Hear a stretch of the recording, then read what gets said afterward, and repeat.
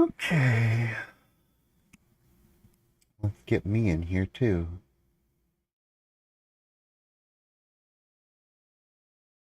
Um, where did we leave off last time? We completed the memo. And Maxie.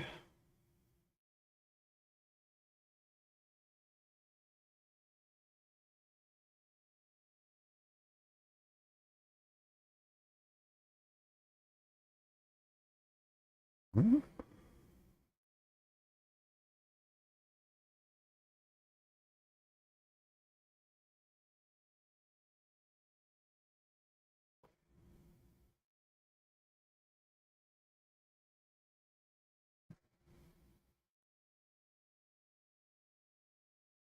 That looks better.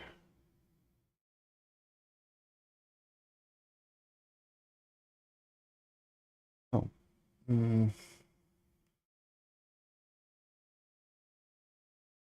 Yeah, you being able to see that at the top isn't bad. Okay. So we completed the briefing last time. And I think we completed the coronated. So, Goblin Tinker. Oh, oh, I need to silence that. Oh, and actually, let's see if I can get, um, music in here. Another window capture. We'll call this one Steam Music.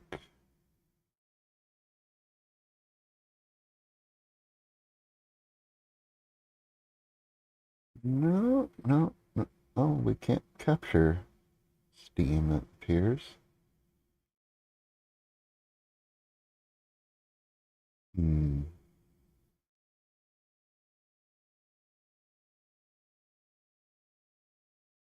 That's unfortunate. Move that one then.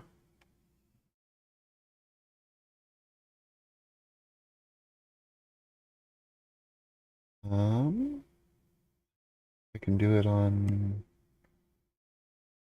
here. Found. Let's see.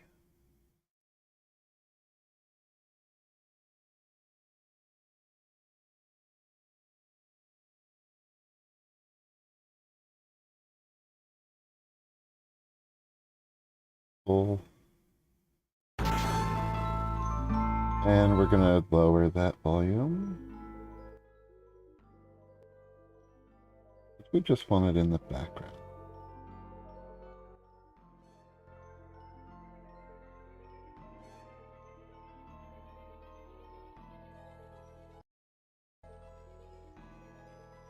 Um, can I...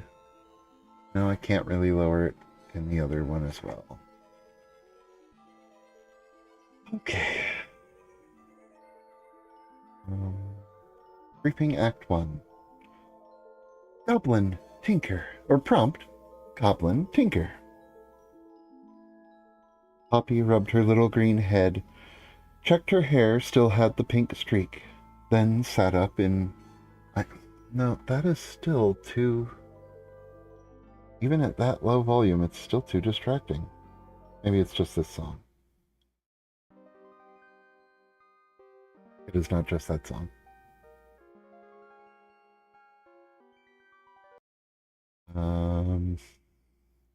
Create in a separate program so I can control volume independently.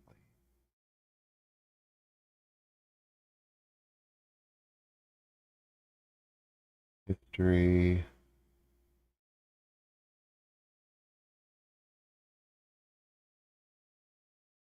Is that still part of the...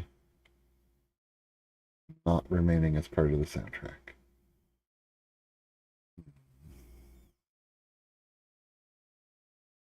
So, Heartbound OST on YouTube.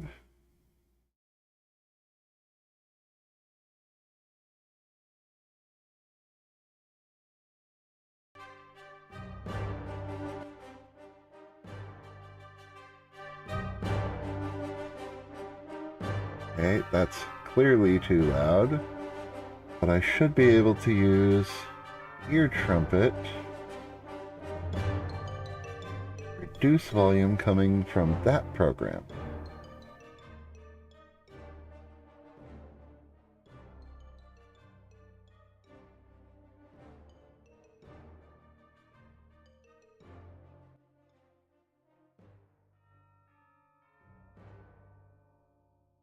Okay.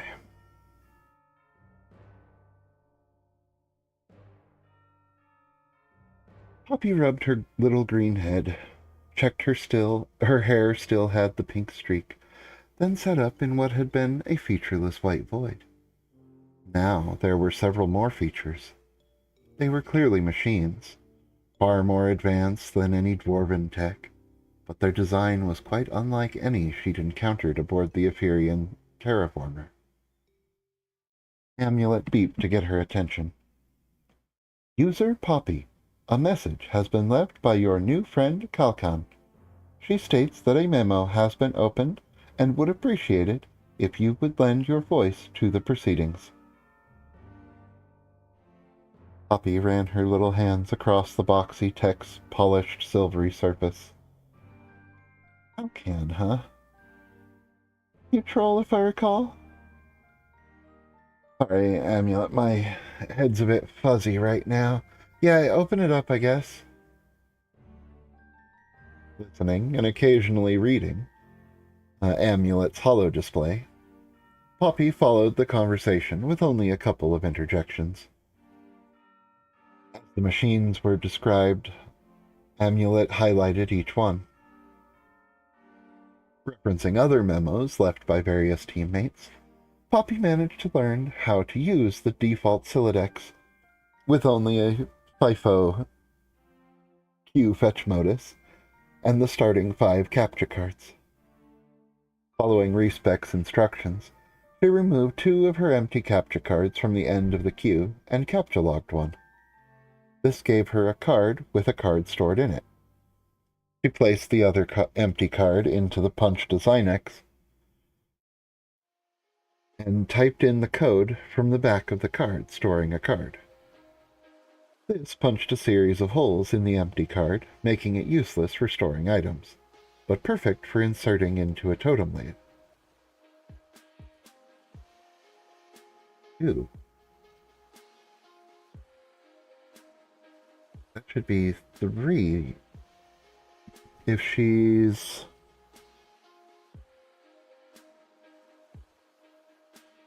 taking an empty card.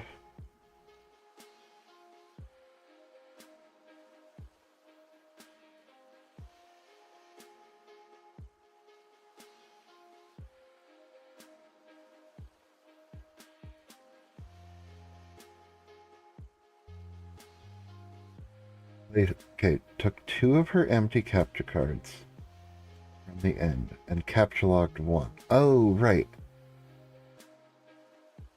There's a step missing.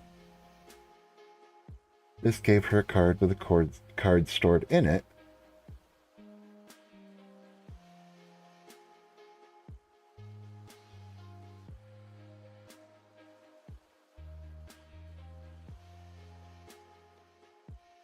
On the back,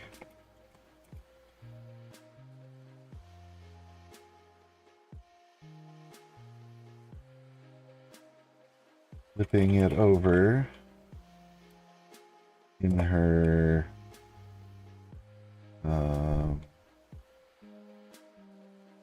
fetch modus, we could read a what was it called?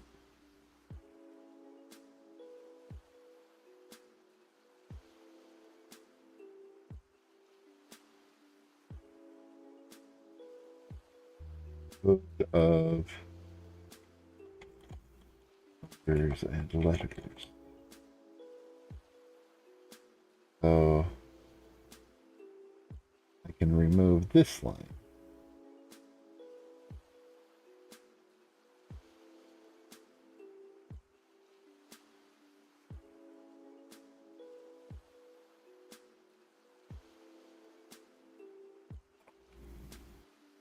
How many things were supposed to be in a punch code?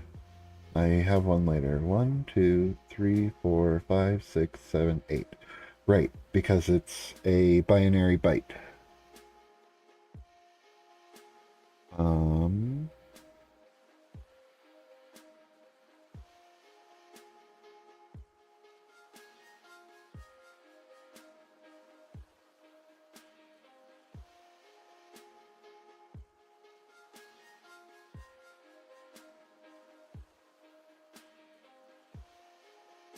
What would be a good one?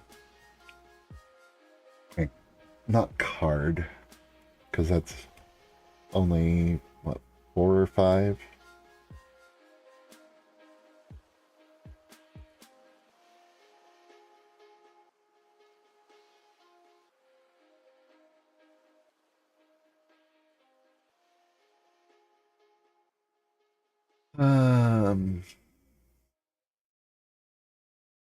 Something card.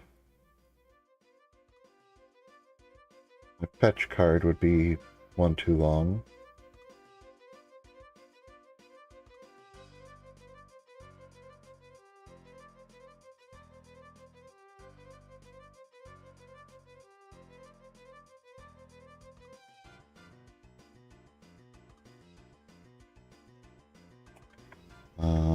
Da, da, da.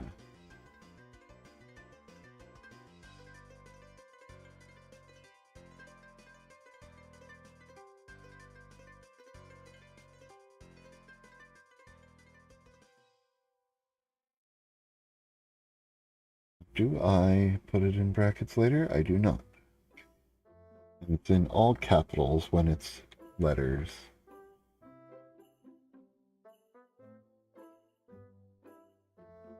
So that should be...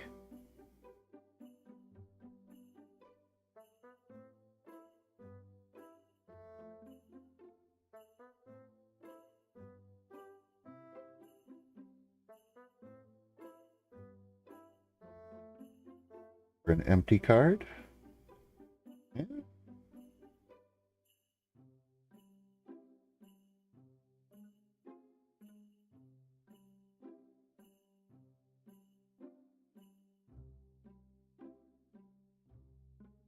Zero zero zero C4RD.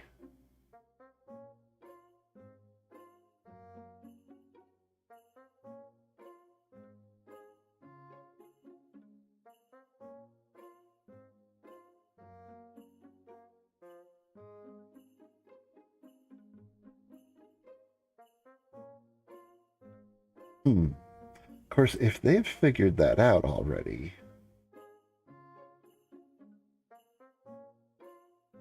No, she's the explorer. She's the one who would find it out.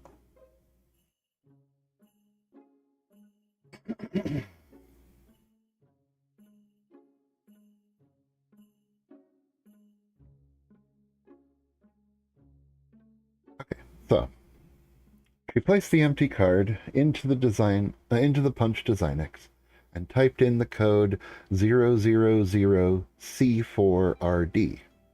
This punched a series of holes in the empty card, making it useless for storing items, but perfect for inserting into the totem lathe. Once the punched card and a Cruxite dowel were both in place in the lathe, it spun the dowel and carved it into a wiggly shape that was itself a representation of the data from the card. That shape, Poppy knew somehow even before reading it, was called a Cruxite totem. Since Poppy expected she would be making many of these, she used a drawing wax from her pack. Readers might call them primitive crayons, and wrote card on both the punch card and the top of the dowel turned blade totem.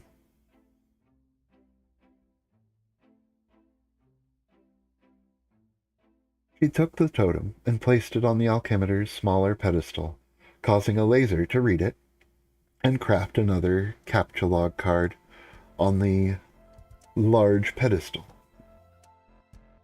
She printed several cards from the totem, giving her quite a bit more space for items in her Sylladex.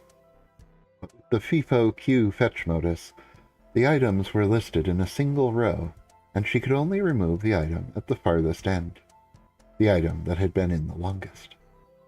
On the back of her fetch modus, there was a switch to turn it to Philo, stack. But that would only let her remove the most recent item. Following Respec's tutorial, she punched cards with the code for both FIFO and Philo, then used the Designix's and function to combine them into a single card. Once totemized, this combination produced a Q-stack fetch modus, which allowed her to remove from both ends of the list. She still needed something more efficient. Combining the new fetch modus with her efficient quiver cost her a bit of tin grist, and produced something unexpected. A pack of cards. Opening the pack, she found Kind Abstratus, matching her weapon proficiencies, each capable of storing a single weapon matching the card's kind. She slotted those into her striped specibus, a subsection of the Sylladex dedicated to combat. It wasn't clear why she needed these in her Sylladex, if she could already use the items, but at the least they freed up room in her captcha log deck and allowed her instant access to all her weapons. This was better, but she felt she could do even more better. Efficient Quiver combined to make cards for storing weapons, which was the role before. Its role before, so a handy haversack combination should let me have handy access to my stored items. Following the same procedure, she created an inventory fetch modus that let her select 5 quick access cards, and even a full screen, and open a full screen to freely rearrange and pull out any card she might need. Way more handy. Now I feel far more tied into the systems of this game. As she experimented with various punch card combinations to make new items, Poppy realized that she was gaining various types of grist beyond the build grist and tin grist she started with. Apparently, Kalkan had already installed grist torrent onto Amulet, so any grist above another player's grist cache was spilling into the grist gutter, where it was then distributed to any players running the torrent. With these new types of grist, she was able to experiment with even more varied and wild combinations. A glove-launching bow, a helmet with bows that shot miniature flaming swords, several new alcoholic brews for her friends to try, even if most of them would taste awful to dwarves and humans, and even managed to cobble together a belt of water-breathing walking. She wasn't quite sure how that one would work, but using the experimental features, she divided it by an Ephirian spacesuit capsule, leaving her with the captcha code PACHOO, which alchemized a strange red rocket pack with sporty flame decals going down the conical centerpiece and curved side panels. Using the code from her unicorn horn bow, she managed to infuse a spark of Luru's twilight power into all of her armor and her swords, her belaying pin of warning, and the alien staff of flames, an Ephirian energy rifle, as well as many more energy packs, so she could carry more than 40 shots. Eventually, she made a second amulet she could keep once she found her sister again.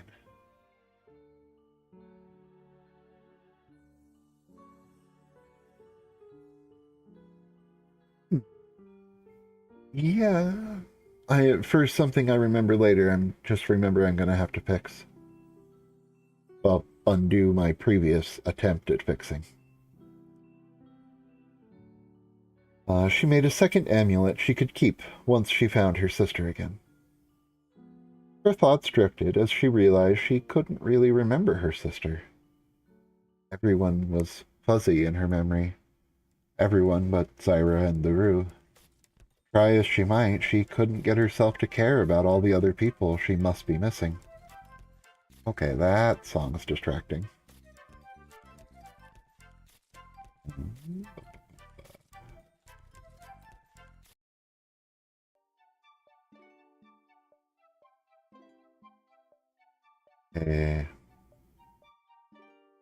Even though Zyra was very clear that everyone was going to die, had by now died. Prompt. Poppy, answer Kalkan. Infologue. Kalkan began trolling Poppy. Kalkan. Hey girlfriend, feeling any better? I deployed all your stuff. Oh, you seem to have found it. Good. A bit of a mess you've made, dear, but that's experimentation, I guess. Poppy. Tinkering. And you can see me? Kalkan. Yeah, I'm your server. So I can see you on my computer screen. Normally I'd be able to edit your surroundings, but looks like I can't reshape a featureless void. You know what? Texting is boring. Since we're getting... excuse me. Since we're setting up the Grist torrent for everyone, I'm just going to send you a CAPTCHA for group chat headphones or something. Sent it. Go ahead and alchemize a pair of those. Scratch that. Here's a new CAPTCHA Dick sent. An earpiece that won't block out sound like my design did. I'm gonna call them hearphones. Poppy. I take it Dick is this at Reluctant Recluse? Oh, that symbol means at? Kalkan ceased trolling Poppy. Close infologue.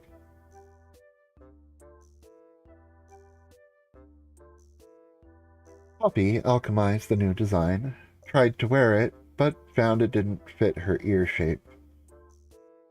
Or combining it with her earrings, she fitted the new communicator into her piercings. You hear me? Okay. One of the sounds in this song is distracting.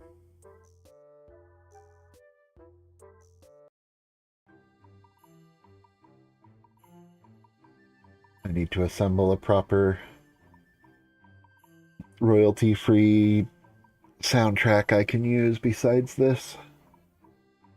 One that doesn't contain distracting sounds.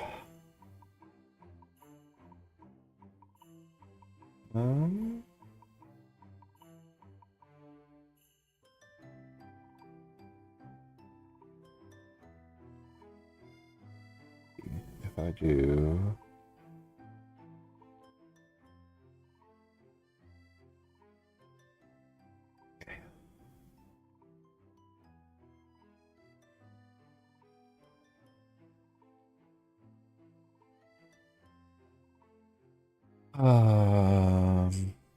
You hear me?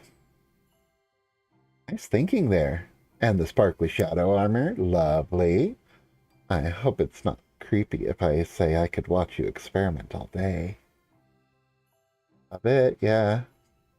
Poppy added the CAPTCHA for the hearings to the group CAPTCHA memo she'd found. I still can't remember much. I know I've seen your picture, and we're on a team together to make a new universe, but most everything else is blur. Yeah, that can happen with all this, but I'm sure you'll be able to remember when you need to. Oh, I can send you the CAPTCHA for your prototype item. It's a pure crystal ball. Not sure what type of crystal, but it looks pretty. Even though you'll be the last one to enter, we probably want to prototype that soon so it can weaken the underlings the others are fighting. You in the void, no underlings can show up for you. I know that's probably disappointing, being a trained ranger and all. Oh, speaking of underlings, I need to launch my own client so my server can start getting me in. Not sure where it flew off to after I opened your crook extruder, but whenever you have that crystal ball ready, throw it into the kernel sprite. Ta, love. Uh, ta? Poppy waved stupidly, unsure where Calkin was even looking from. Hey, Amulet, do I have a relationship with Calkin? Not as of this unit's current temporal frame, both amulets stated simultaneously. Why do you ask? Great, putting one of you away. She promptly captchalogued the amulet she intended to return to her sister, before setting about crafting the sphere. Just, I've had Johns and Janes at the brothels less obvious than her, and they were paying.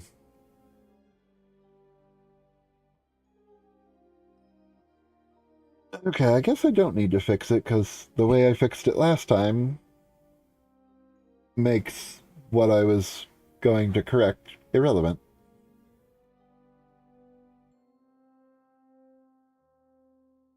Prompt. Dee Dee, avenge your father. Princess Regent Debella Doppler, dressed in a fancier version of her engineering overalls and leathers, stood proudly at the front of her father's shop on Crescentia, the Montresor spaceport shaped like a sliver of a waning moon. Using her 4 strong arms, she held a giant pair of scissors to a ribbon. The port's imperial governor was having trouble getting into a dignified pose for the news cameras while attempting to share hand space with her on the scissors. Together, they cut the ribbon, opening the shop and signaling a new era of growth for the station and the planet as a whole. An Optalk reporter stepped forward, and the governor's assistant nodded to signal this was the one they'd chosen to ask the questions. Gabby remembered when all those blinking eye stalks would have distracted her, but now... Princess, we've heard vague statements today of the hoard of void crystals and the other new technology you bring, and how you want to make Montresor the leader in a new technological revolution for the Empire. And we are most thankful for that, but what I most want to know is the personal angle. Why reopen your father's shop when, even before finishing the university? Why Montresor? Why not one of the many other worlds that Parliament offered? Since that's basically the way I hear him in my head, I need to add a distinction here. The uptalk spoke in there. Typical high pitch.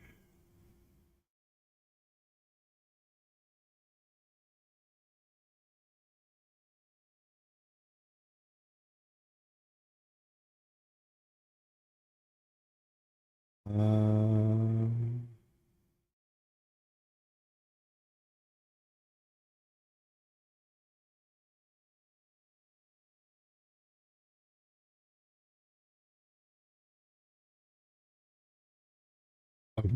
not not bitch, I meant pitch.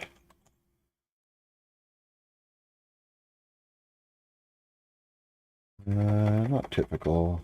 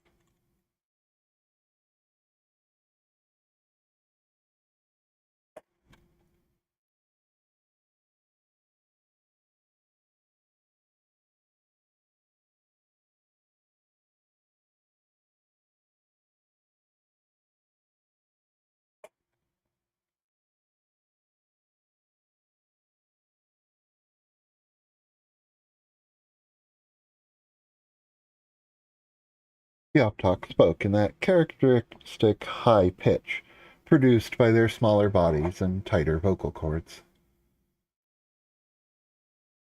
Debbie smiled broadly with her orangish-gray muzzle, having prepared for this question.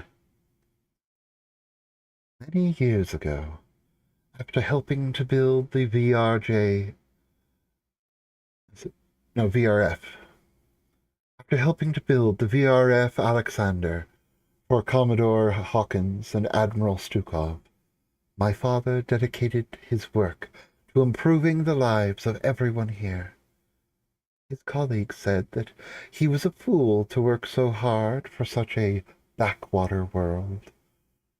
But he pointed out that it was the wilds of Montresor that gave us our finest in the form of one James Pleiades Hawkins. When the fleet never returned from the void below, and our people were starving, my father ventured to Parliament to find you aid. There he was assassinated by agents of our enemy, Amon. Aid never came. Now that I and the Infinite Zerg Armada have defeated Amon, I return to claim my revenge. The last words echoed across the station, louder than her small body could produce.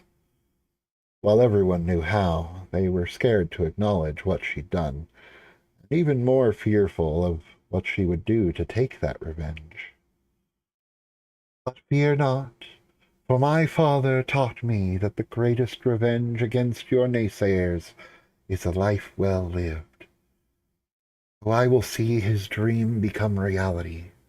I will help our little backwater become great. Hesitant applause followed before the governor bypassed the rest of the question and answer phase and directed the band to liven the mood with some soft, rousing music as he announced the day's other festivities.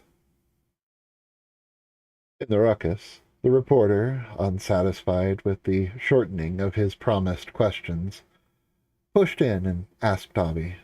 Okay, the Optok reporter.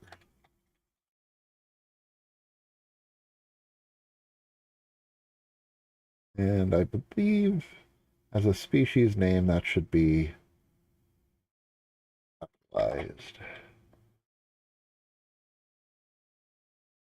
Even though we don't tend to capitalize human, no. We don't view ourselves as special in that way we view other species. Nor do we do it for, like, dog or cat. Anyway. Pushed in and asked Abby. Abby.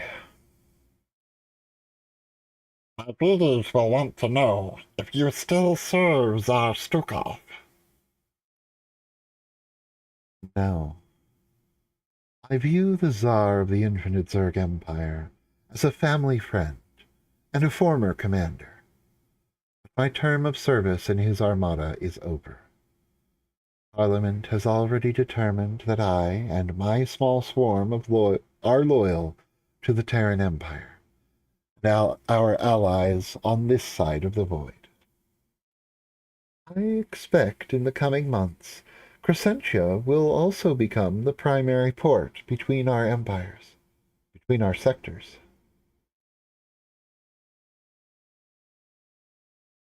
Your readers will see more and more ships coming up from across the void to trade.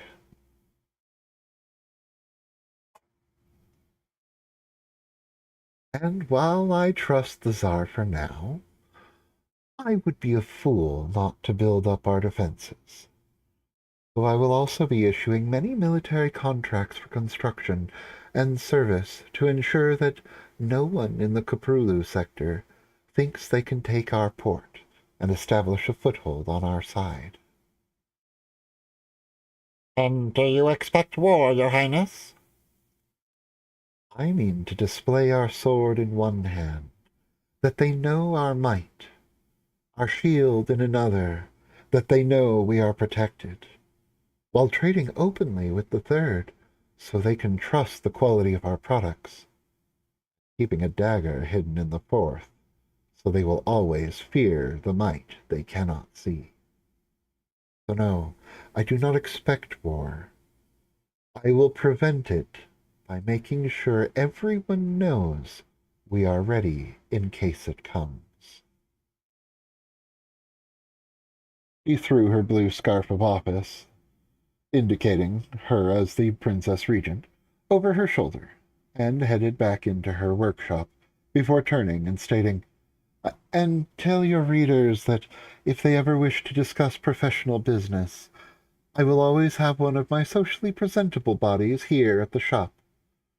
For state business, they can visit my body at the palace annex I'm building at the university. For social calls, you may visit me most of the day at the Benbow Inn." Prompt. Dee Dee, leave. Dabby ducked into her shop, then walked into her back room. There she faced a hulking mass of flesh with thousands of arms and undulating muscles, all working together to take material from the furnace, pound and shape it, then craft it down until the metal was a variety of functional components. To these the mass connected various wires and void crystals. She stepped toward the mass and declared, "I invoke the Shadow Proclamation." The mass undulated as it recognized her meme key phrase. Yes, we feel the reader's attention as well, just as Maxie stated. For their benefit we shall speak aloud. The time is upon us, young self. We must separate out of ourself everything the game considers a part of its player, and send her away, that the rest of ourselves will survive her entry. The four-armed princess reached a hand into her own chest and pulled out a small spiky sphere. This should actually no longer be in player text.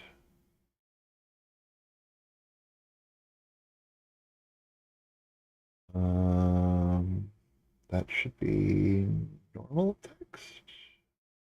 Yeah.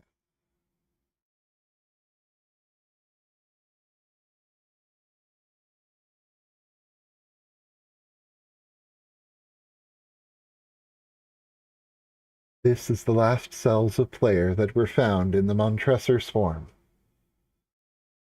Our self down on the planet sent this up with this social body so that we did not alarm the locals.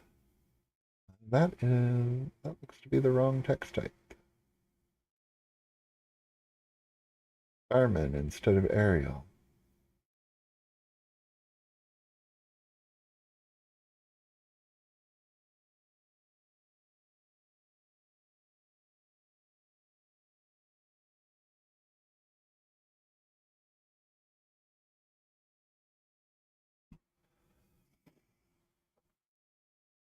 This is the last cells of player. Oh yeah. The mass writhed the tentacle out to grab the orb. I, the Crescentia Swarm, shall launch these cells, along with everything I found in us on the station, to our fleet self. She will launch the entirety of player back to our mother's palace at the old Imperial Naval Academy, where player self shall create our new outpost to enter into the game session. Oh, I guess I do need this. How do I do this again?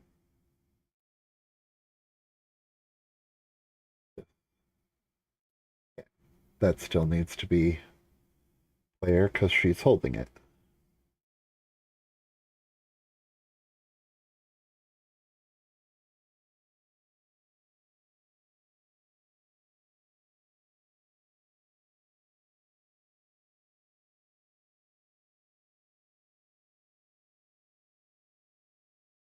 Yes, now lacking any measure of a player. Dabby bowed to her other self, now lacking all measure of a player. It is as we have planned and prepared. Now I suspect that is enough to inform the readers. We can stop talking and actually do it.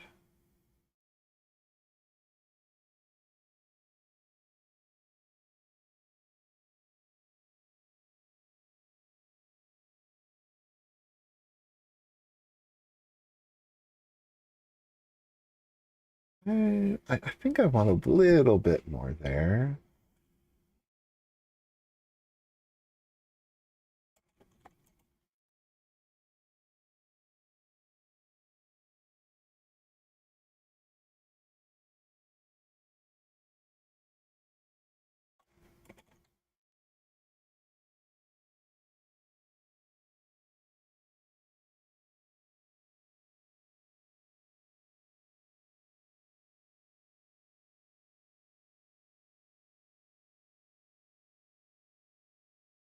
Not presents.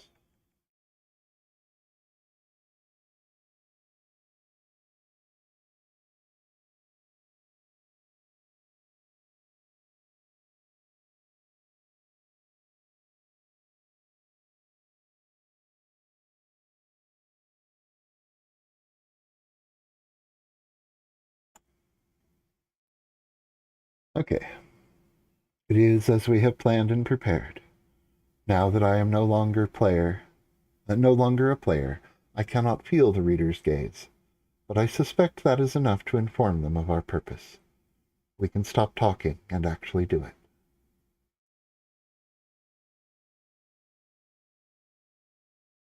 Prompt, Dee Dee, did what other you said.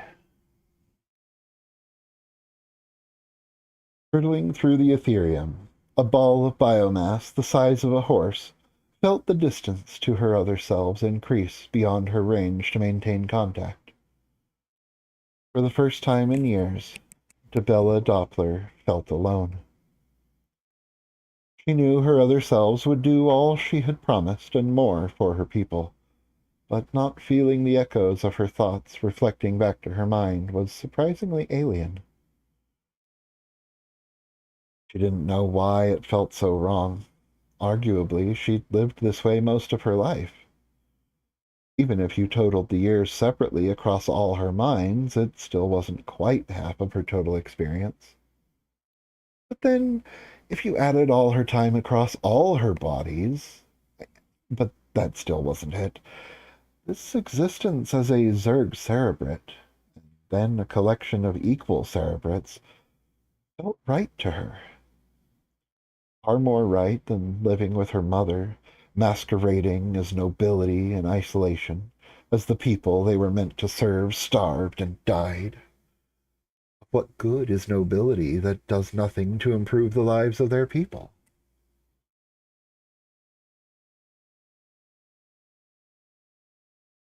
The simple ocular organ she'd crafted was finally able to see the collection of stationary asteroids that made up the old Naval Academy, Port Ivy.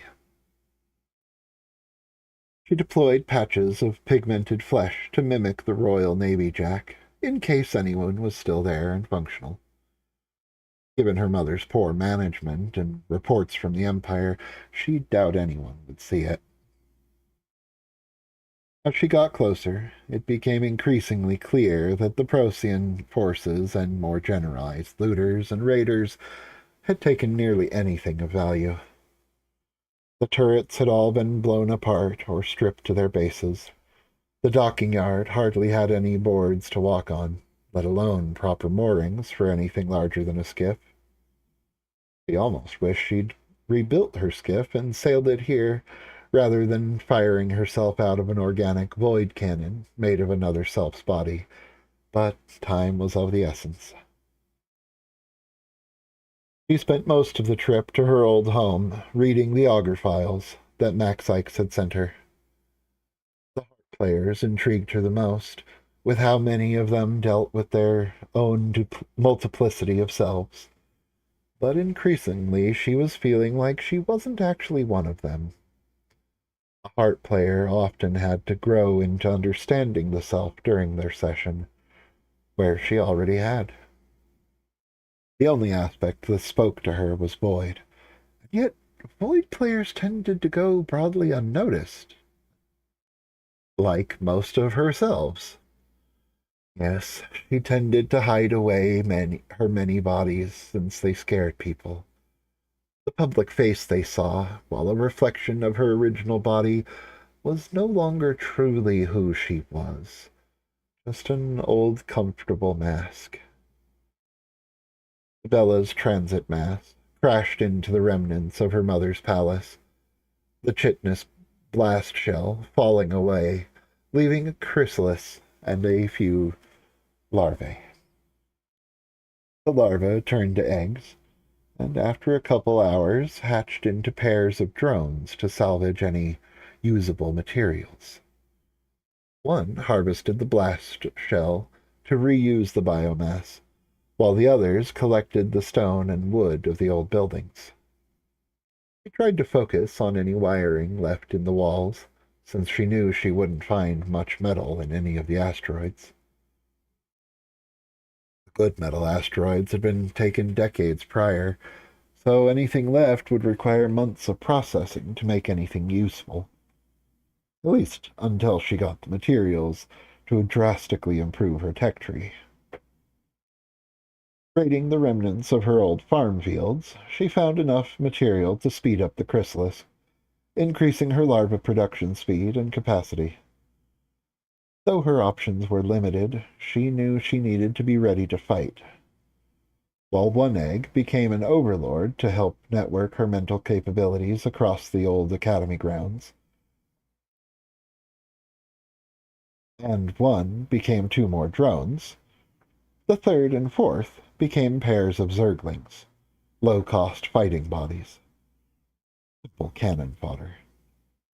Used tactically, they would be able to take out the game's imps and give her time to build up to face the ogres. Each of her genetic templates were custom designs she'd made with the help of her ally, Abathur, the Evolution Master. She knew she wouldn't be going into any typical Caprulu sector worlds, with their abundant resources reliably arrayed in defensible sites, perfect for making base camps. So the standard Zerg bodies just wouldn't be appropriate. She wished she could have brought one of the infested command centers she often dropped to planets with, or the infested colonist compound she was sometimes allowed to use. But each of those, uh, would require far more tech than she'd calculated she could bring, and it would all require Caprulus resources.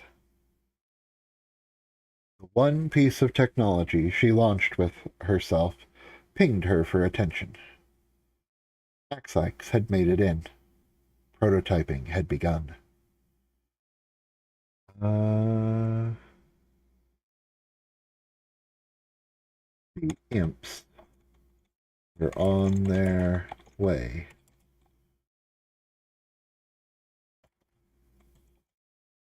The initial upgrades. Gabby launched her client. Like the others, she would need as much time to prepare as they could give her. Or unlike the others, she would need as much time to prepare as they could give her. Prompt, Dick, answer the Zerg. Prologue, Didi began trolling Reluctant Recluse. Didi, sorry to disturb your relaxation, my Duke, but it is time you deploy my equipment. Okay. Basics down. You need the other stuff yet? For now, I will need only one more thing. My toolbox. It is a crucial component of my kit as a tech. Tech Avoid sounds right. You don't have much around you to build from. And you don't have the grist for more to install the grist torrent yet. It looks grim. I couldn't do that.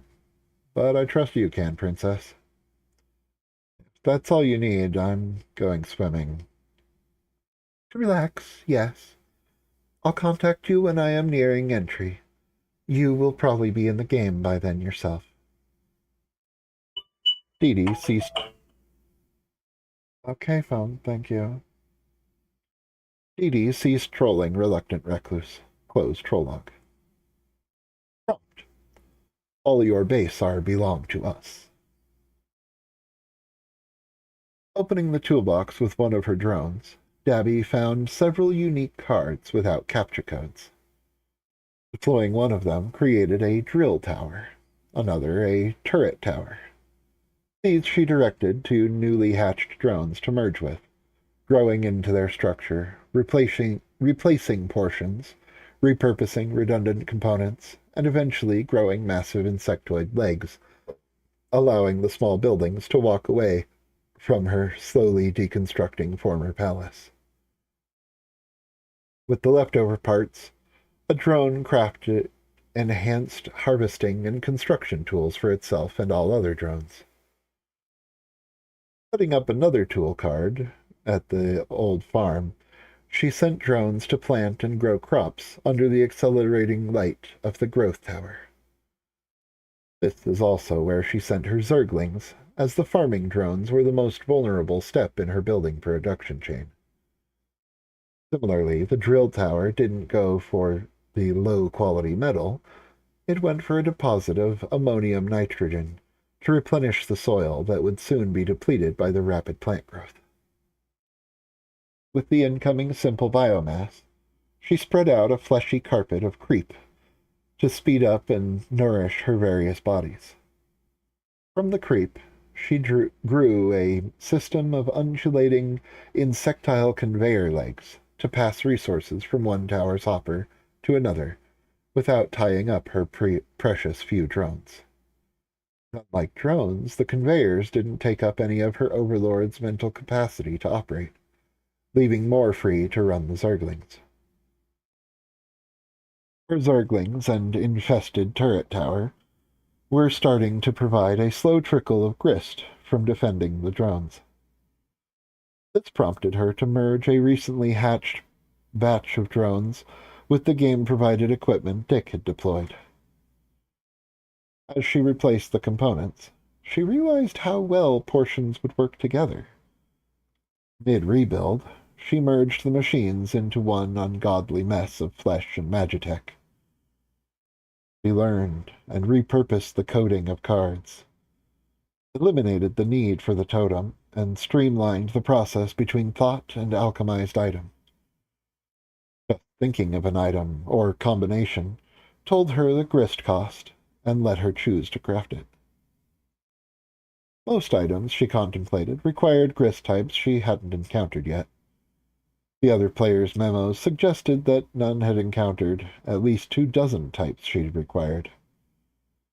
Types like diamond grist, shale grist, uranium grist, she had definite plans for, while others like zilly grist, she had loose ideas to experiment with. One grist type caught her notice and sent her down a whole new train of thought. Artifact grist was represented with a cost in negative quantities. These only came up in ill-formed item concepts, as she was between crafting ideas, and they always cost other resources she didn't have yet. Part of her feared that gaining artifact grist would be its own cost, like a pollutant in her grist cache. Reviewing the augur files, she found that one player, Dave Strider, the Knight of Time for his session, had gained artifact grist in making the shitty sword and Kringlefucker tree. The shitty sword, a Kringlefucker tree, and most interestingly, the Unreal Air skateboard. These items had been created by various combinations involving Dave's ironically bad webcomic, Sweetbro and Helijeff. Princess Debella had no background in the concept of ironic badness. To her, the comic just looked bad. But the item stats fascinated her. While it was true that each of these items was absolute shit if used as intended, any engineer could tell you that one solution's weakness was another situation's solution. She was no artist, and her mind couldn't help but conceptualize the solutions, rather than sticking on pure artifact shit of her own. So she resolved to just use the items Dave had invented until she could obtain the services of a quality shit artist. Alchemizing several dozen Unreal Air skateboards, she crafted a bridge across the asteroids, holding down the uh, levitating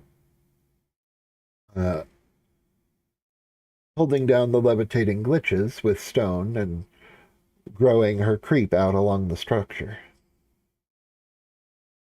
Did I read that wrong?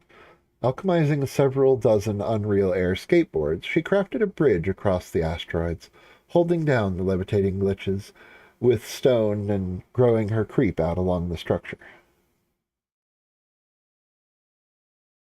I think that's a semicolon.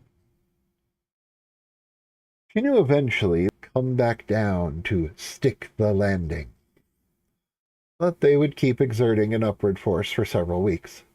Plenty of time for her to find other solutions down the road.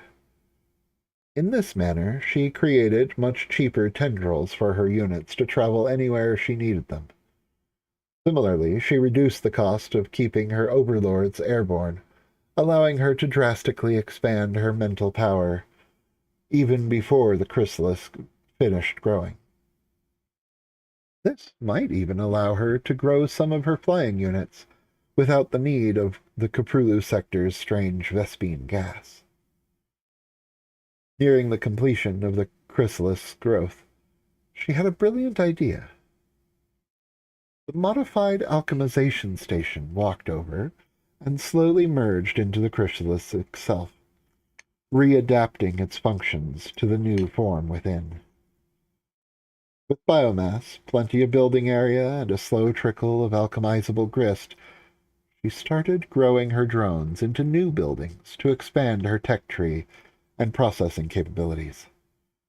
By the time the chrysalis opened, she was able to step out and open her eyes on a fully functional Terran Zerg Esprier base of operations, poised to expand into mass production capabilities to rival even the greatest worlds of the Terran Empire. The sight was quite satisfactory.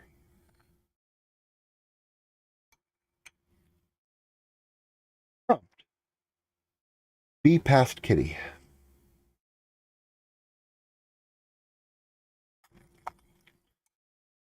Catherine Seong slammed into the bulkhead of her room. Sliding down the wall, she was glad that at her current size, it would take a far harder slam to damage her. It still took the wind out of her little lungs. She dug her clawed fingers into the carpeted lower wall, just in time to keep from being thrown to the other side of the room. Only then did the announcement sound over the ship's speakers. She didn't have her translator, but she recognized enough of the Vietnamese to know it was a call for Condition 1, telling the crew to report to battle stations and all civilians to secure themselves in their quarters or the nearest lockdown chamber. Casting her mind around for possible courses of action, the little black, brown, and gray mouse suddenly felt as though time stopped for her to analyze the situation.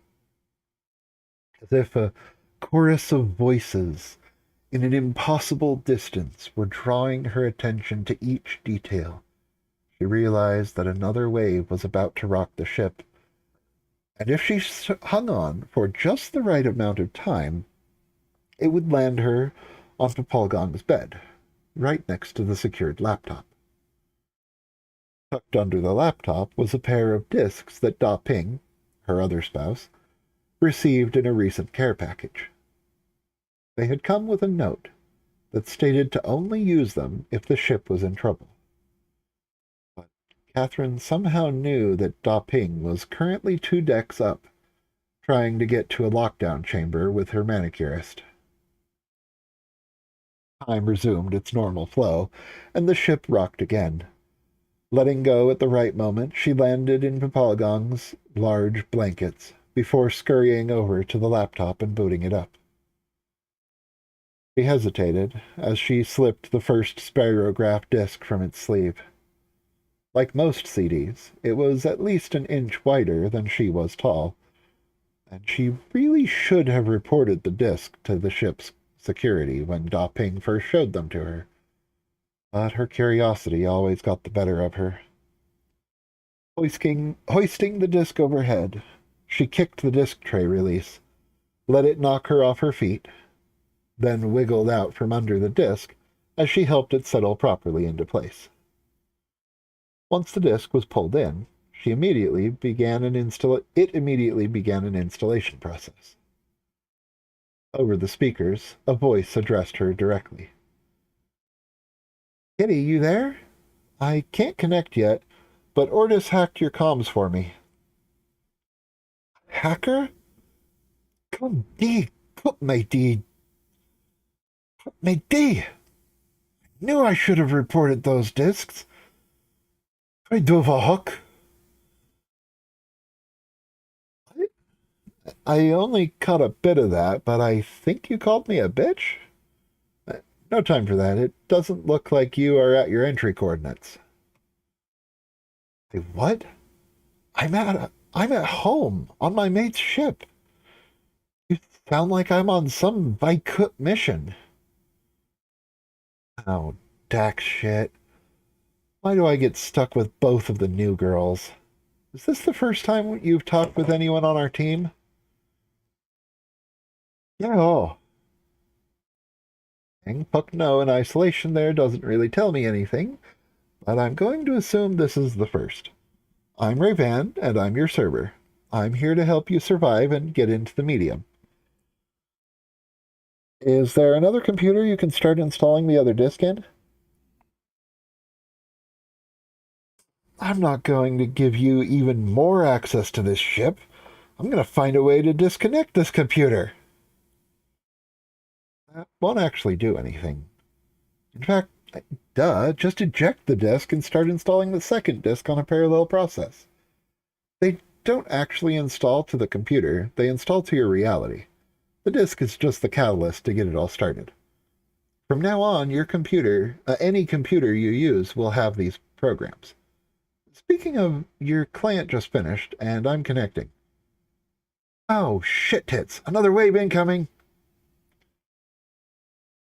Catherine grabbed the computer straps just in time to keep from flying across the room as the last of her family's unsecured items shattered on the walls. "Look, Kitty, those waves are just going to keep getting stronger until you get off that ship. Eventually they will form a black hole and crush everyone and everything aboard. The only way you can save them is by installing that second disk and getting to an escape pod." "That does not make any sense." "It really rarely does." "Then why does it make perfect sense?" "Because it does.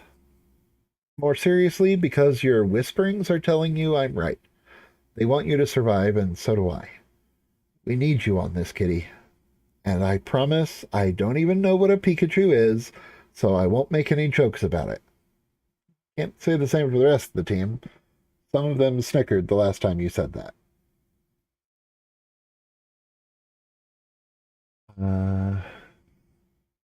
It would appear the voices in my head agree with you. So, yeah, Contam, let's do it. Prompt, Dick, swim. There were few things Dick liked better than water. When he'd heard that the Federation was supplying him with a ship that came with a swimming pool, he was ecstatic. So much so that the officer, turning the modified Nova-class science vessel over to him, thought she saw him actually smile. Even Dick wasn't sure if he actually had, but he knew that it would have been an appropriate thing to do given how he felt. But then so would jumping up and down and throwing his hands in the air, and he definitely wouldn't do that.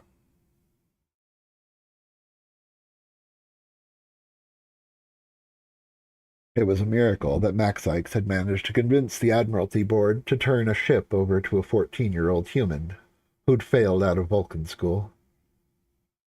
While he was bright, he couldn't manage the stress and anxiety they placed on students.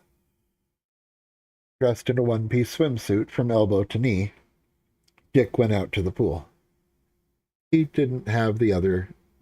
he didn't wave to the other occupants, not because he didn't view them as people, but because he just wasn't the waving type. Sometimes he thought about waving, if only to try reassuring his shipmates that he did value their presence, and that he wasn't like most humans in that regard.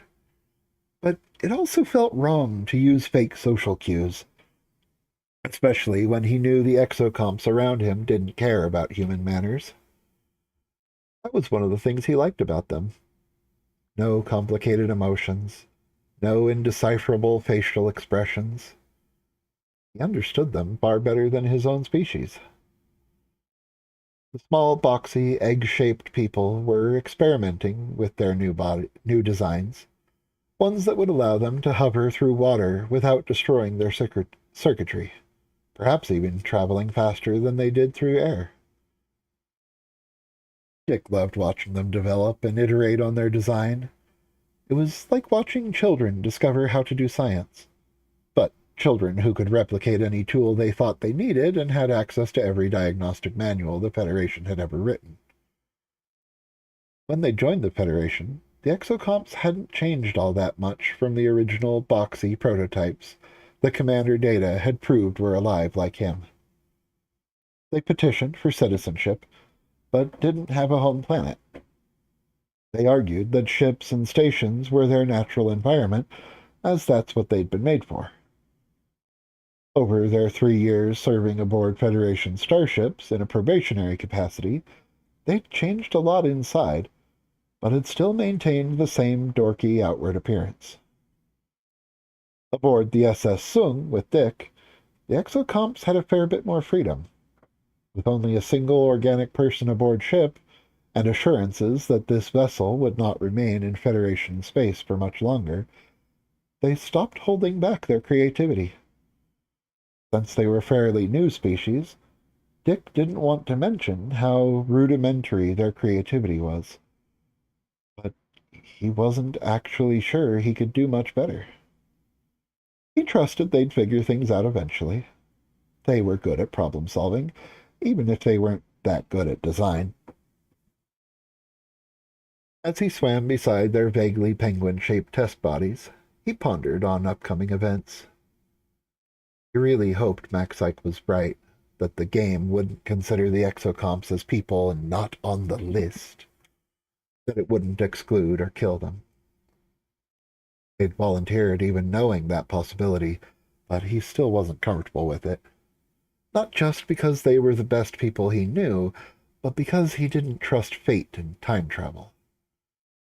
Maxie said she knew they would make it because she'd read about herself meeting them. Jenny had also mentioned them in the far future, but not when she toured his ship next week. Would they all have left by then and come back later? Would he not have shown them to her on her first visit? If he wasn't so relaxed while swimming, these thoughts would have sent him into a deep anxiety spiral. He figured he'd have to do something to protect them, but had no idea what. At this point, all he could do was wait. Dick hated waiting. Let's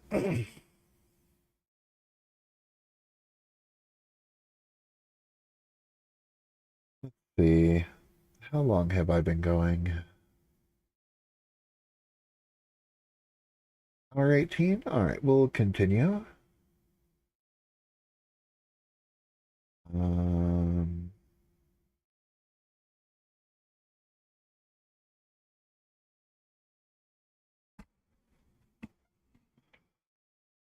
Claire, chart plot. Prompt, Claire, chart plot. Claire lounged on the beach, in her one-piece swimsuit under an umbrella. She could have turned down the sun so she didn't need the shade, but that would change the other lighting conditions. And besides, this fit the theme she was going for. On a scaled-down lounger next to her lay her best friend, a purple plushy bunny she'd programmed when she was about 9, part of her recovery, part of learning to be what she was now, goddess of her own unreal domain. Unlike Bucky, suntanning under the shade, Claire was looking over various hovering displays. Most of them showed the view and/or statistics of her various robots working all over her ship, the San Palomarta. Heavy construction bots had already done the main work of uncovering the vessel, ripping away the gardens and landscaping that had been cultivated above most of the ship's body. When she arrived here, all that had been visible was the command tower. But now, it was nearly ready to launch back into space. On another screen, Claire pulled up her plot board app. She figured everyone should use one, preferably all networked. With all the time travel, paradox loops, and prophecies, it was a good idea to keep track of what you were going to have to fulfill to avoid ending up in a doomed timeline. According to the known events on the plot board, she could see that they were nearly ready to begin entry. According to the Augur files, that was always the most intense portion of the introductory phase. Hello! Welcome to the stream. Plot board up. According to the Augur files, that was always the most intense portion of the introductory phase. A lot could go wrong, which was, of course, why Maxie was trying to keep everyone organized and informed. But Claire had her own sources for additional knowledge. Let's see. Feel like having me in chat in a bit? I would be willing to do that. I do know that at some point we need to work on figuring out why whenever whenever you guys are in Discord, the stream isn't bringing your voice through correctly. I can hear you right, but even disabling the gates didn't fix the problem I thought it would last time. So yeah, sometime we'll have to figure that out, preferably off stream.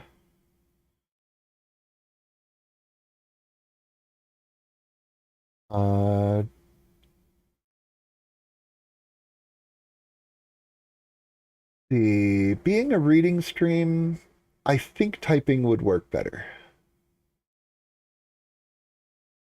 And I don't know if you noticed, I'm also streaming to YouTube now.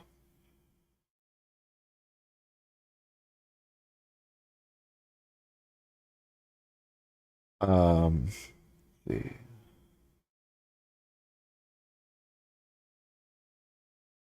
Yeah. I'm using Restream so that I can stream simultaneously to YouTube and Twitch. Yeah, it should be at Thornymew. Unless I set that up wrong.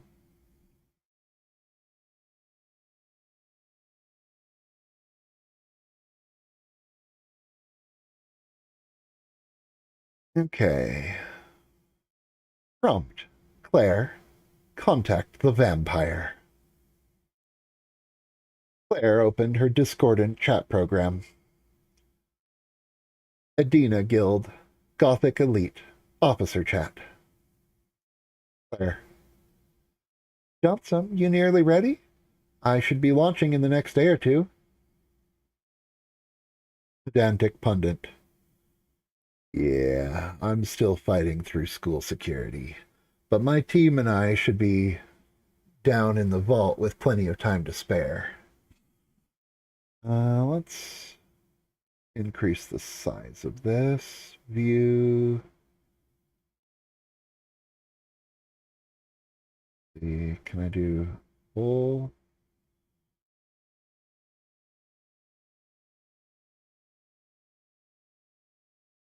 Okay. That didn't really increase what I was hoping.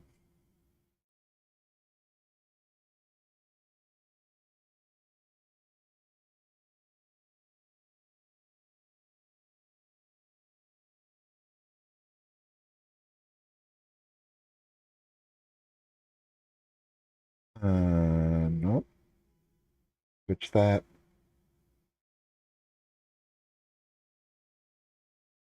Seem to have bounced around by increasing the font or the view size. Contact the vampire. There it is. Yes, that's easier to read. Yeah, I'm still fighting through school security, but my team and I should be down in the vault with plenty of time to spare. There. Yeah, I remember that raid. Are you accounting for the shortcuts I told you about? Pedantic pundit. No, don't want to rely on them in case your game distro wasn't quite the same as my reality.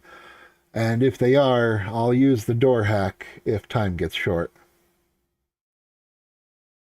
Could use your help in there, you know, if you want to hop back into that succubus body. There. Already told you, I logged her out in David's Empire. It would take too long to get her to you. Besides, I don't feel safe mixing games. You coming from your game world into Espire sounds dangerous enough. I shouldn't be messing with things by going into yours from mine. I know you told me already, but for the reader's sake, did you get the stasis capsules? Let's see. Not finding your channel. Drop the link when you can. I did drop the link into my announcement on Nerds. That's to the actual stream itself. I've got stuff to read too if you want to do that at some point. I guess maybe we would have you read though, because the audio issue. Okay. Yeah, we could try that. I want to get this portion of things to at least 2 hours of my stream, and I believe I'm a little over an hour. So, a bit under another hour before I want to open it up to other stuff. And we'll see where things line up in terms of chapters and stuff in here. Let's see.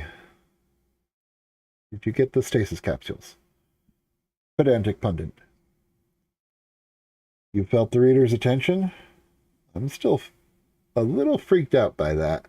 But yeah, if the readers are looking at our chat, I did get the stasis capsules. Kevin was pretty clear we'd need them. He said that once I stepped through the mirror, I'd lose my magic, because I'd be in a different universe with different laws of physics. Thanks. Kind of weird that you'll lose your magic, though. No one else seems to be. Or if they are, it's different. Like, Poppy said she lost her connection to her goddess, so she can't recharge her spells. Gem magic doesn't seem to be affected, but Respec is losing her main superpower. Haven't heard from others in the future, like Rune and Foxy. Respec told me her client lost access to something called Warframes. Hinted that at some point you might be able to use them. So, I'll just throw that in the nebulous category of your plotboard memo. Nice. I see it.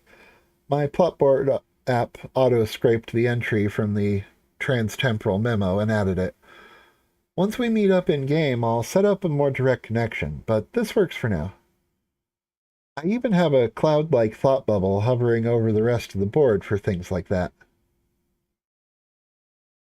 You don't normally explain things you know I already know, so I'm assuming the readers are still on you. I was asked in a reader Q&A what my biggest fear was, and I still don't know overall, but my biggest fear about entry is that I might lose my aura sight. My mythological role is the Thief of Time. Maxi, prompt, class analysis. Claire. Reminder for readers, mythological role is another term for class spect. Thief is a displacement class like rogue, but instead of stealing for others, they steal for themselves. But the aspect of time focuses on understanding the flow of time, rejection of inevitability, repetition, death, and destruction, and, oddly, music. None of the Augur files have that combo, though they do contain speculations about it. What? I thought Maxie didn't know about me yet. She doesn't. That was future Maxie leaving the readers a prompt. It acts like a bookmark or subchapter heading to help them find things easier. Now the analysis. Thief and Time are both very active title components. Time does not hold still. Time does not wait. But Thief's activity tends to be far more subtle and hidden, until finally making a powerful overt act. Not sure why I'm Time. I've never been much of a time-like person, other than being in a band, I guess.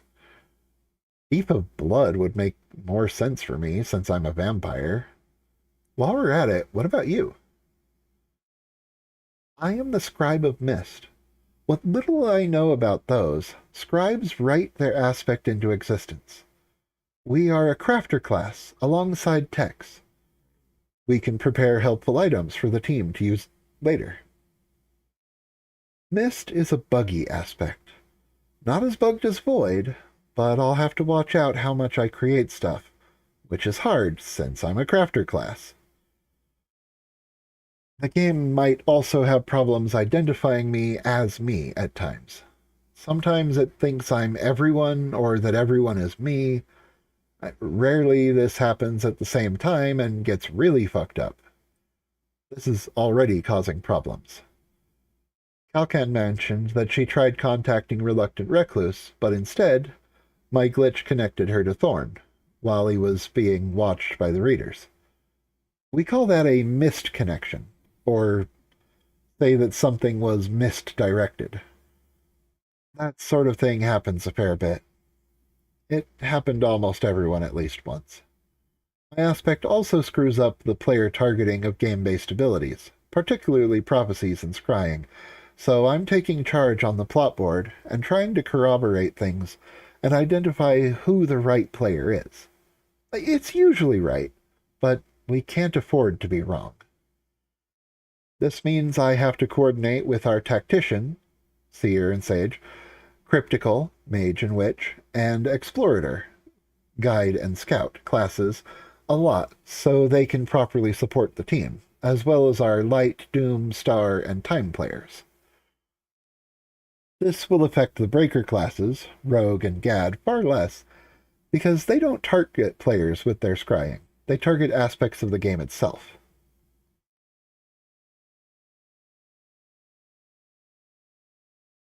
Oh, I'm on YouTube as Thornbriar. Okay. Does it find it as an @Thornbriar? I might have to change my screen for if that's the case.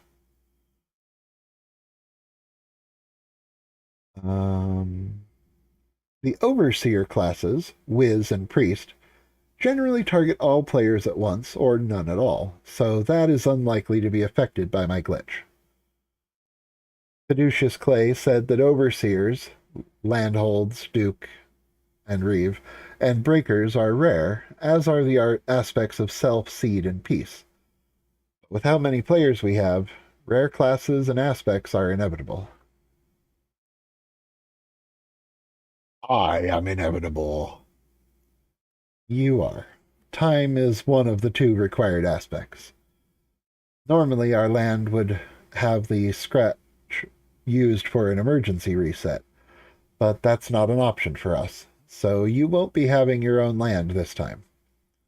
Thief is also a common class, but Thief of Time itself is a rare combo. I wonder if you can somehow steal from the rejection of inevitability to create inevitability. Pedantic pundit r/whoosh. Claire. Oh, you were making a quote, weren't you? Disney's Marvel. You know my ship was built by the Blizzard Combine, a megacorp, which grew from Disney Activision a few hundred years ago. Hmm, that's something I'm going to miss. Civcom network access. After we enter the medium, we will still have power and can talk to each other, but no net beyond the session. Guess it's a good thing I downloaded a chunk of the net, so we'll have something. How much did you grab? Only 5 billion petabytes? In your world's term, about the weekly traffic of Kevin's empire. You... on your one ship? Yeah, but our data compression is way better than yours. Once I launch, I'll be swapping my current server racks for the newer ones I've set up in orbit. I'll leave your world server operational. I know Kevin said your world isn't actually dependent on my hardware, but I'd rather not take that risk. I can't wait to see what your universe's Aetherweb had. Just keep in mind, entering at the same time doesn't mean we show up in-game at the same time. We have players arriving from the same universe thousands of years apart, but they should emerge in the game within weeks of each other. Oh, I gotta go. My calendar just reminded me I've gotta go contact the Hive. Okay, it finds it as at Thornbriar, not at Thorny Mew. Okay. For next stream, I'll update my getting started screen.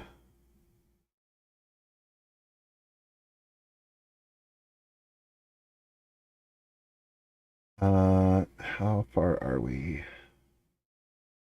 Okay, got another half hour before want to switch things. Prompt. Foxy, have dinner. A 1930s noir detective-looking figure sat at a table in the back of a nightclub.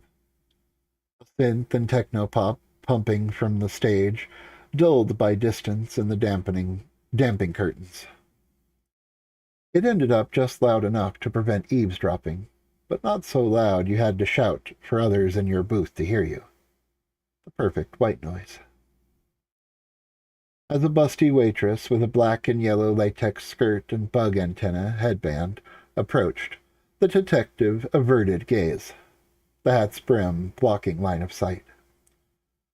She slid the menu across the table, placed an ordering puck, and walked away. She'd seen too many shady deals, setups, and wanted no part of it. After all, this guy was being far too obviously shady. The detective typed an order number from the menu into the puck, and then 10 minutes later, the waitress returned with the ordered food, her curiosity finally getting the better of her common sense. So what? Your hitman stand you up? Your goon squad get caught in the heist, and you came back to rendezvous to see how many got away? The detective tipped the fedora slightly without revealing their face, but said nothing, just sliding a card through the puck to pay for the meal before adding an order of ice cream. All right, keep your secrets. After she left, the detective stood up, pulled closed a bead curtain, and stood against the wall guarding the booth. It wasn't long before a man in a suit, technically an alien who looked human, came in, and the detective silently let him enter, even pushing in his chair before returning to guard duty. All right, why the obvious secrecy? You got Phil out there scaring everyone away, so I assume you are going to join me in person this time? Not getting an immediate response, the man started cutting into his steak. As usual, it was a bit more rare than he'd have ordered. He suddenly noticed the hem of her red dress past the table. Standing, he bowed before moving to pull out her chair. She carefully maneuvered her tail through the back slits of the chair before allowing him to push her in. The foxwoman tapped her watch, projecting her calendar for a moment, before she took up the utensils. Good to see you again, Adam. Yeah, it's been a while. Not since Ominez jumped 500 years into the future. I thought you might have been outside the city walls during the jump, until I saw your golems helping in defense last week. Yeah, this is actually when I am from. Oh, did I spell Ominez wrong? City jumped to catch up to my time, so I had to go check in with the city of Brass, figure out how to reconcile my allegiances. While I've been serving the mutant task force with you for just a couple years, I spent most of my life training to be a City of Brass battle magus. While I was there, I started to see how bad they really are, all because of what you taught me. Luckily, Erasmus managed to help me negotiate trade between Brass and Ominez. I was going to be the liaison.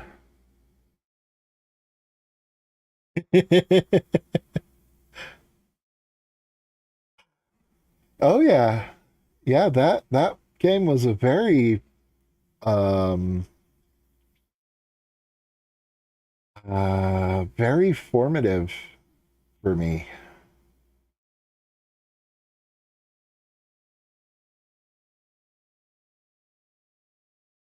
Indeed, very permanent creative impact. Yeah, I loved so much about that game. Spending time with you and um I it formed a lot of the way I think about role playing, or that I thought about role playing moving forward from that point.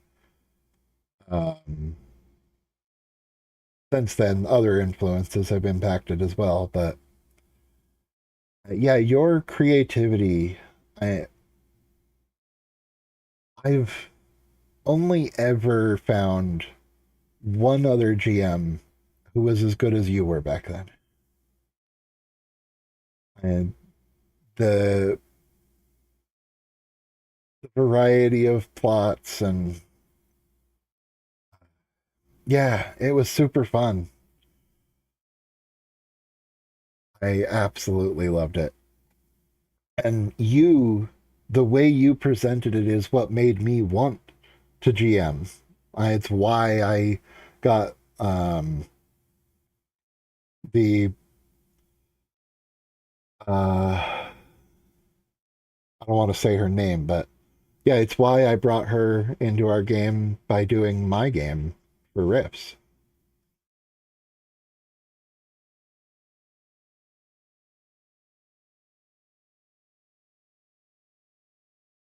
Yeah, I know what you mean. Um, and there's also an aspect I think of the freedom of youth, the way our minds work when we're teenagers. Things flow differently.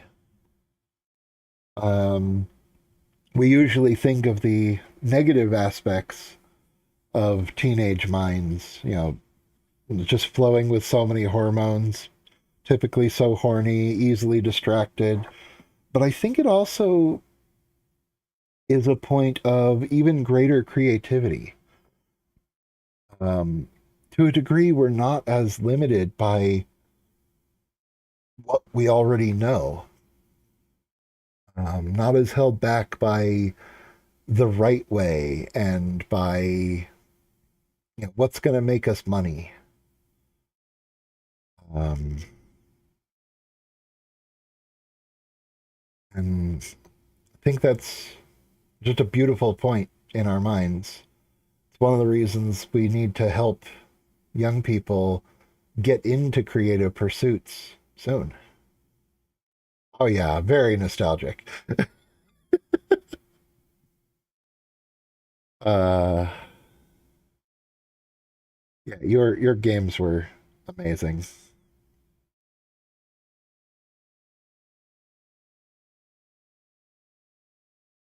It's one of the reasons I loved seeing Amy show up in the Lights of the World campaign. And I think her showing up there is part of what inspired me to include um, Poppy with um, Foxy here, uh, and Rune Master as well. I don't know that I wouldn't have without that, but it definitely influenced and encouraged it.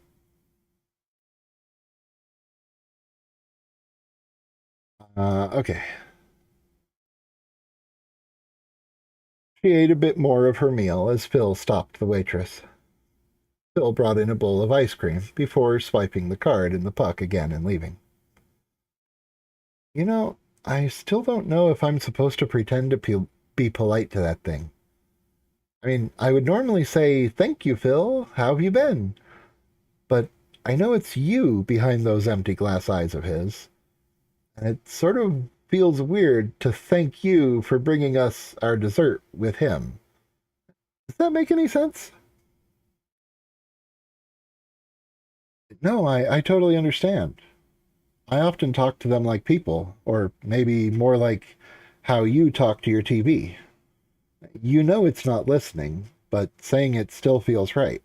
So I wouldn't ask Phil how his day is. He won't respond, and if he does, it's me casting a spell. But I would still thank him for bringing something. I've yelled at thunder plenty of times when it drops something. Just makes me feel better, even if it's my fault for misjudging how it should move its hands. Adam finished up his steak and pulled forward the ice cream. He spooned up a ball and extended it to Foxy. She smiled and ate the proffered treat, knowing that was all she'd be having. Ice cream never sat well with her, despite how good it tasted, and Adam knew that. I assume you didn't just call me here for a work dinner. Last time we did this, we got whisked off to another world. He sighed. We just barely lost Amy, and well, I think I was in a weird place in my morning. I hope I didn't hurt you. Maybe we could try again? Maybe we could have. Maybe we would have, but not in this timeline. I, well, I have some news. I don't know what to think of it, but I don't think it's something I can keep from you. This is going to sound weird. Babe, we've been through weird before. We fought aliens, ghosts, alien ghosts, gods. Death gave me the real death skeletal finger. I gotta try out Thor's ball peen hammer. I'm an ice-themed super alien from a fire planet, and I've dated both the sun herself and a magical fox from the future, before that future became the present. That doesn't sound quite as cool as I meant it now I said it. Amy survived. Let's see. Is this the part where Adam breaks up with her, or when they juke back up? Hook back up. Um, and not really quite either of those. Adam was just proposing the idea of hooking back up, but she's saying that that's not going to be possible. And is getting to why. Amy survived. What? Allies of mine in another world have met her. But then the world she was in was destroyed. So while she doesn't exist right now, she did, and I can help make her exist again. I don't know if I can send her to you once she does.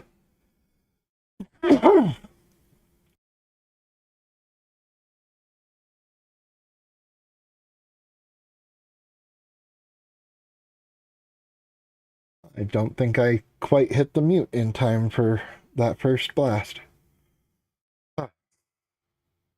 Um, I don't know if I can send her to you once she does. So it's weird, confusing, conflicting emotions all over. But I had to tell you before I leave. It didn't hurt your ears or nothing? Then that means my gates worked properly. At least, yeah. Because I set the upper bounds on the volume so it shouldn't blow out anybody's ears once it goes through the stream.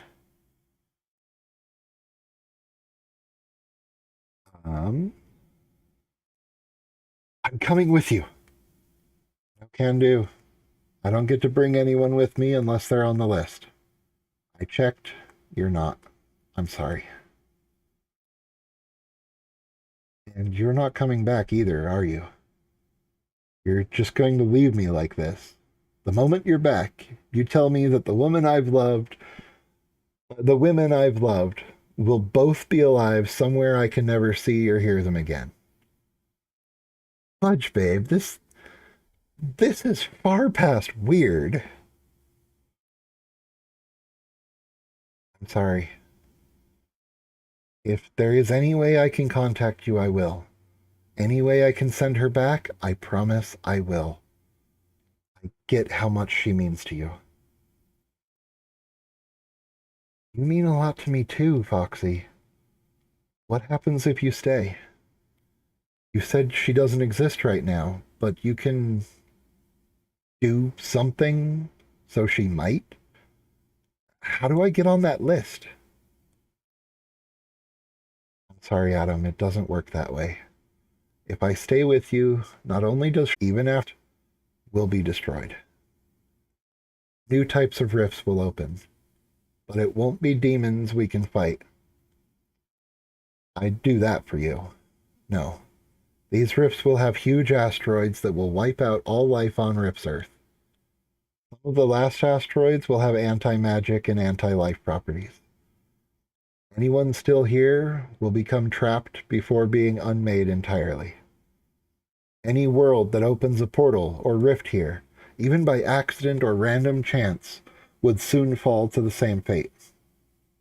It would mean the eventual annihilation of our entire multiverse.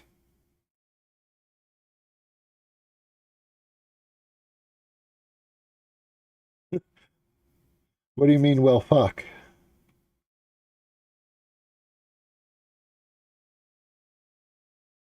For how do I get on that list? Him asking to get on the list? Fuck, that doesn't work that way? Yeah. Now, of course, part of that is everybody on the list is someone who's directly a part of me. I don't want to bring your character in, you know, so like while your character can be here on kind of the outside, I don't want to bring them in to the place that is basically entirely my inner turmoils and processing and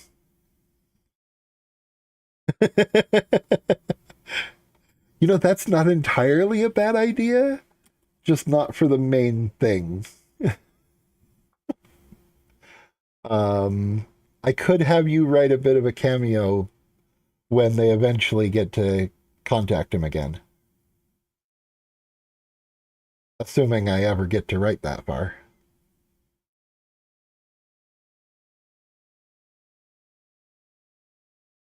Yeah, that's a lot of what this book is, is my own inner turmoils and processing. A lot of who I've been, how I've become who I am, is all rolled up in here.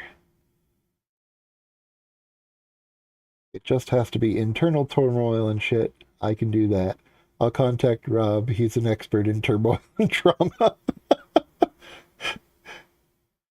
He's going to have a guest appearance too.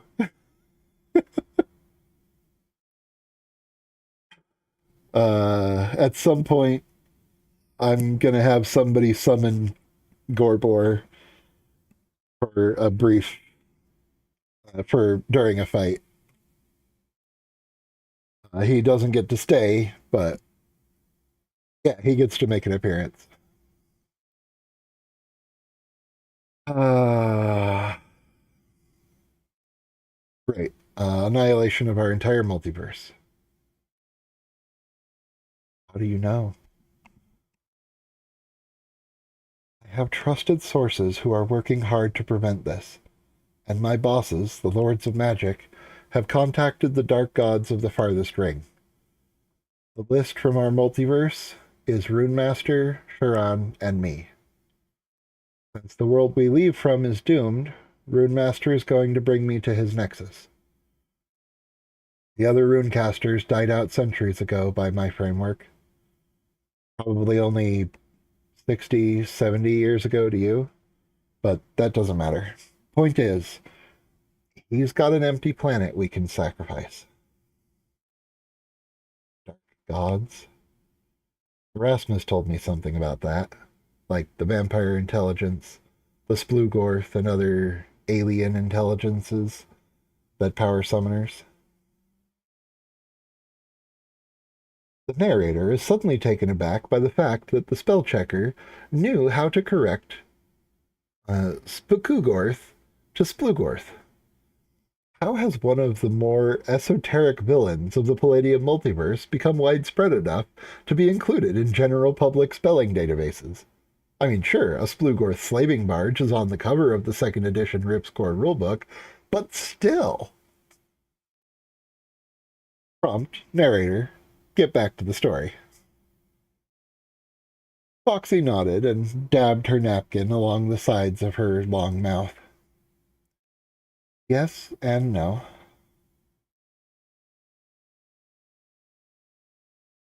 Uh, it wouldn't have been in my dictionary either because I wasn't writing any um any riff stuff when I had Google Docs.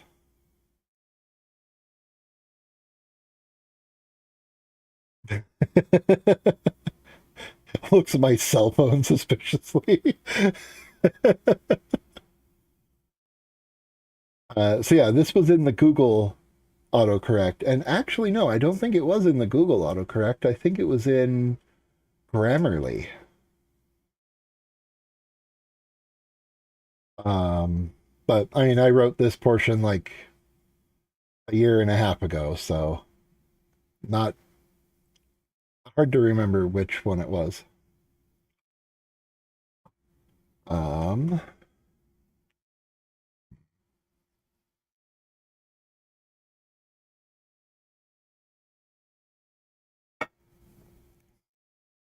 Foxy nodded and dabbed her napkin along the sides of her long mouth.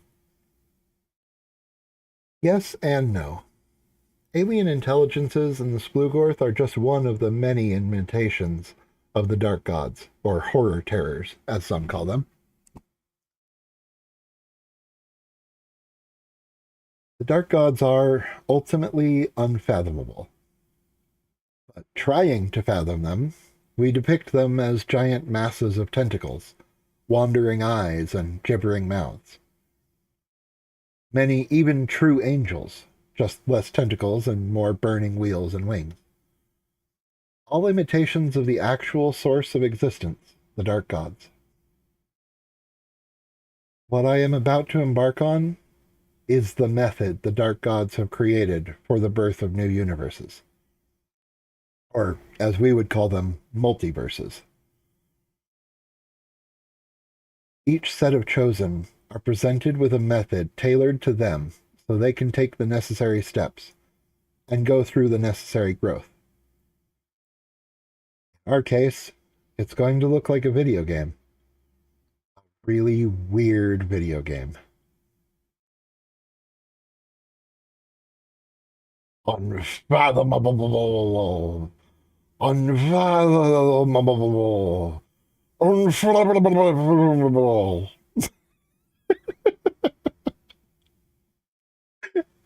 Let's see. My fellow players often talk about failed sessions, but I don't think that's really a thing. I think we just don't fully grasp the plans of the Dark Gods.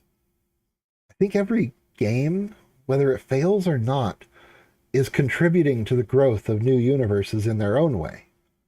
So I'm not too worried if we fail. I have faith in the Dark Gods. Adam pulled back with his nearly finished bowl of ice cream. If they are the creators, you're saying Path God, capital G God, Yahweh. Yeah. I think it is best that I can't follow you. He stood up, wanting to say more, but silently walked out, cradling the bowl in shock. Foxy leaned forward, elbows on the table, and cried into the palms of her hands.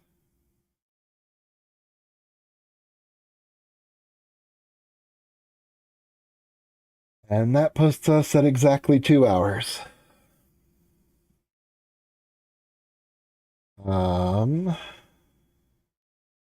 So next time I'll pick up on Chakat recheck memo.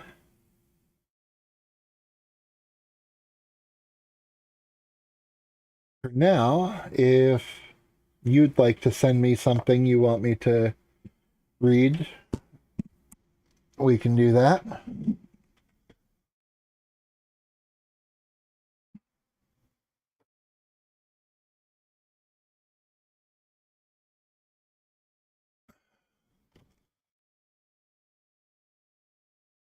And I'm going to spend just a moment preparing a small sandwich.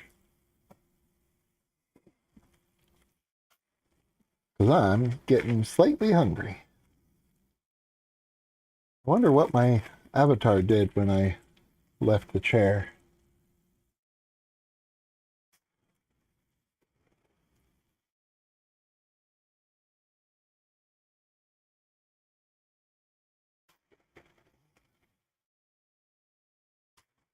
Because, as anybody watching the stream can tell, I'm a bit of a imitation of a horror terror myself down there in the corner.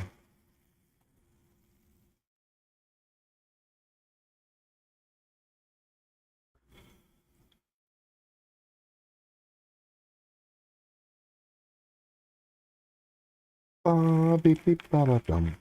Ba beep beep ba ba bum. Bum bum ba dum bum. Bum bum ba ba dum. Ba beep beep ba ba dum. I'm the scat man.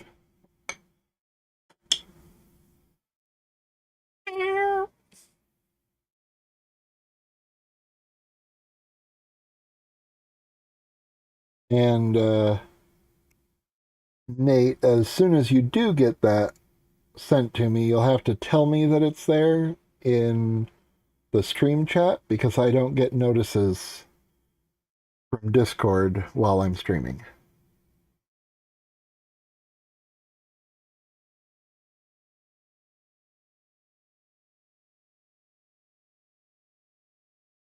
I'm pondering if I can like add certain notices as triggered alerts. So what would be fun to read, do you think? First chapter of Revised Winter, chapters after that that were revised, something new. I'm good with any of those actually.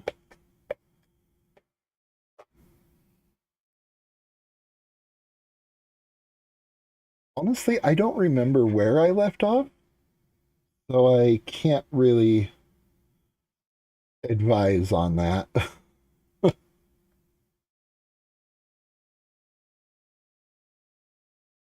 I especially don't remember where I left off in your newest changes and revisions.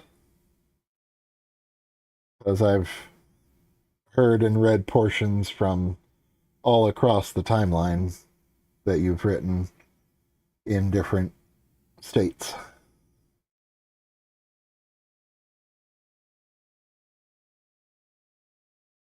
Uh, did I get your whisper? I'm guessing not.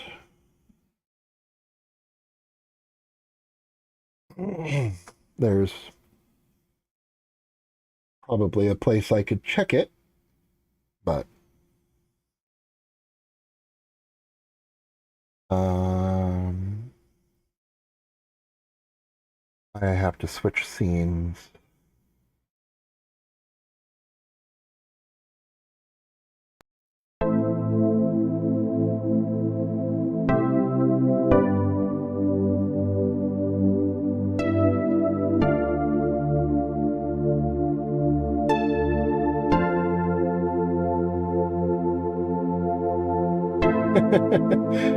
You're hearing the music again? Okay, I have found your whisper.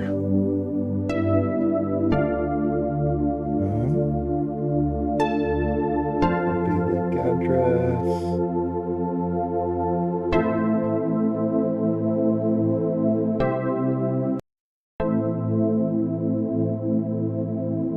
Okay.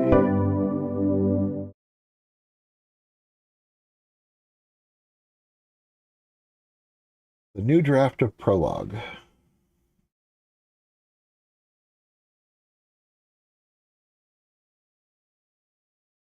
Yeah, that music is directly tied to that scene. Auto plays in its own sound source, which I'm not able to hear that sound source. It's always a little bit weird being reminded that it comes through on stream. Um, and I personally, I don't think it loops very well.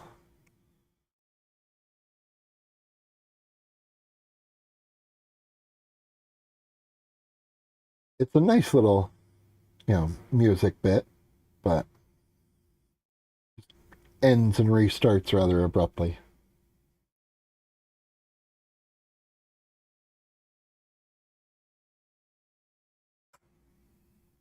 Um, and I am actually, before we read this, I need to eat something real quick that I was hoping to have already done by now.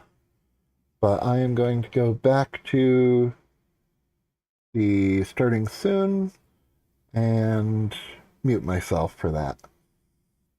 I'll be right back.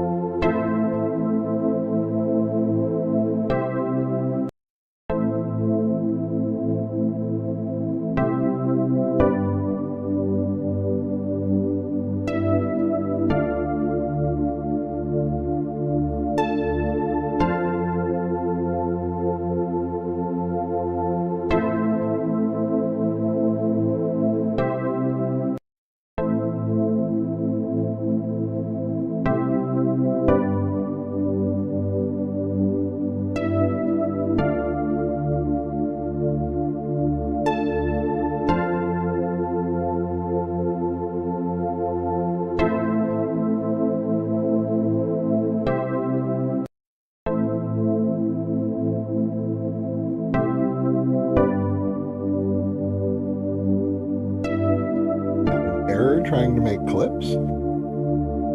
That is odd.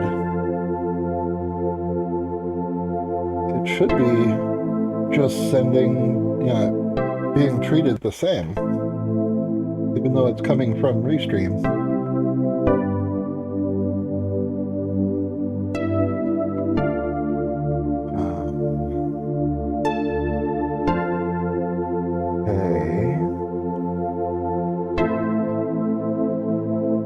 Transition back.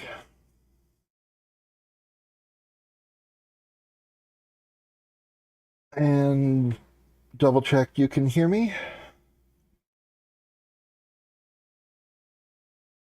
Because I am ready to read from your story. Awesome.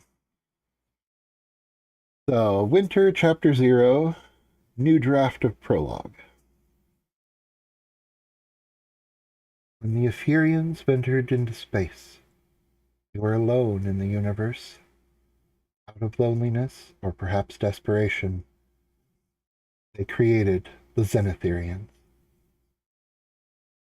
They were the crowning achievement of the Epherians' genetic engineering, the children made to inherit their legacy. They set us, their progeny, to the same task as themselves, to fill the universe with all forms of life. And for a time, it was good. Aphrodite, Discourse on Imperial Culture, Volume 1.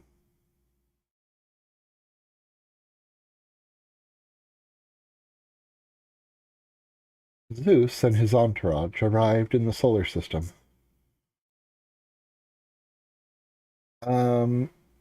Quick note. Since this does deal with, concepts of Earth and stuff like that, and Zeus, solar system is specifically our star system, the system around Sol. So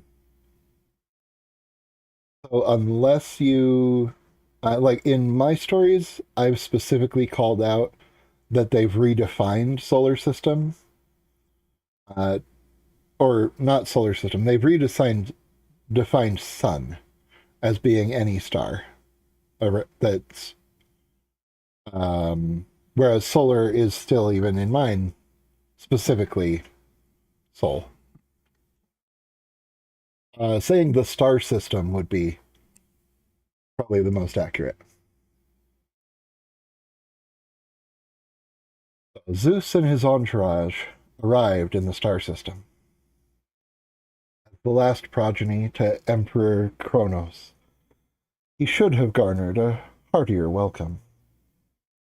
Instead, he'd illegally hacked the Overwatch AI to allow him to pass through the hyperspace gates without detection. Overwatch monitored all hyperspace traffic, but he understood its real purpose: to undermine Zenitherian power and influence throughout the galaxy. After Zeus' ship passed into the Goldilocks zone of the system, they charted their course toward the fourth planet in the region. At least I think that's supposed to be region, not religion. Poseidon's secret base was an old haunt of the Aphrodite, his progeny.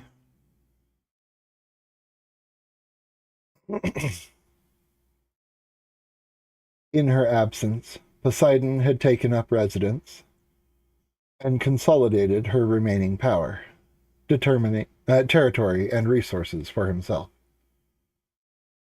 Such was the way of the things among the elite of the empire, like himself and his progeny line. Once they neared the planet, Zeus and the landing party boarded a smaller shuttlecraft that would take them to the planet's surface. His guardian and advisor, Ida, alongside a gaggle of young nympharians, and his guard.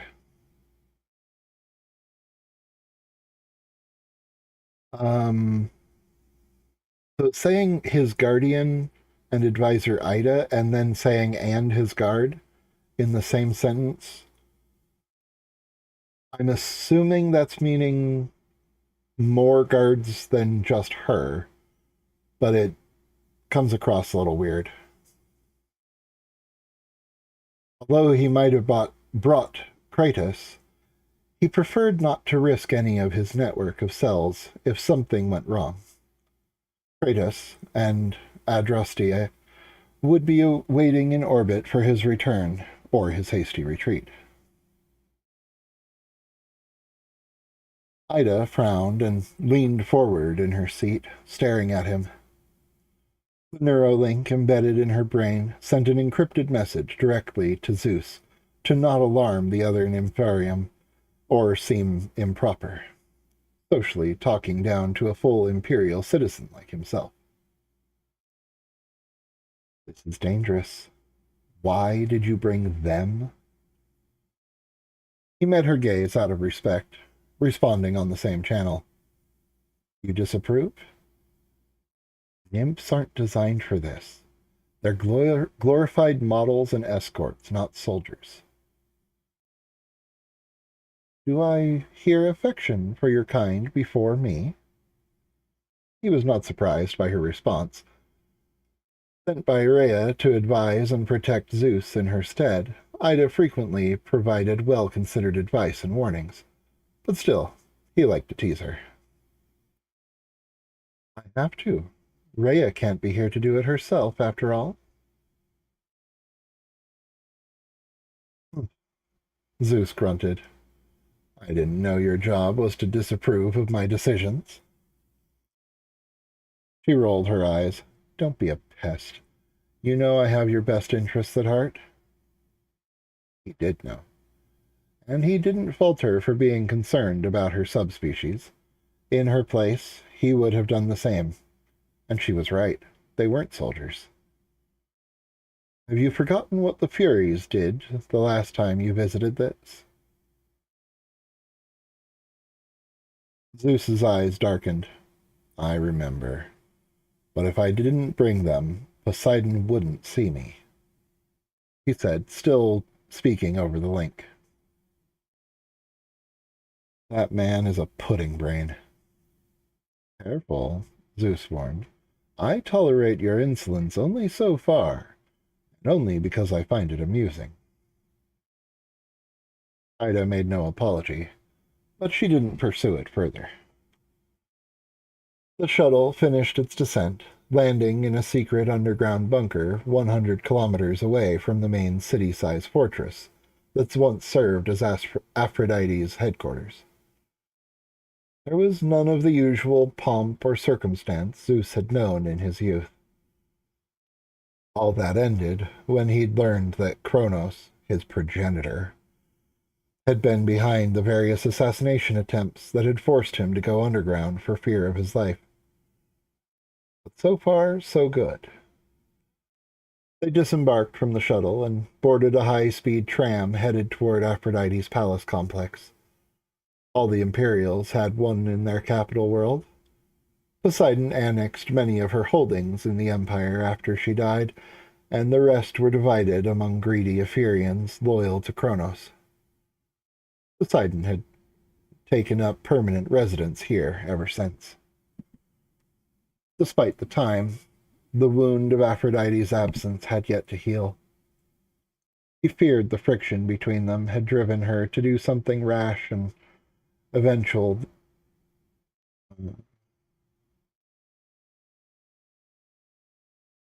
Had driven her to do something rash, probably, and led to her eventual death.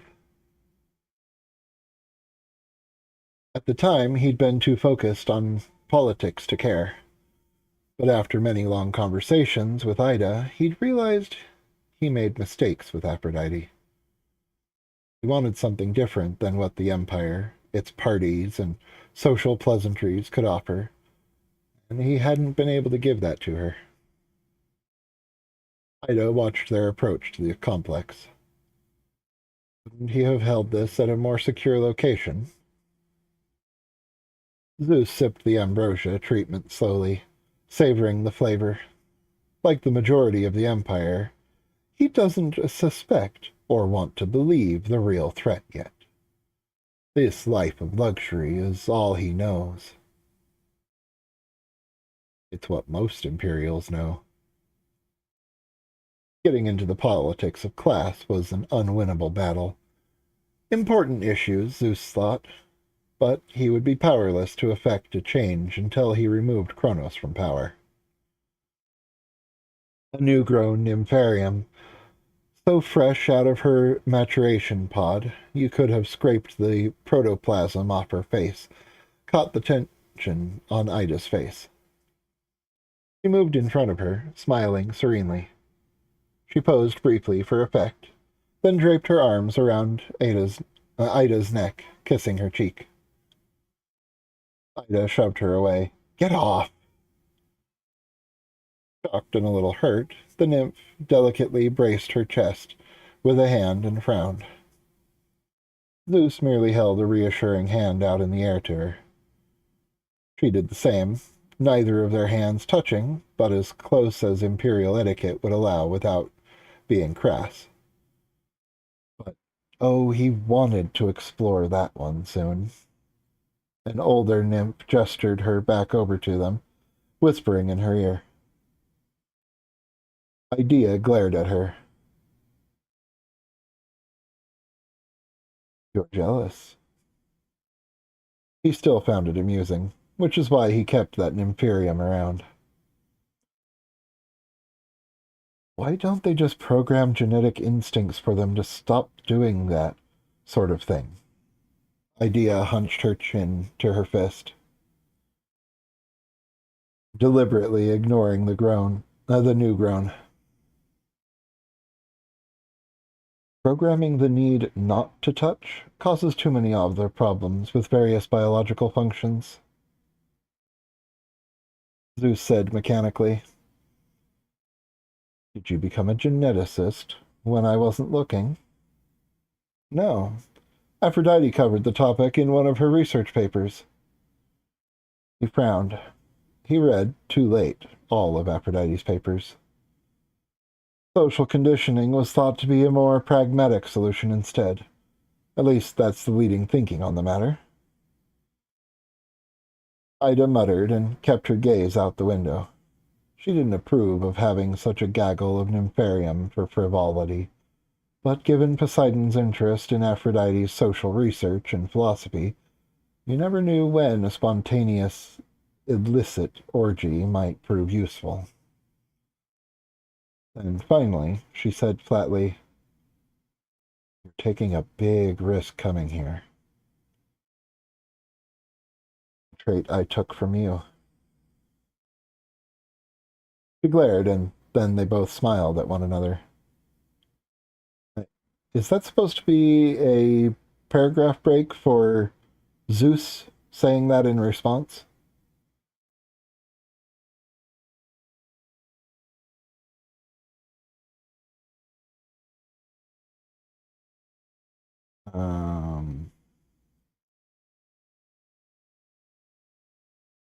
I'm assuming it is supposed to.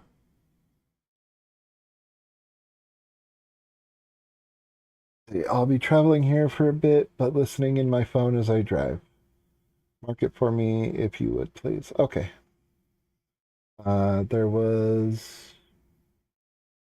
You got that one. I think there was another one further down. Yeah, here it is. Okay. A trait I took from you. She glared, and then they both smiled at one another. Ladder.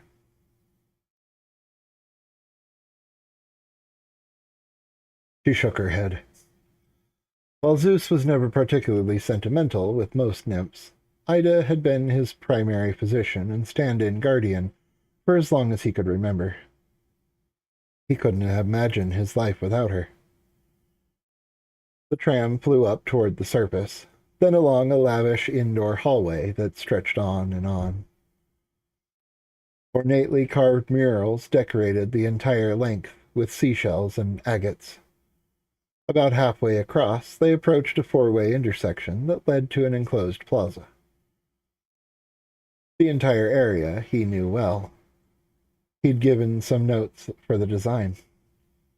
It depicted Aphrodite's creation and her place in imperial society. A huge fountain at the center of the plaza depicted a sensual statue of her, holding out her hands in a gesture of care for all. He cast his eyes down, ashamed. Poseidon waited there for Zeus. With Amphitrite? Yeah, Poseidon waited there for Zeus with Amphitrite, one of his most favored nympharium. The tram came to a stop, and Zeus's guards stepped out to secure the area.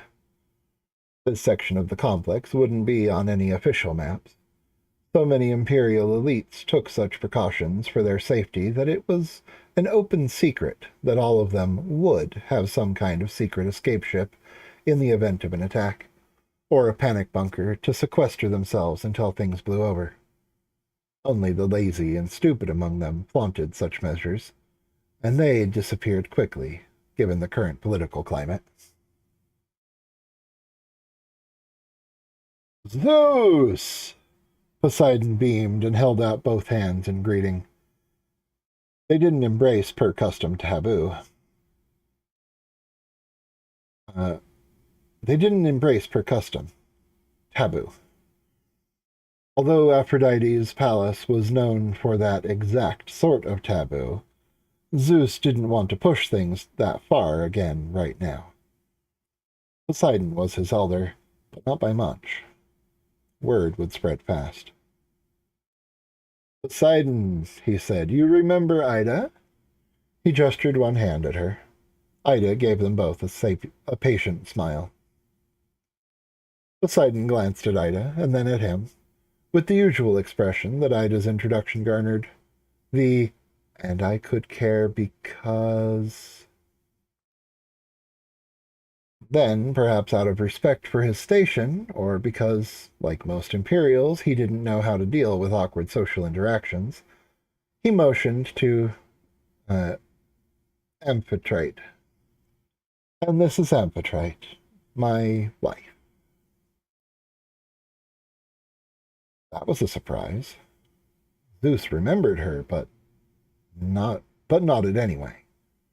That Poseidon remembered her name at all, much less considered her his wife, spoke volumes. He too had tried the strange, archaic social custom of marriage long ago, after Aphrodite's begging, mostly to get her to shut up about the utility of it and how the Empire needed it to survive. It hadn't worked out for him back then, but hopefully this marriage of Poseidon's now meant he would be more receptive to Zeus's radical ideas. It was hard not to catch Ida's self-satisfied grin at the mention of wife. The Nympharium were such a long-standing subspecies in the Empire that they might have become full imperial citizens a few hundred years ago, if Kronos hadn't frozen all citizenship upgrades among subspecies. The first of many of the Empire's most egregious policies. Your wife, Zeus repeated, and, breaking with custom, gazed directly at her and gave a respectful nod. Nympharium were meant to blend into the background whenever they weren't needed for illicit social entanglements. He lit up at the recognition from an Imperial. Social niceties over with, Zeus glanced around the station and all its memories of Aphrodite. Couldn't we have chosen another place to meet?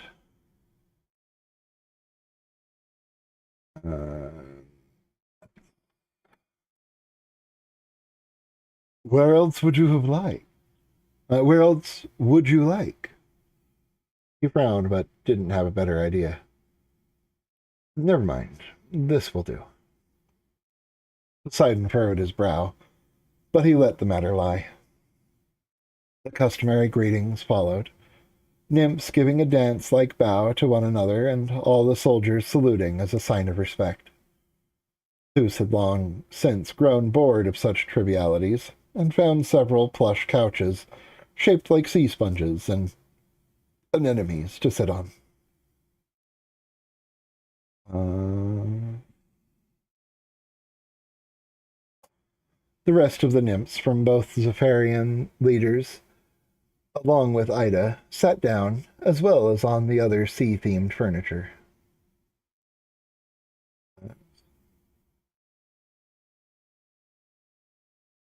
Okay, sat down as well on the other sea-themed furniture. Ida chatted amiably with Amphitrite. Poseidon took up a chair carved of pure coral, inlaid with gold and cushions on top for comfort. He didn't speak, clearly enjoying the luxurious surroundings.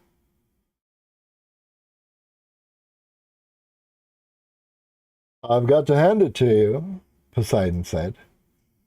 Aphrodite had style. In abundance.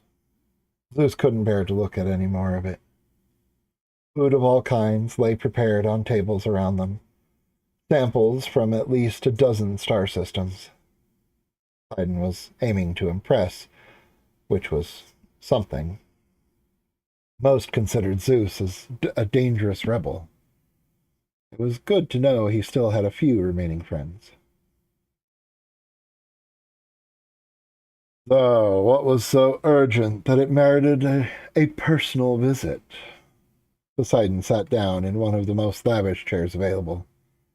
The guards flanked them on all sides. Poseidon watched them with some amusement and concern. Should I be worried? Very, Zeus said over the Neuralink. You wanted evidence, Zeus said. I have it. Poseidon smiled, amused. Really? This isn't a joke. Forgive me if I'm skeptical, fellow progeny of Kronos. But the Senate would never have allowed Kronos to create an illegal subspecies. Not only has he authorized the project, but I have evidence of their last attack. Poseidon looked unconvinced. Like many other Xenotherians, he agreed with the plight of their species, frustrated by the oppression of their Ephirian progenitors. Though they enjoyed incredible wealth compared to other subspecies, their rights were slowly being chipped away by Kronos' agenda. Soon they'd be like any other subspecies, ordered about like any subspecies by their Ephirian masters. That feels a little redundant. Um,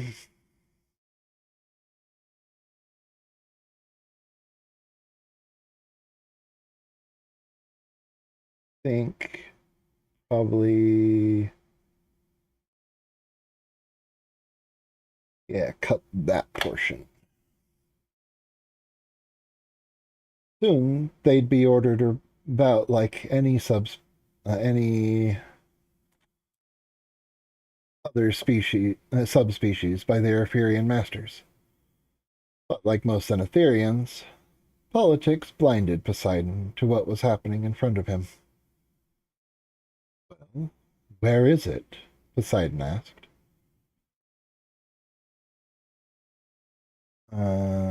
There should be a quote mark there. Stored in the only safe place there is. Zeus tapped his head. May I? Proceed. Poseidon opened his implant to him. Zeus sent the data, the security footage from the last attack of the Furies, verified by Galactic Quantum Key and checked by independent sources. Poseidon reviewed the credentials quickly. You had the Greys check this. The hint of surprise was unmistakable. Who else can I trust, given the state of the Empire? Poseidon shifted, uncomfortable. They aren't exactly our allies. They aren't our enemies, either. Kronos pins more on them than they are responsible for. Poseidon's eyes trailed off as he examined the footage projected invisibly in the air, through an augmented reality lens implanted in his eye. His smile fell. He sat down his drink, frowned, then shivered. Shut it off. Poseidon blinked his eyes, closing the link. Zeus did. I did all that and more. How long? If my estimates are accurate, the Black Ops program has been in operation since before Hestia went missing. Do you think they have the others of our line? I believe so. Shall I? He held his fingers to his temple. Poseidon shook his head. Download it to the main server. I can't do that. This information is too sensitive. Right. Of course. A small blip indicated Poseidon had let down the firewall around his implant again. Zeus transferred the data. This could unseat Kronos. Poseidon's thinking still centered around trusting the galactic courts or Congress to effect change. He hadn't grasped what would have to be done, what they would all have to do. Zeus shook his head and stood up. Kronos won't let that stop him. He met Poseidon dead in the eye. Poseidon flinched. What's the alternative? Civil war? Zeus didn't answer. You must be joking. I'm not. I've been saying it for years. My goal today isn't that, though. If you want to try the courts and Congress, fine. But how will we get anyone to believe the data? Ida approached, and Zeus paused. Adrastea and Kratos said that they're getting some unusual readings. Ida said over the link, Shall I call an emergency? Ida gasped in horrible pain.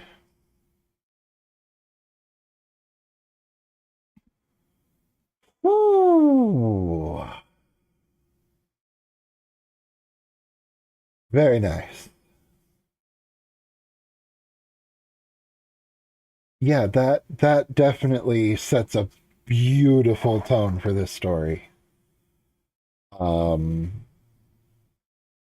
it gives us far more that perspective of Zeus as a radicalizing agent. Um, and while we still see those little hints of him being a horn dog, it's not splashed in our face. Like yeah, that's who he is, but he's on a mission. He's doing stuff. He can, hold himself back while he's doing this. He's super focused on his actual objectives. I think it's really good. And having Poseidon, be that kind of, he's definitely not on Kronos' side. That's clear. He's more willing to experiment and do things different. But he's not nearly as far as Zeus is. I think that helps frame Zeus very well. And it's very real. That exists in revolutions all the time. It exists even today with so many people supporting Democrats and thinking that by working in the system we're going to get the changes that we actually need.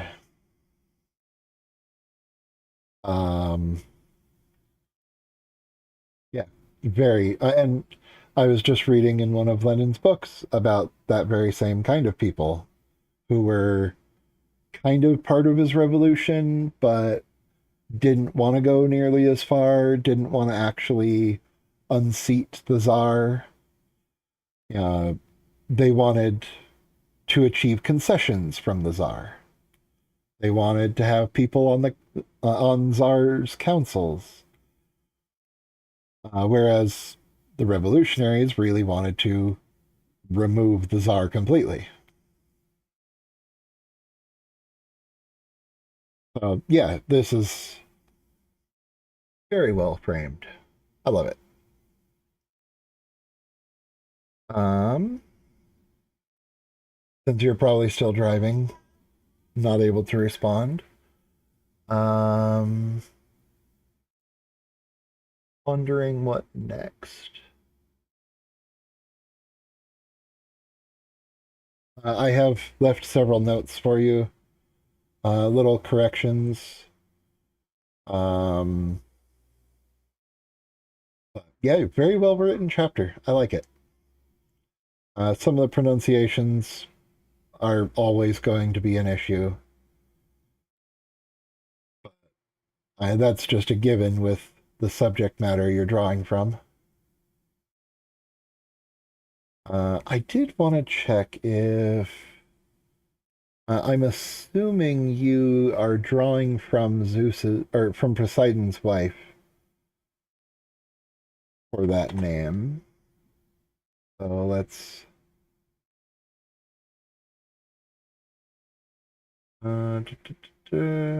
paste it go. Yeah, that's kind of what I thought. Amphitrite is the goddess and queen of the sea, the wife of Poseidon, the god of the sea. She's also the mother of sea creatures like fish, dolphins, and seals.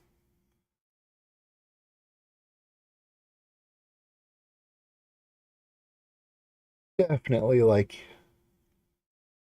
that you have um, expanded your research for tying these things in. Very nice.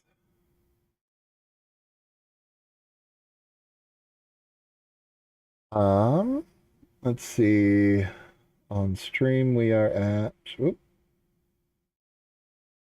so that was 46 minutes from when I ended my.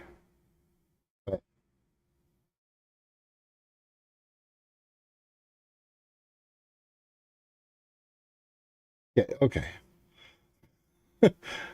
Oh, nice little infinity going.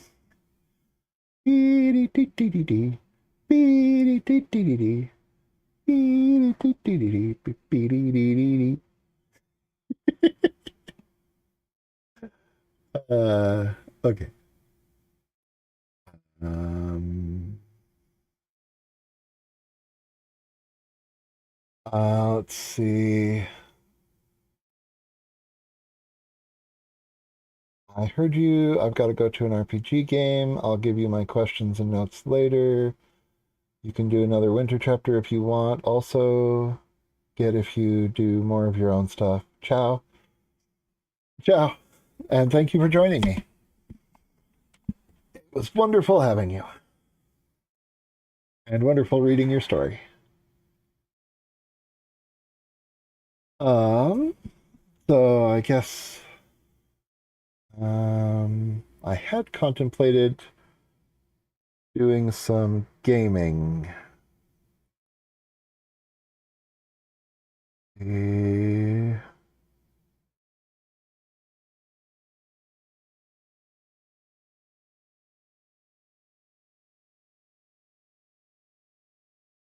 I just grabbed a couple games last night that I wanted to try out. The Gatekeeper Infinity. Yeah, let's try switching the stream to Gatekeeper Infinity.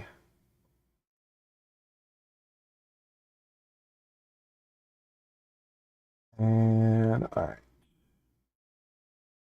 Reading and writing change to keeping the gates.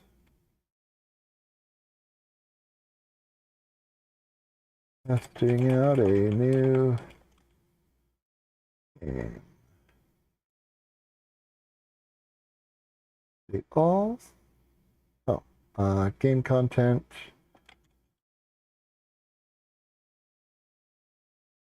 I guess Gatekeeper isn't yet added to. Oh.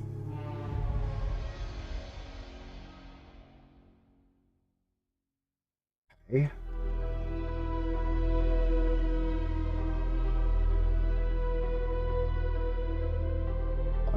No, I want this on stream.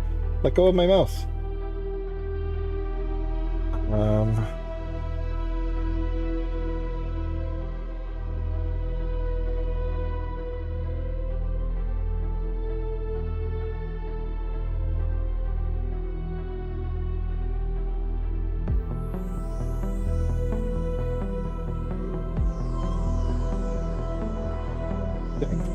Missed the opening. And it doesn't seem to be tracking it, but let me lower the volume.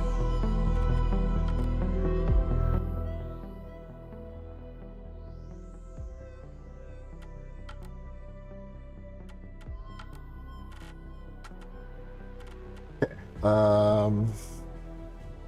Why isn't the game coming through? That's why.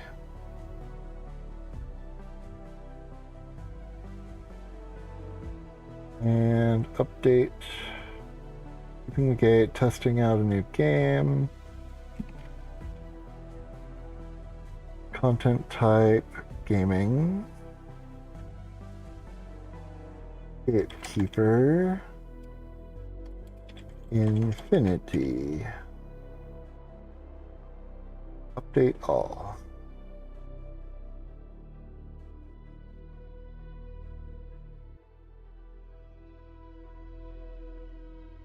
Would this be listed as indie? Nope. Okay.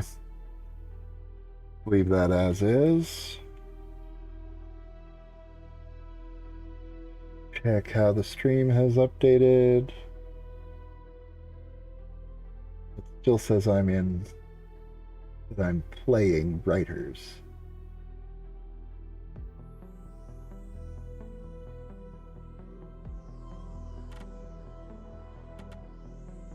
Manager. Stream info.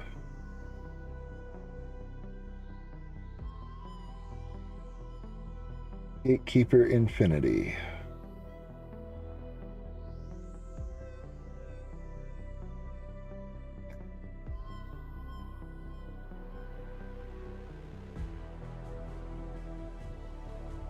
Alrighty. Let's try this new game.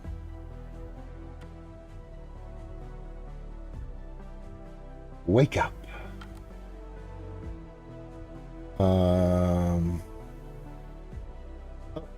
That's to invite friends to play. Okay.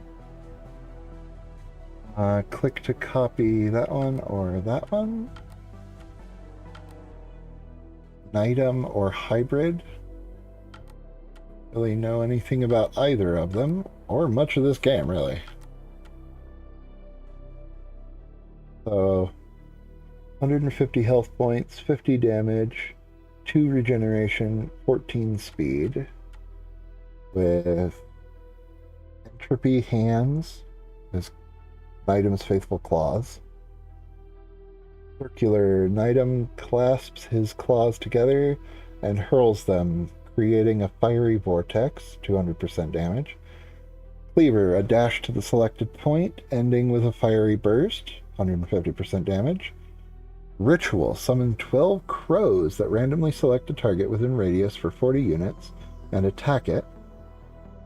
Bloodlust, any skill damage with a 10% chance increases base damage by 20% for 5 seconds, stacks up to 5 times. Interesting.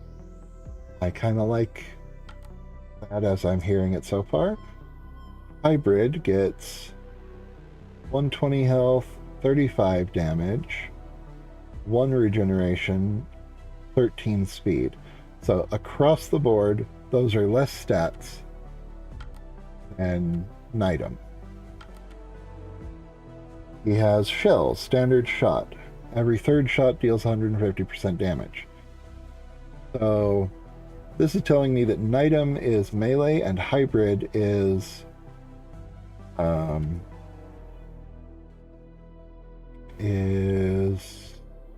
ranged. And I need to lower the volume of this game.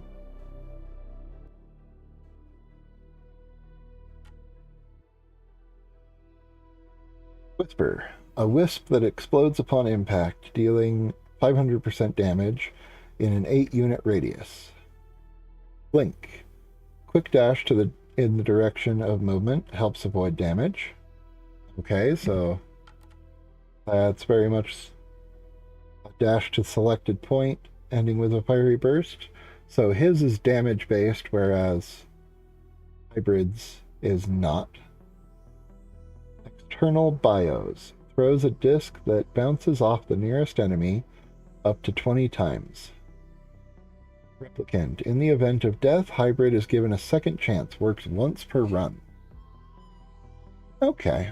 I think I will just go with Hybrid then. Not going to adjust the difficulty at all. So it looks like we start at 100% Observer. All right.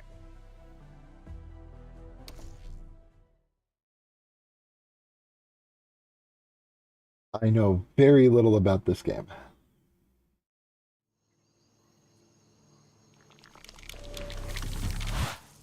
Whispering Storm Ray, Aurora.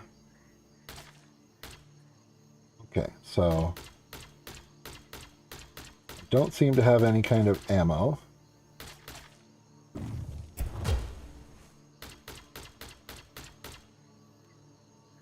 That has a 6-second cooldown. Base is based on the direction. Is it just the direction you're looking? Yes.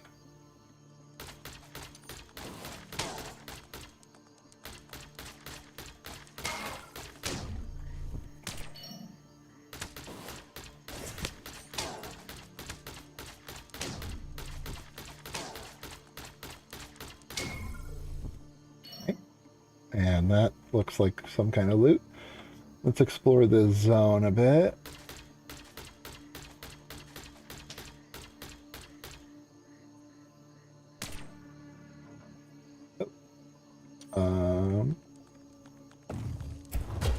Right. Okay.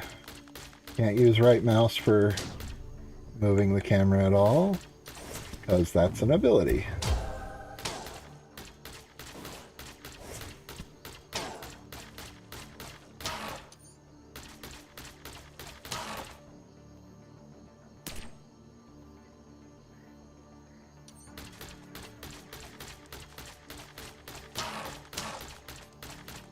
This little guy.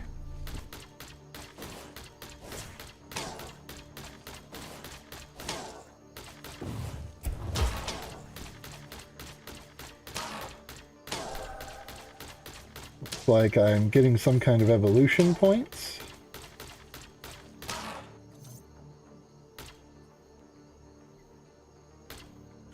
Skill cooldown, regeneration, or base damage.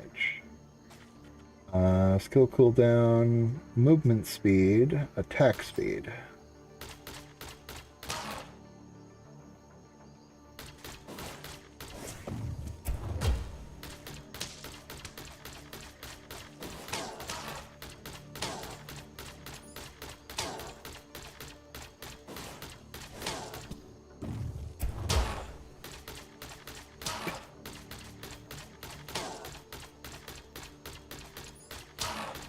So my current objective is just kill them all.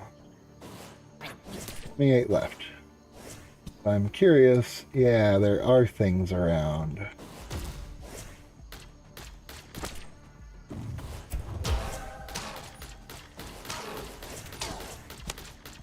Ooh.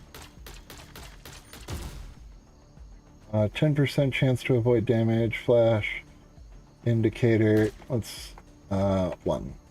Oh, I don't have the stuff for 1 apparently. Oh, would have if I looked at it there. Okay.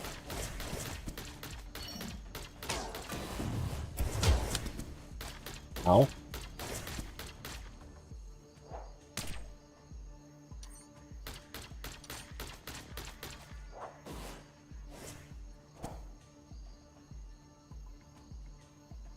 Okay, so these are additional ones.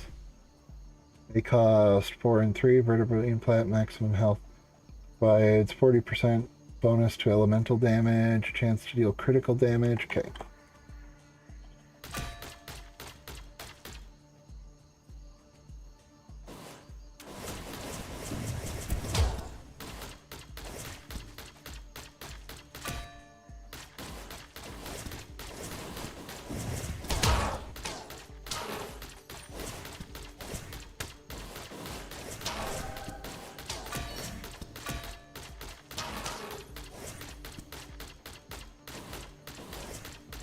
I think that dong is the crit.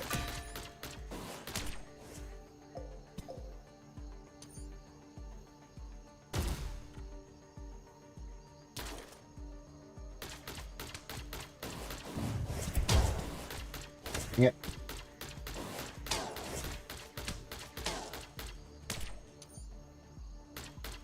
Okay, so I can bypass the actual direction of looking for dashing by pressing a direction key. Okay. Base health, attack speed, base damage, and attack speed.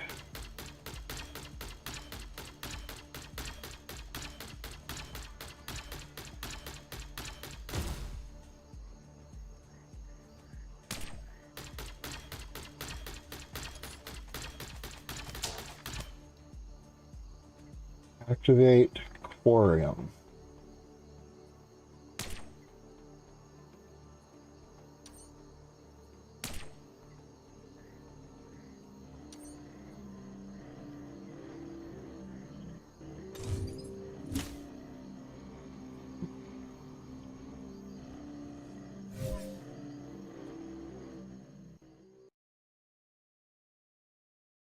Okay. Learning this new game, Behemoth's Crest.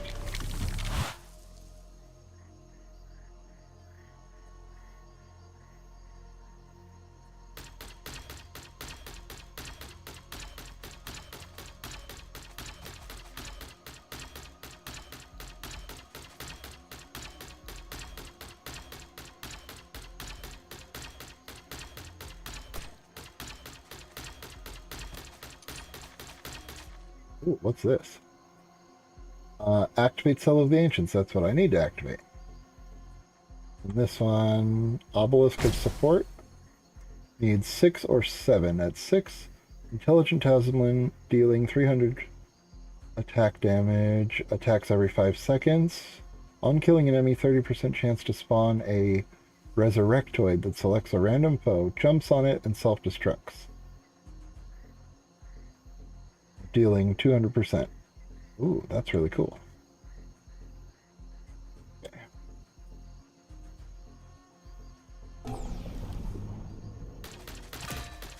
Collect and insert the keys into the monolith.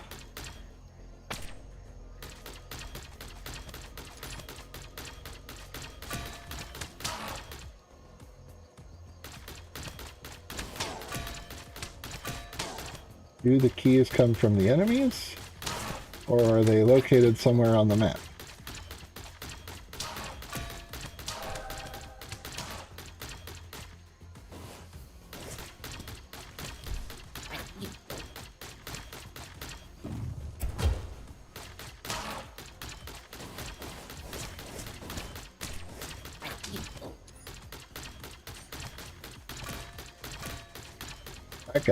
That building is attacking me.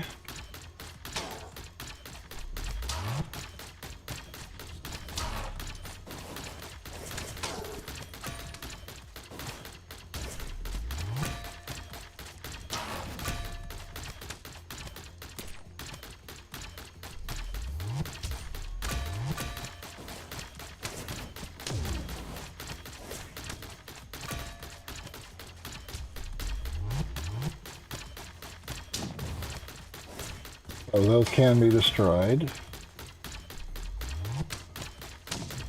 pretty rapidly.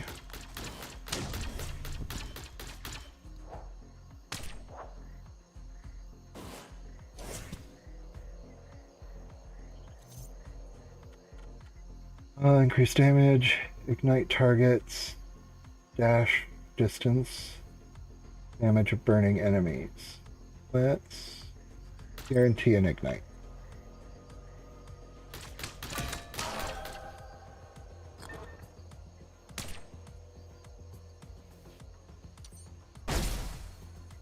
Not you.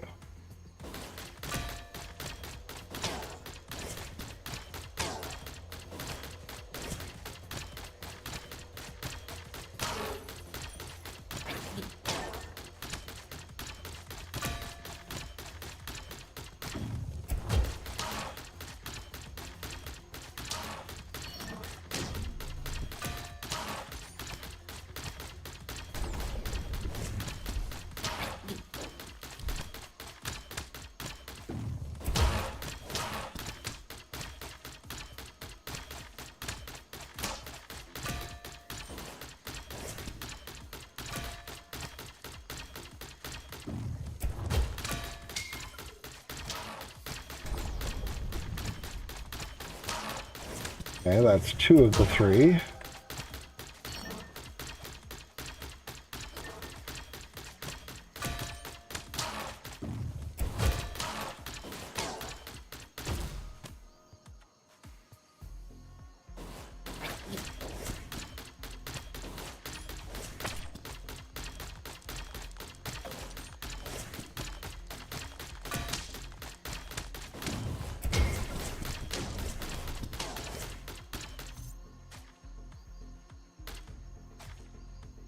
Skills cooldown.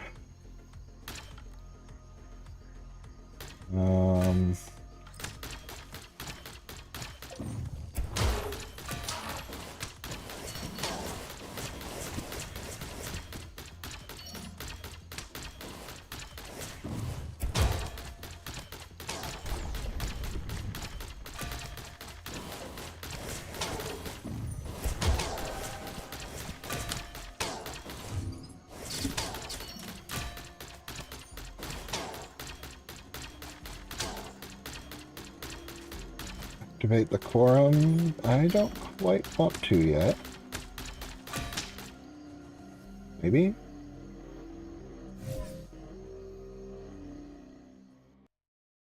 Go to next level. Hey, love the stream later. Thank you.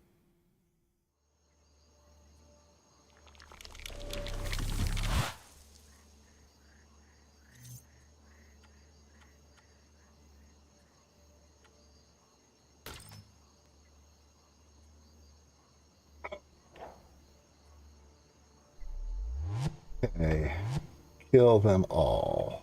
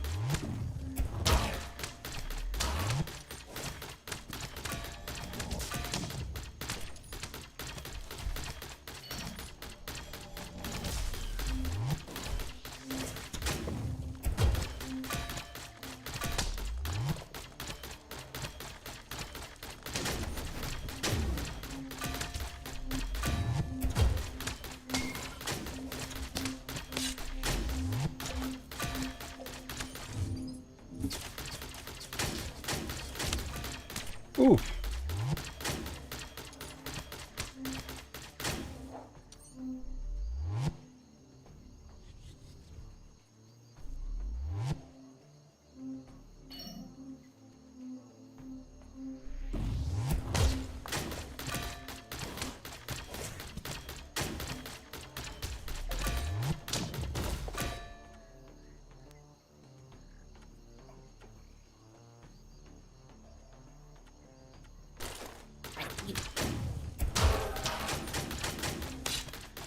Ow.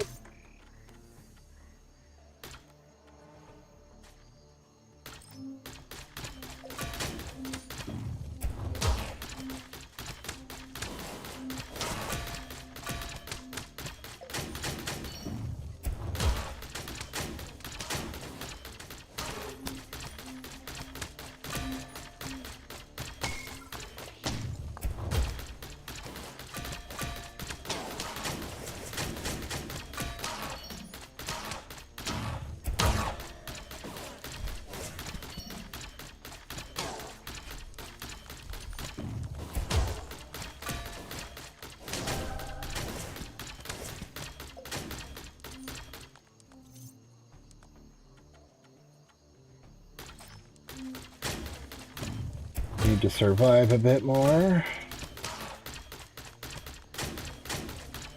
And get rid of these cannons.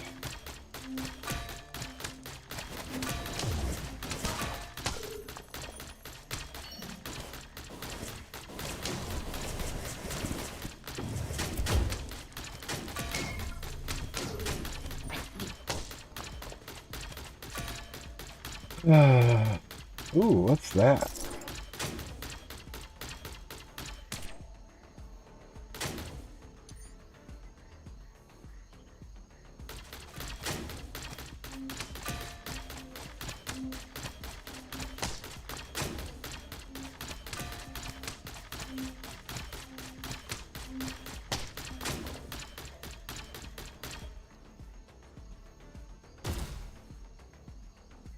All critical damage heals the bearer for 2%. Chance to push back the enemy with the primary attack. And increase movement speed. Go knockback.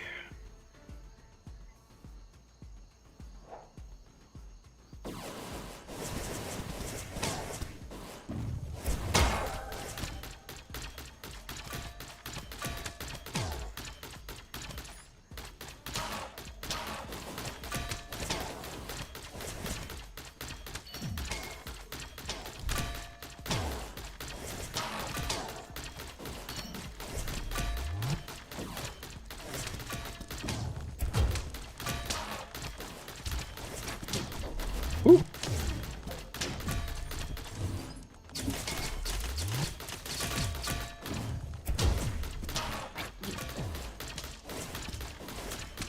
Cheeky little.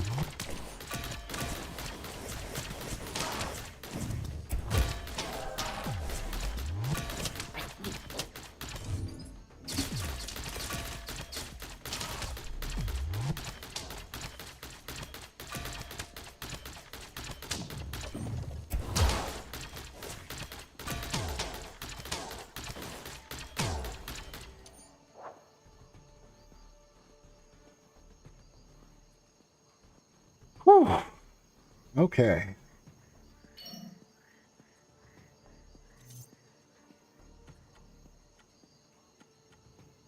Increase movement speed.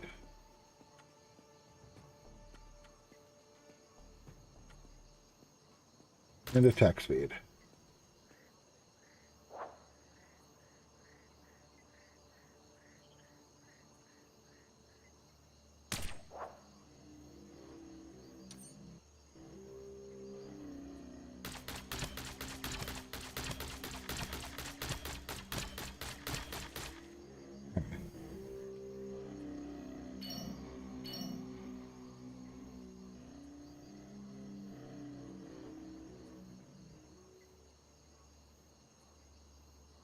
Anything else down here? Maybe things I can purchase? No, I think this is where I started.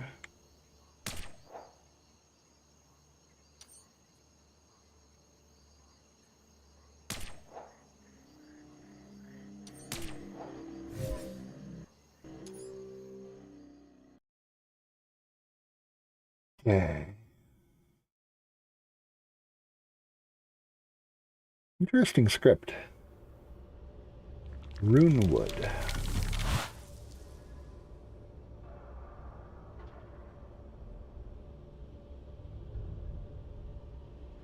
I'm a bit scared to find out what Obelisk of Destruction. Um,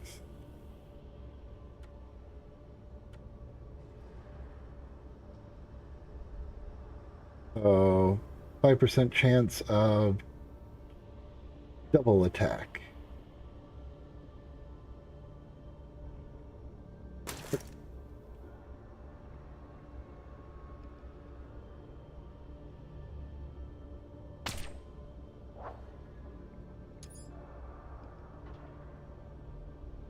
Okay.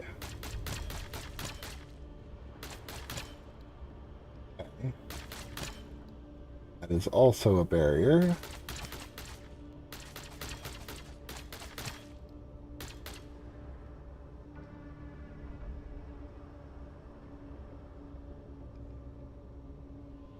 Like some kind of roadway.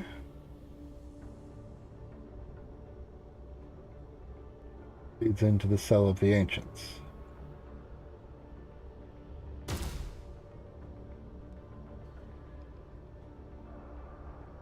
Increase my max health by a fair bit, or max health and base damage by a bit less.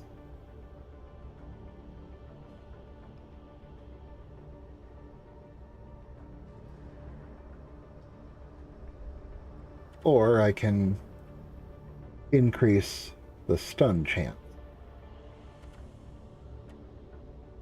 I think max health is going to be necessary here. And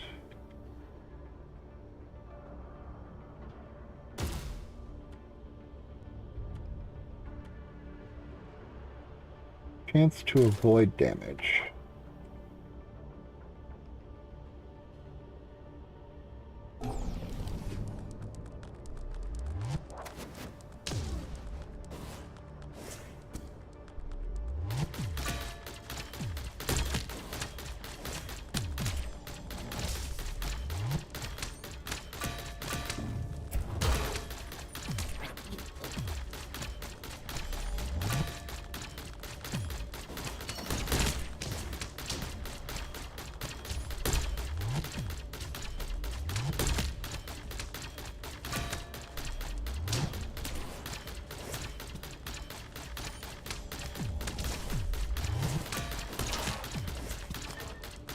There's one.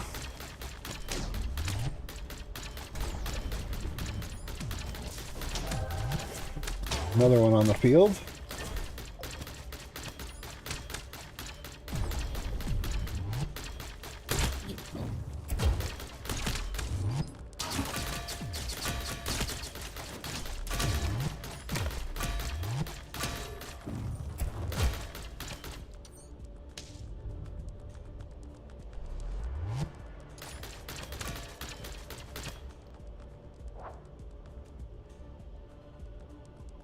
And yeah, it only says I need to do 3 of them.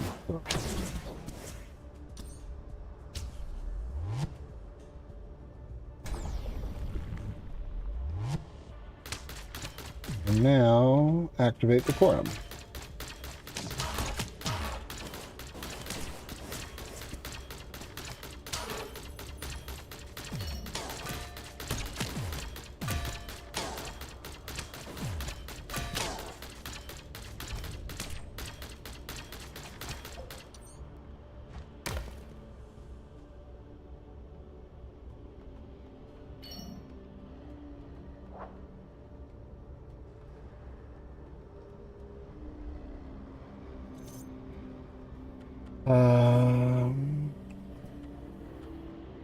Let's increase my health.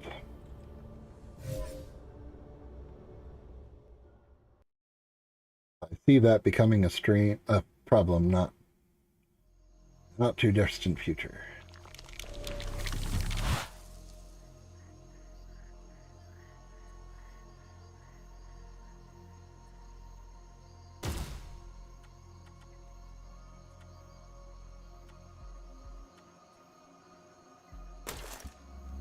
Okay, heal me on criticals.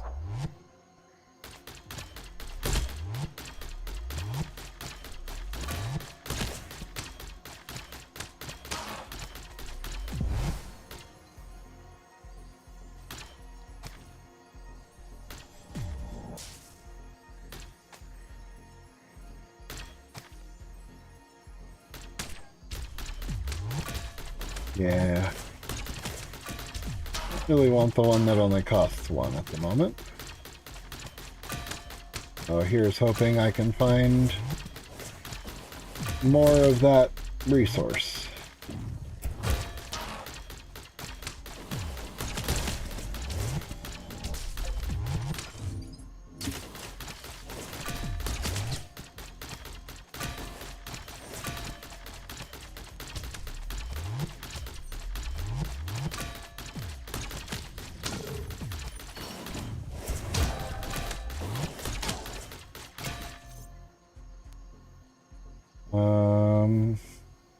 Gain bonuses of elemental damage. Additionally, 15% of elemental damage bonuses increase damage. Dash distance, damage to burning enemies. Oh.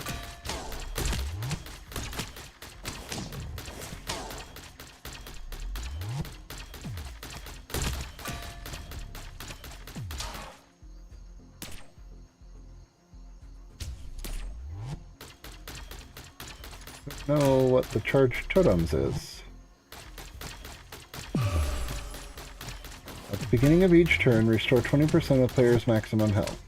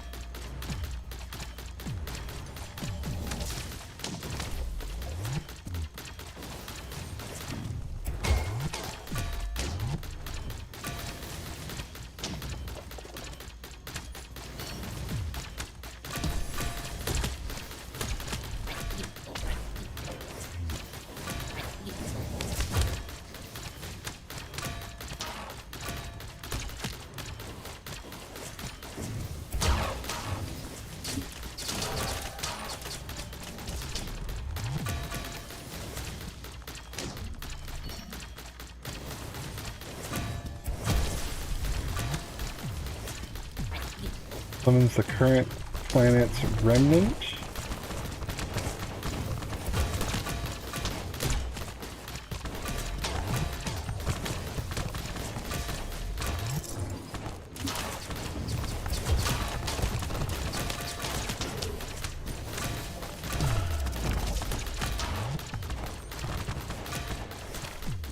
Defeat Siren.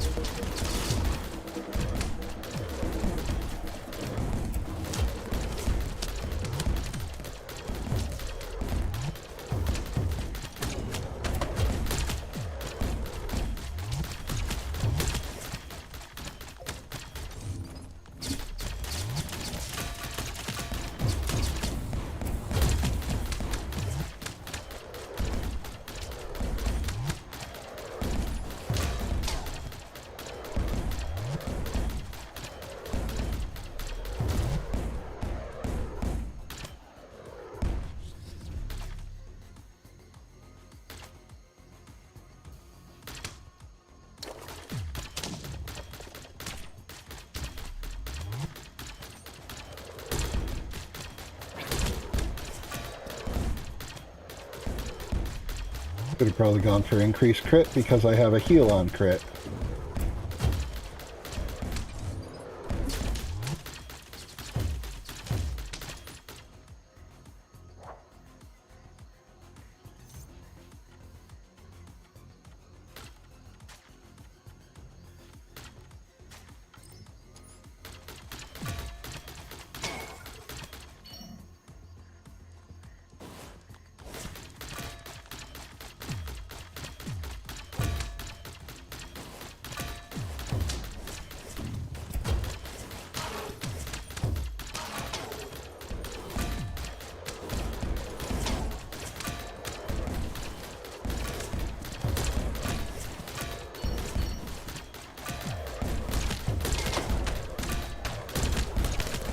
Ow.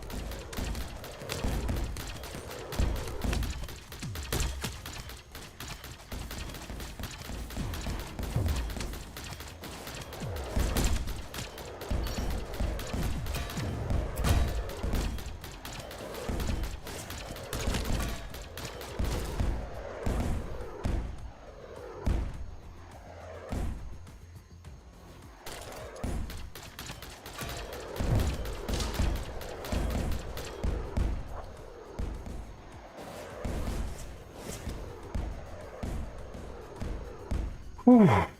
Okay.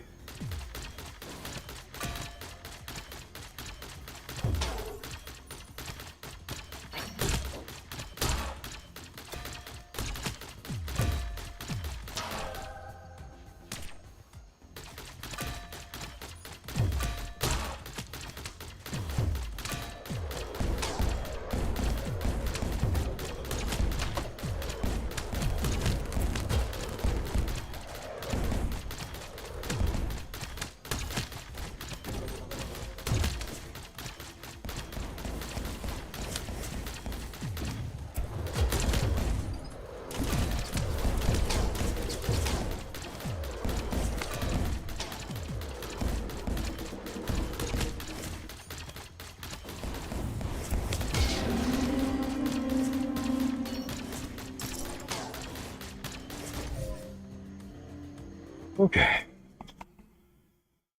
Ooh.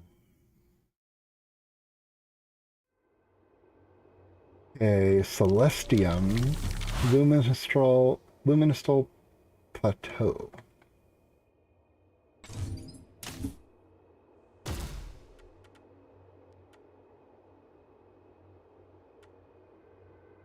%chance to unleash a chain lightning with 2 plus 1 per stack bounces, dealing 40% damage, receives elemental damage bonuses. Right?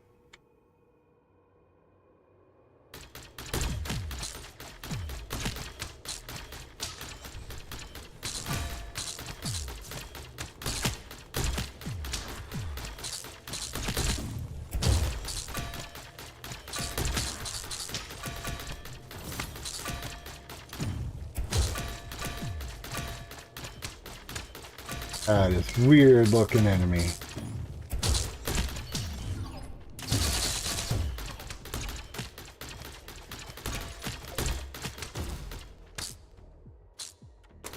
A chance.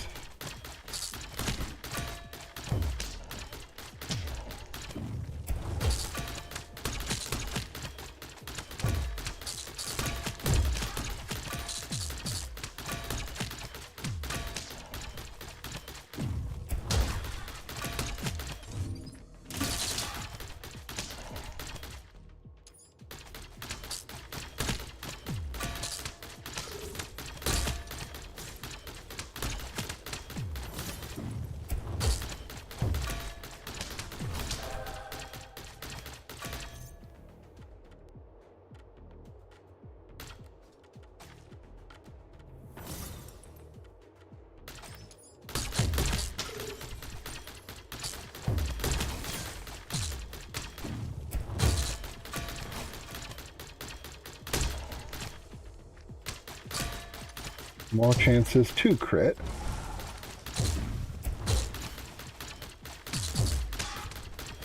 Or trigger other effects.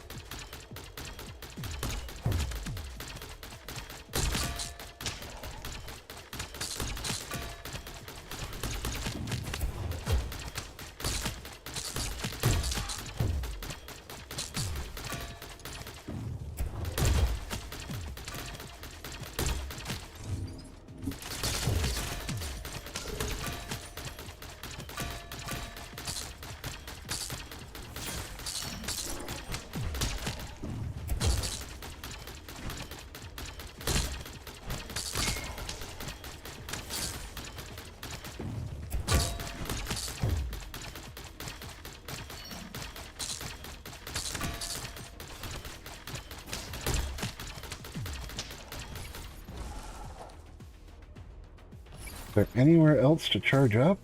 Or I do see an indicator for one.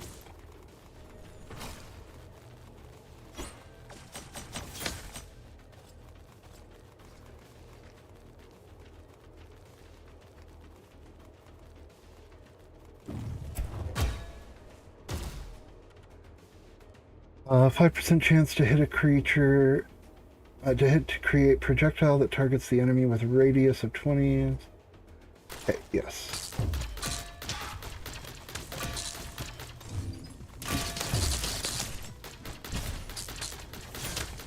Ow.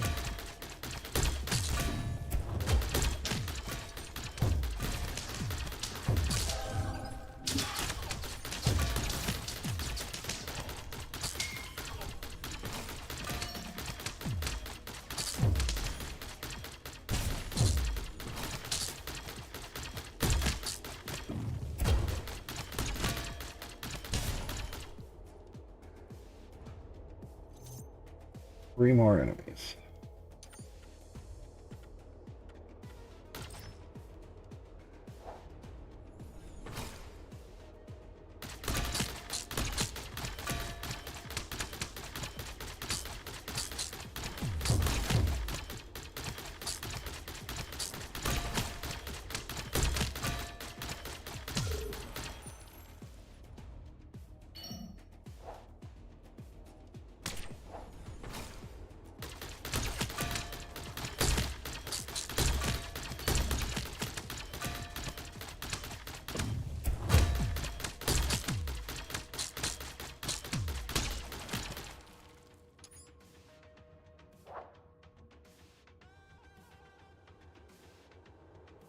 One last guy.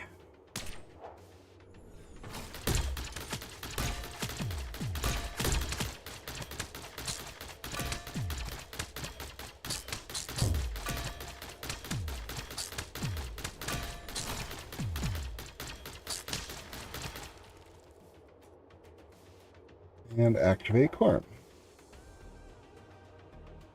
Quorum.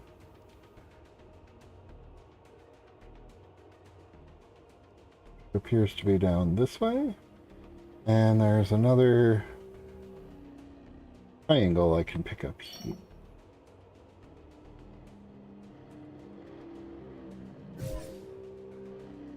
Okay. I think I'm doing pretty good for my first run. Cover.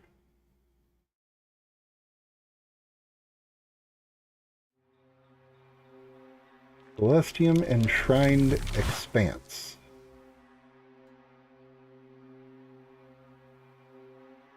I have two... oh, okay. I have four. This can unlock. Provides 40% bonus to elemental damage, which my lightning can do and my fireball can now do. 25% chance to unleash a chain lightning that inherits elemental damage. The chain lightning does one extra pain.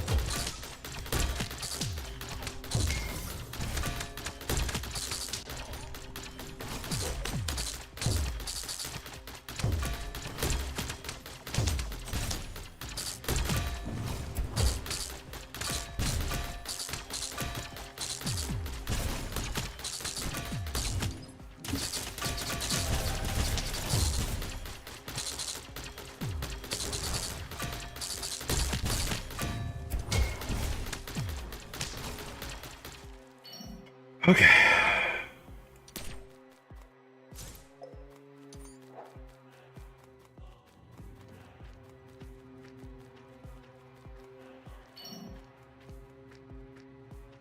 There's another one up here I can fill in.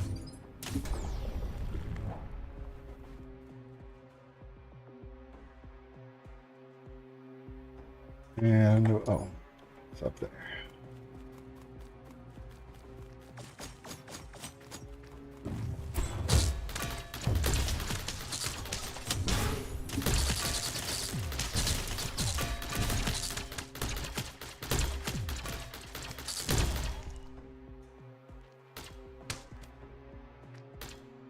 Movement speed, criticals, heal. Oh, I don't have enough for that.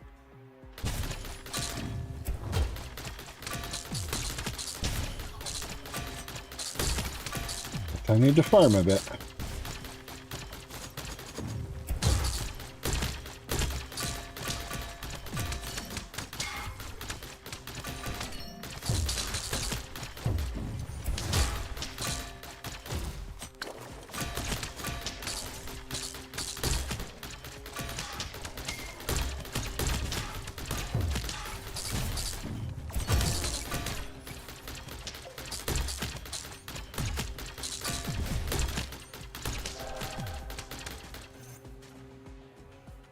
Attack speed. Attack speed.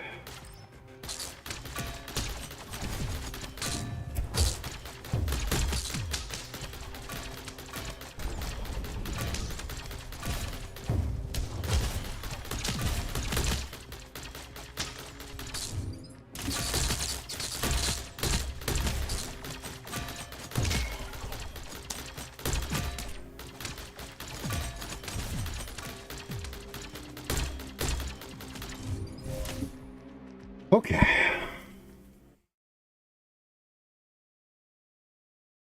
Ooh. Okay, the altitude fields. I only have one. I need to just find the charge totem and start dealing with it. Alright, well, might as well check before I head out there.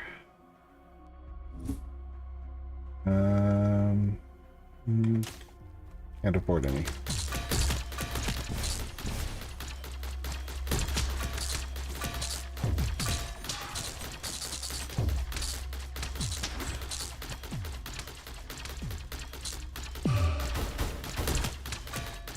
Fireballs start rotating around the totem.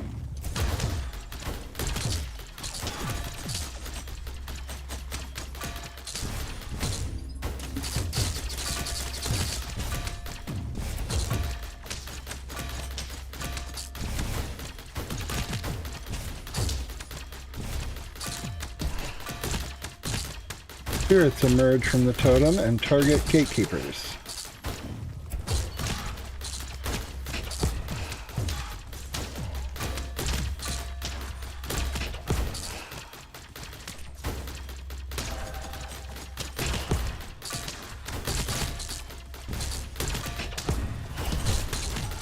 At the beginning of each turn, the totem spawns a horde.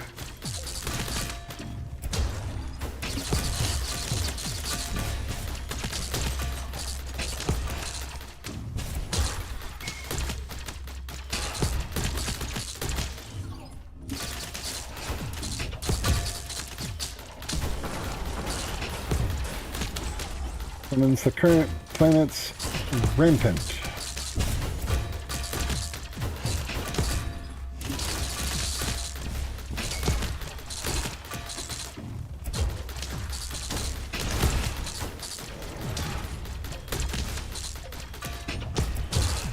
Okay.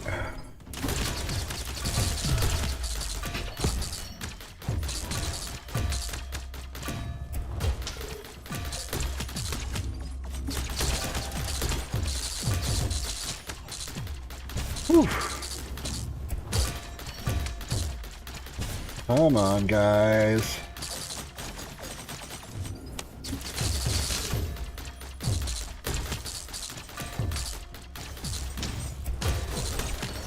Oh, jeez. A lot of turrets.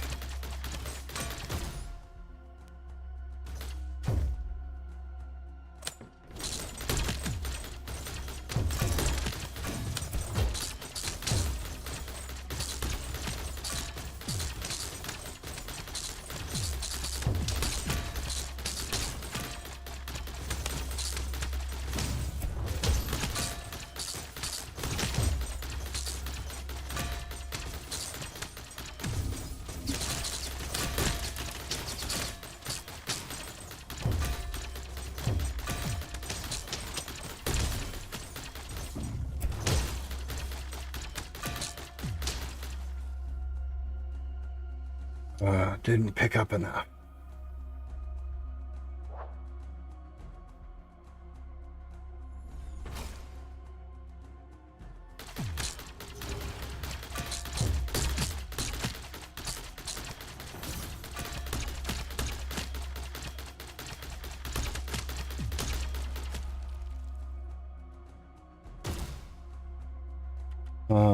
Bonus elemental damage?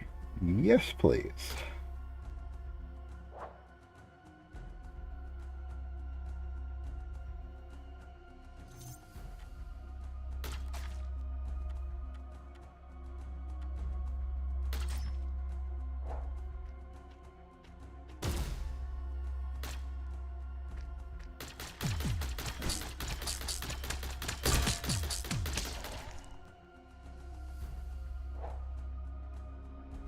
Okay, let's get out of here to the next zone.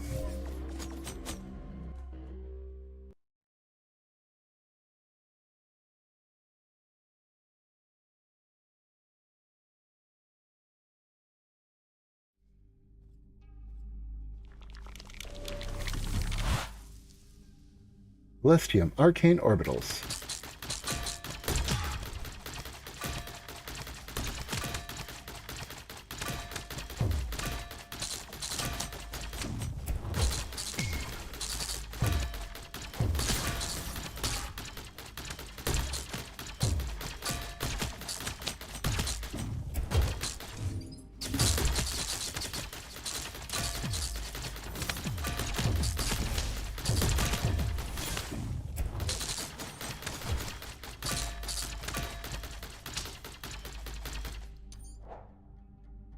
And this is just a kill them all one.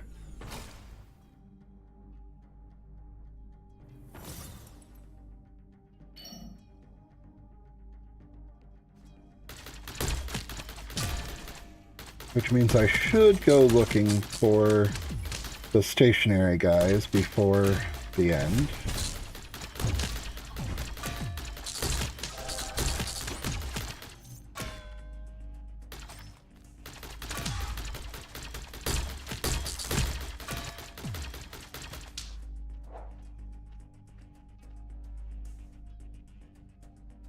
Checking around on the edges.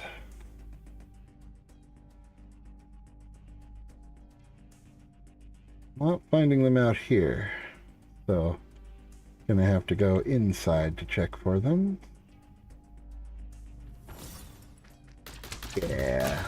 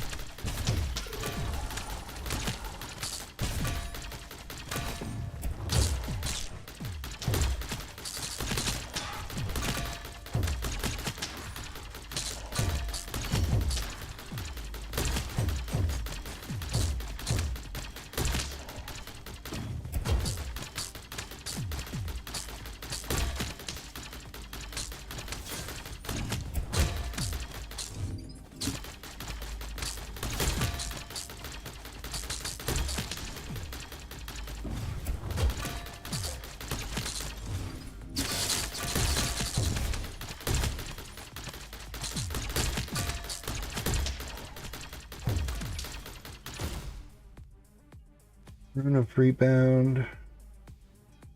Can't afford any of them.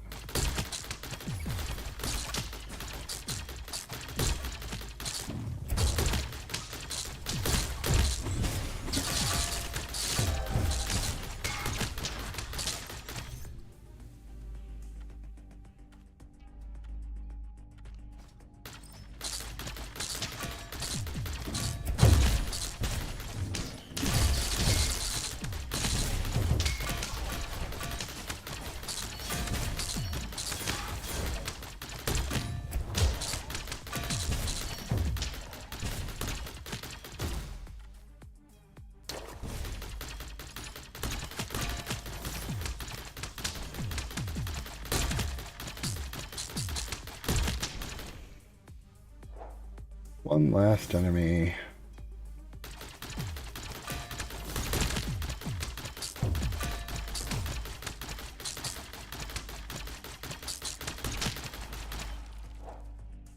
And activate the quorum. See if I can pick up any of these with what I've got. Nope. Nope. Nope.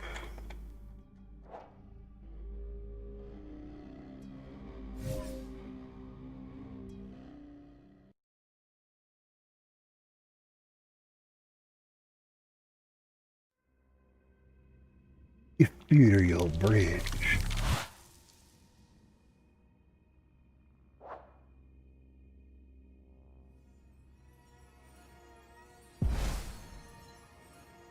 A vessel drops from a slain enemy, dealing 200% damage within 10-unit radius. Protects against a lethal blow one time per location, restores 50% at maximum health, 5% chance to per stack to unleash a wave of energy. Yeah, let's do that.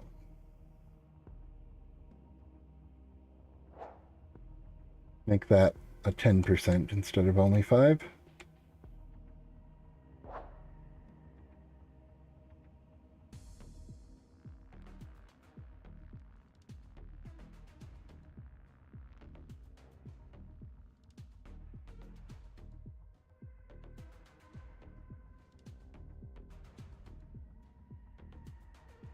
Battle of the Ancients.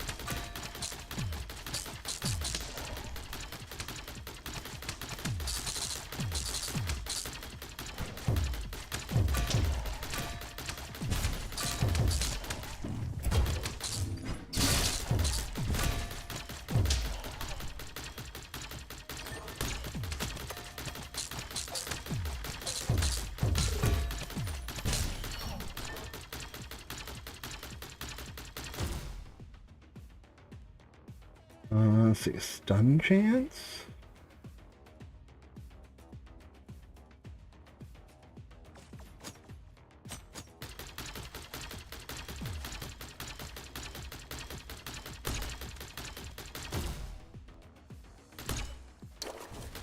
Extra chain.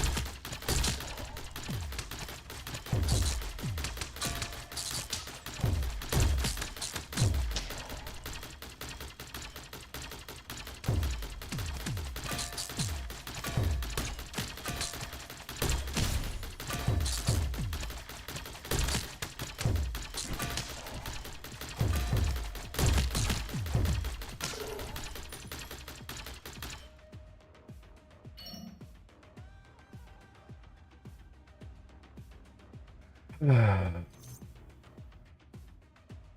chance to fire an additional projectile in the direction of shot. Deals 100% damage. Dash restores 5% health. Damage to burning enemies.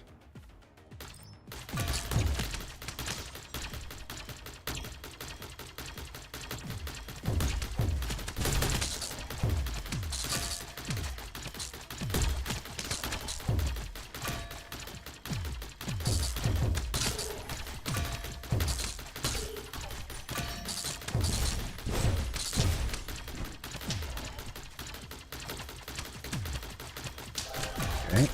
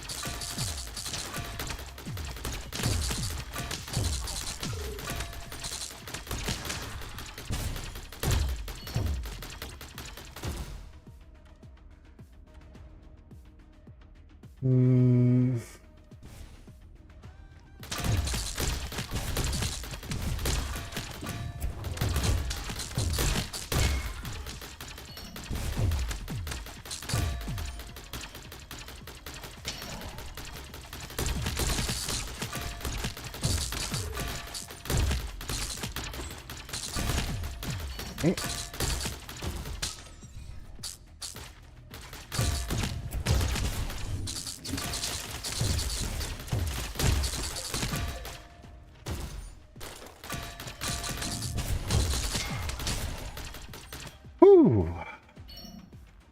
Okay.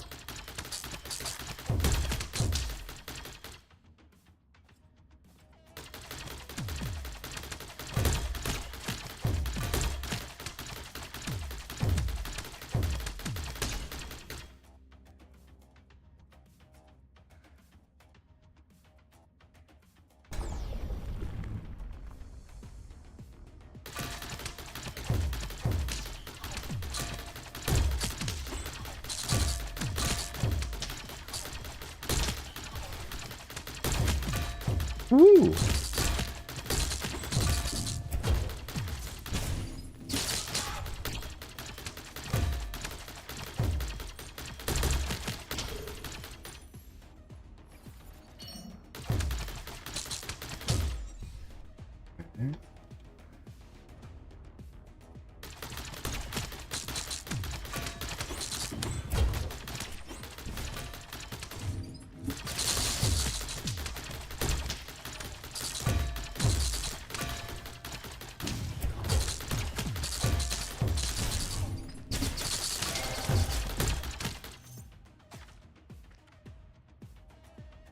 Skill cooldowns.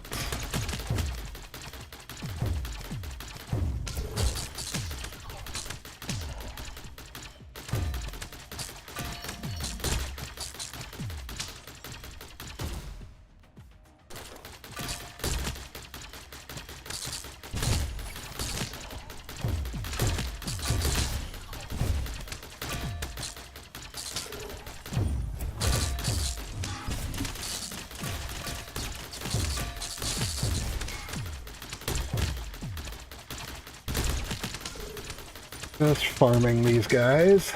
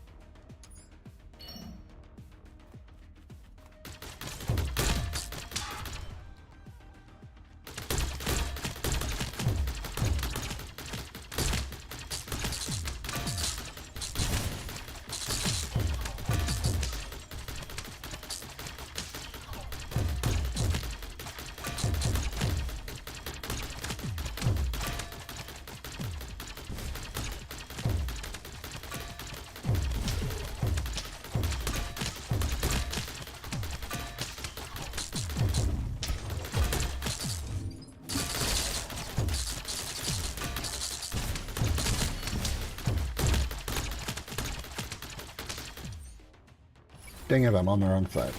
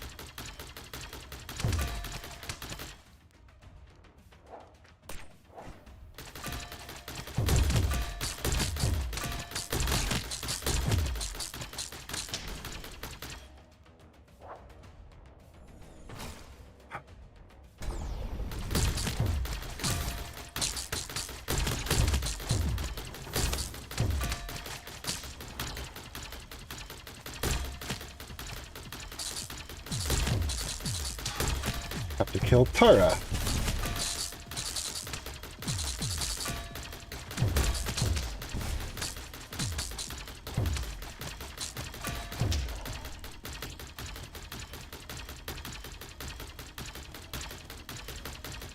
So where is Tara? Oh.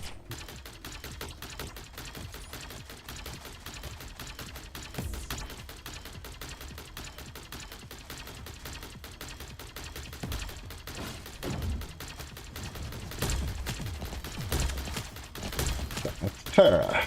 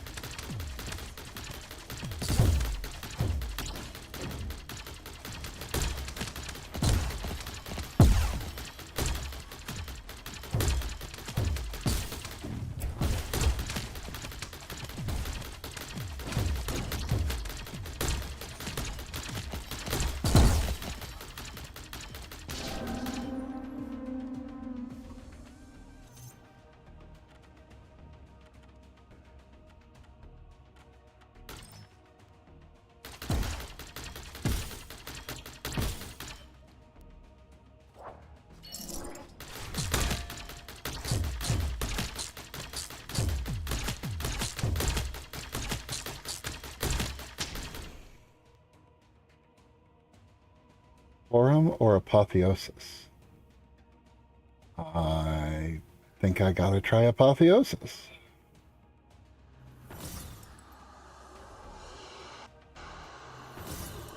End this run.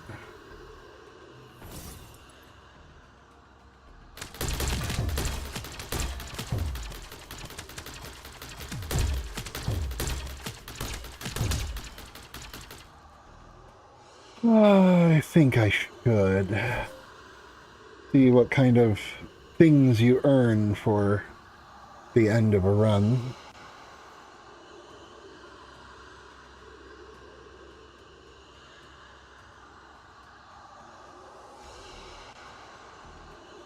Okay. Continue.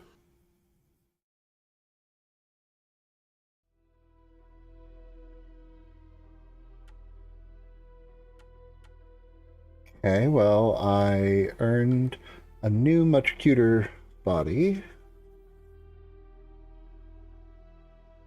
So Pandora, she has hit points,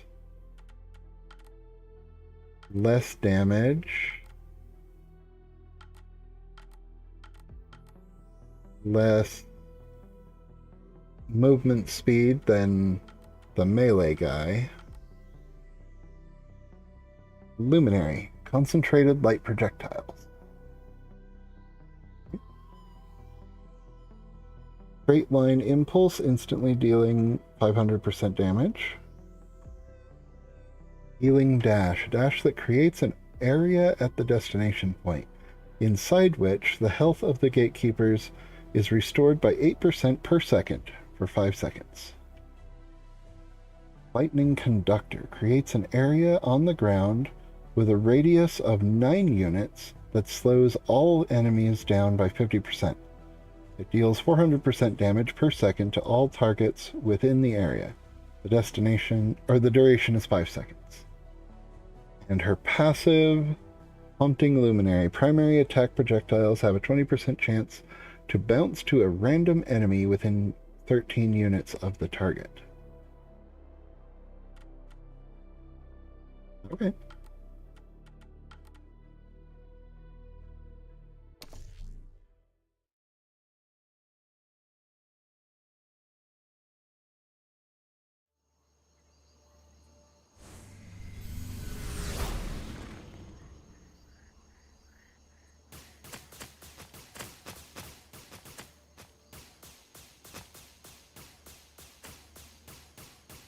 Apparently the balls you get to keep, but the pyramids you do not.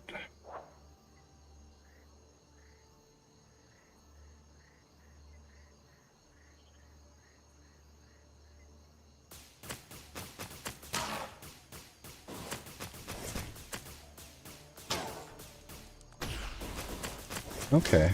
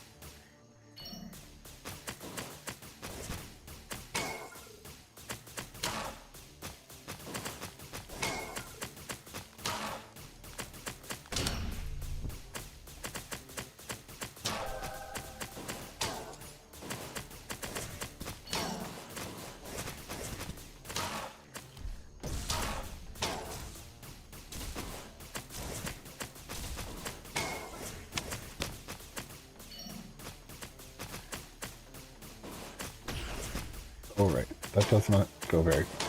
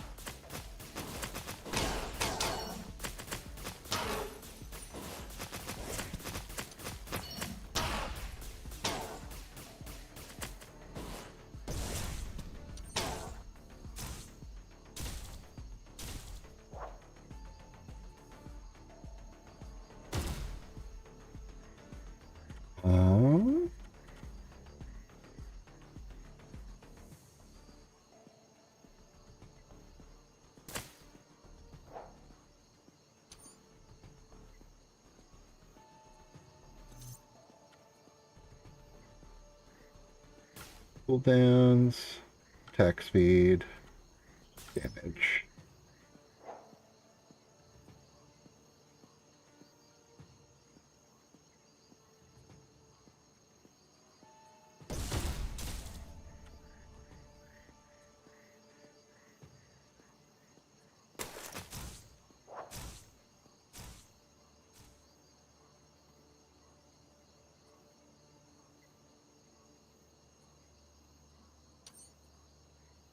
Do, do, do, do, do, do, do, do, do.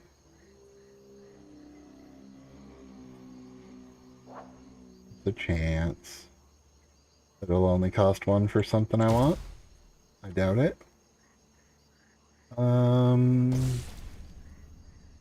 Pushback was not very helpful. Oh no.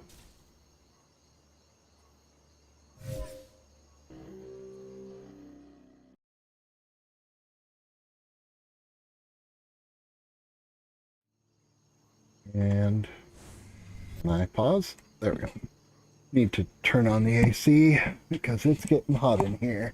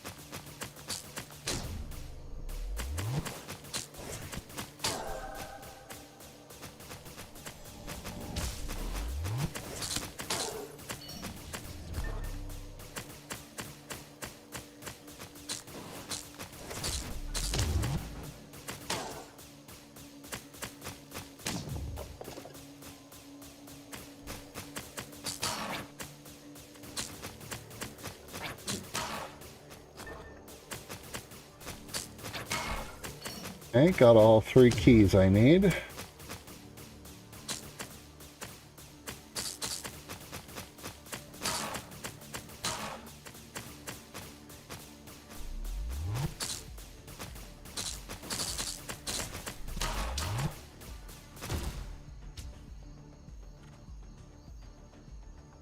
Okay. Just, I need to be able to stun enemies sometimes.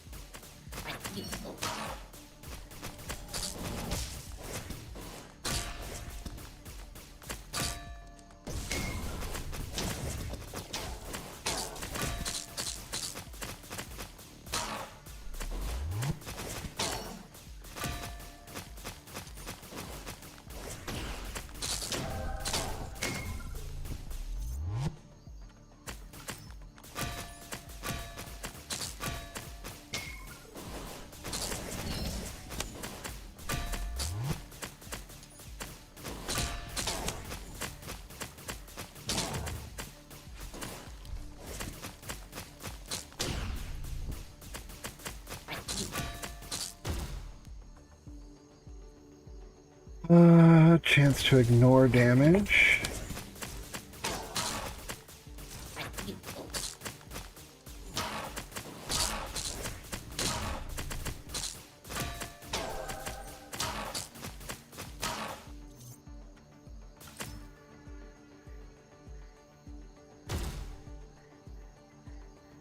Chance to create a projectile that targets the enemy within radius of 20.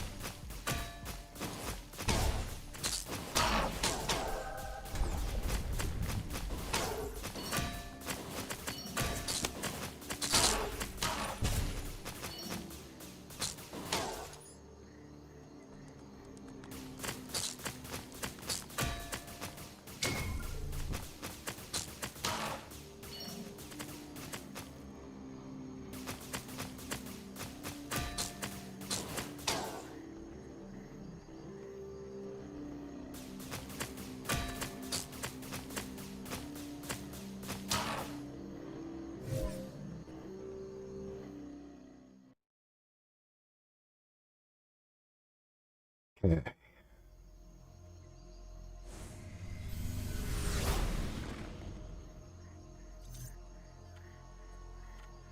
Impulse size. Receives elemental damage bonuses. Additionally, 15% to elemental damage bonuses. Okay.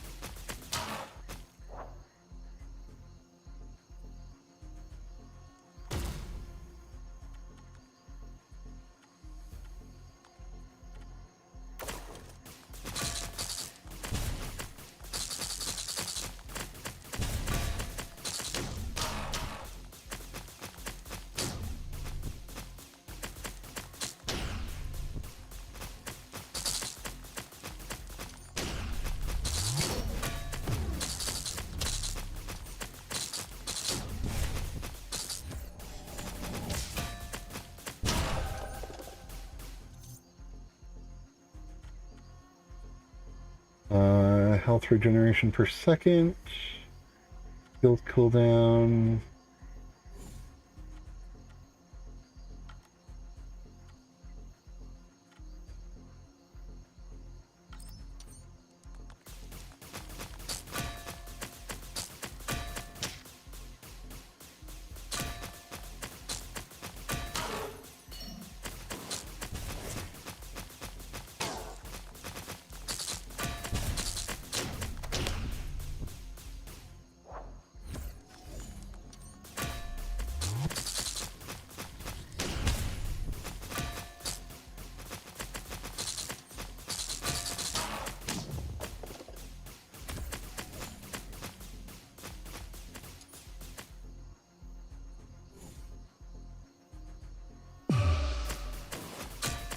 Okay, burning area inside totem and circle.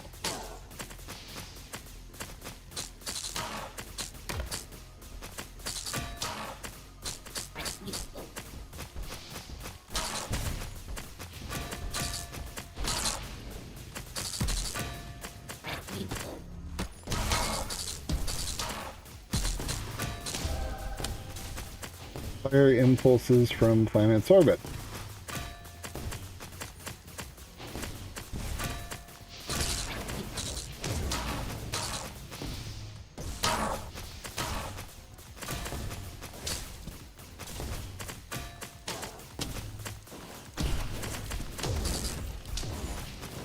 Beginning of each turn, totem spawns a horde.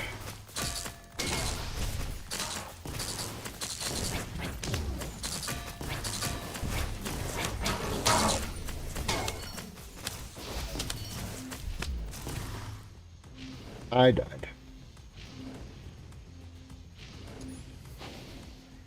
Ah.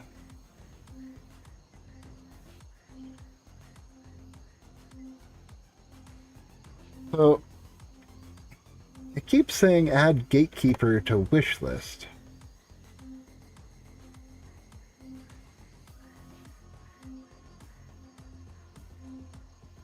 What am I playing? Gatekeeper Infinity, the prologue version of the game Gatekeeper. A fast roguelite shooter where you'll search stolen heart of the universe and battle machine enemies, play solo, or join forces with friends in co-op mode.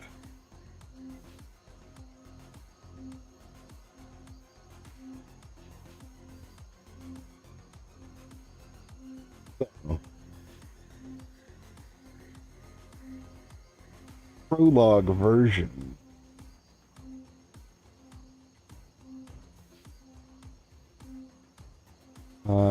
Gatekeeper is go on a quest to find the stolen heart. Yeah.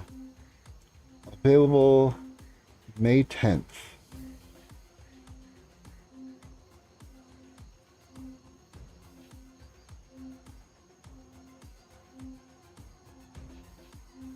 Okay.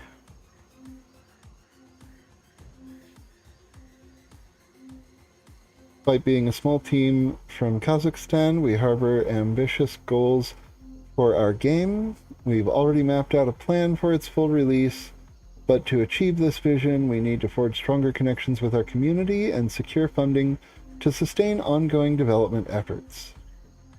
Plan to release May 10th, 2024, in approximately 4 days. Yeah, I'll add that to the wish list.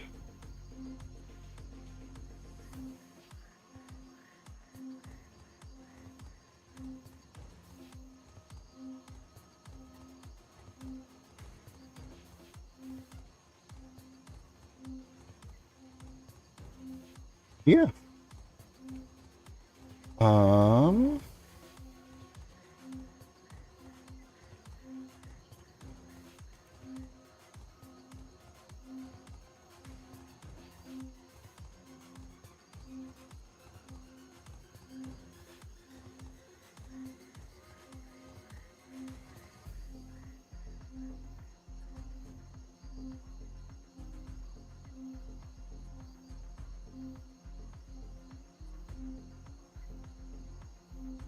wish, not whitelisting, wish listing.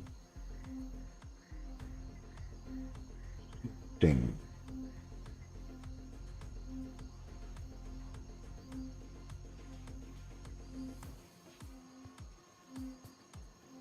Did a few rounds on stream, seems quite cool. I'm definitely wishlisting this. Recommend post. Alrighty.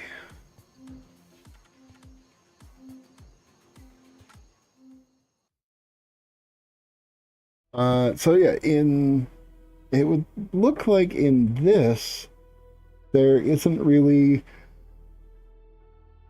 much by way of ongoing progression, but in the full version, it looks like there is. So, database.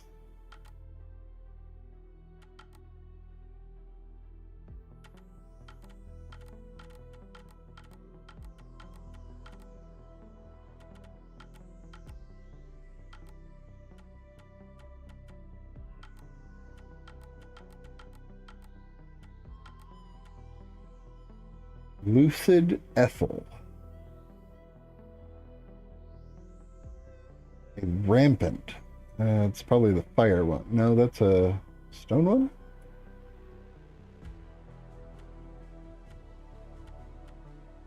It looked like fire, but as many bodies existing in all of them simultaneously. Oh, this was... okay, so this is the Prince's Rampant.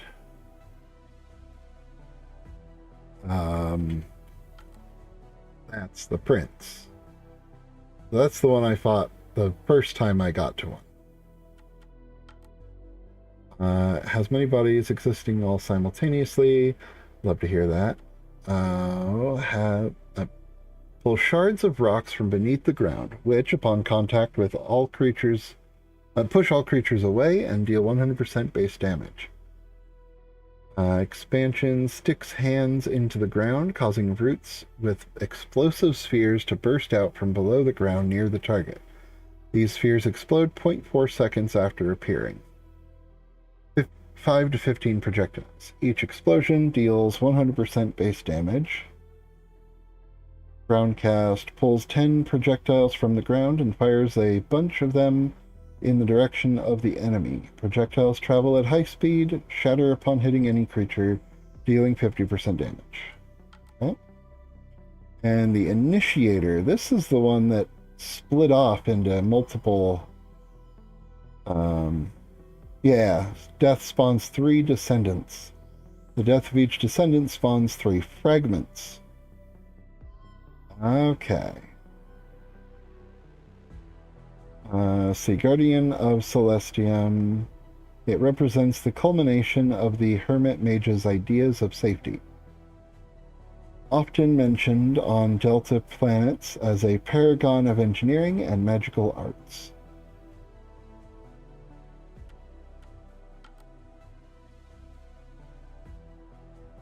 Terra. Mistress of Pallium, and a hound that brings disaster.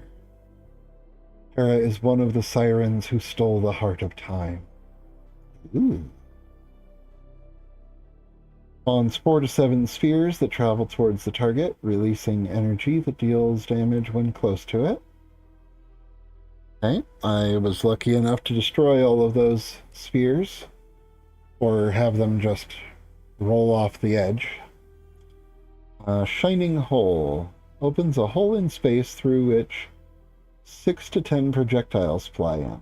Projectiles are planted on the ground and detonate when approached. Yep, had to break some of those. Earthquake jumps up and slams the ground with its paws, causing a wave in a radius of 17 units. Knocks back enemies, deals 100% damage. Yeah, I think I experienced that once and managed to keep away the rest of the time.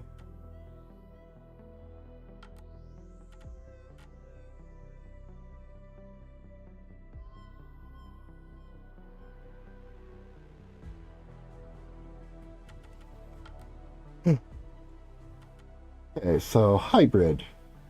In his previous life, Hybrid was a young scientist.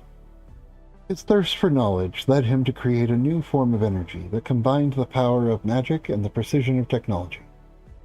During one of his experiments on himself, the energy went out of control and essentially shattered his unprepared body. Arcanum, having observed his research and impressed by his determination, offered him the role of a gatekeeper. Hybrid agreed, and the creators endowed him with a shell of sufficient strength and endurance. Hybrid combines the power of magic and technology, and his unique abilities allow him to deliver devastating long-range blows. Thanks to his knowledge, he became a versatile warrior, capable of facing any apparent opponent and protecting the hearts from any threats.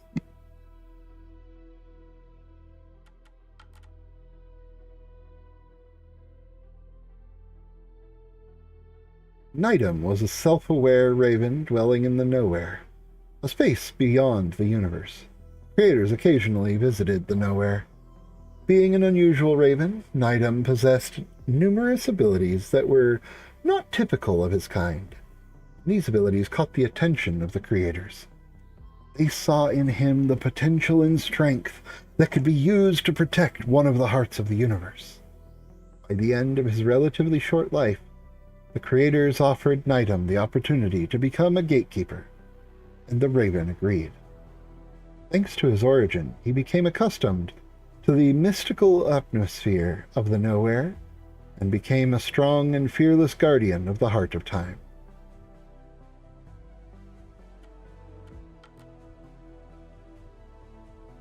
Pandora. Pandora has always been a talented mage. Renowned for her combat skills during the Second Universal War, her homeworld was attacked by the Ash Army from the Pallium planet. At the cost of her own life, Pandora created a dome that saved a significant part of Orin from the invasion. At the moment of her death, the creators summoned her soul into the Nowhere, where they offered her a new destiny. They saw in her the strength and dedication that made her the perfect candidate for the role of gatekeeper. Pandora agreed. With her powerful abilities, she stands guard over the Heart of Time, ready to battle anyone who dares to approach it with evil intentions.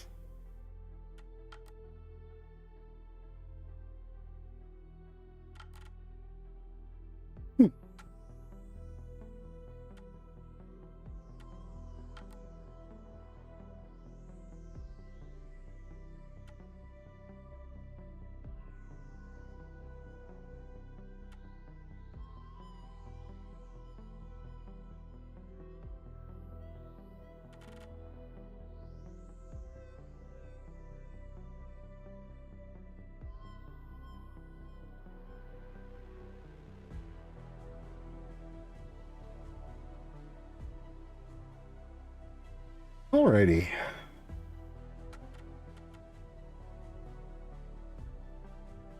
Hello, Gatekeeper. My name is George, and I'm the head of Gravity Lagoon Studio. On behalf of our extremely modest team, I'd like to thank you for playing our game.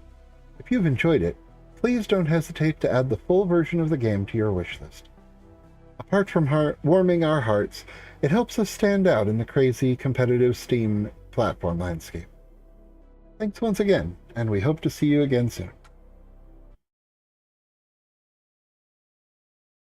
Alrighty. Let's see. Been going for 4.5 hours.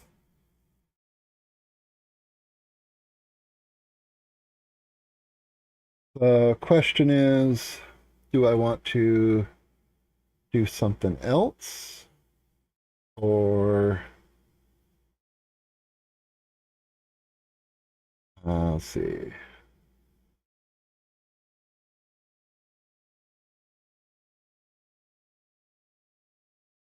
I'm going to switch back to writing.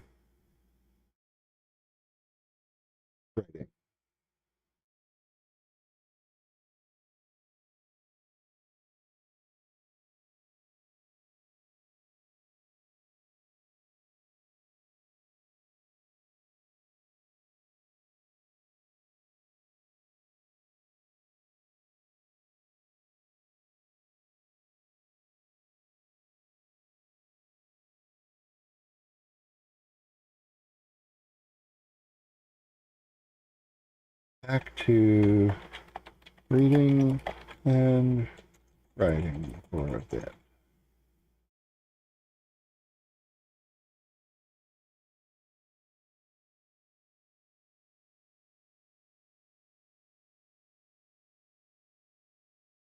And in here, reading and writing.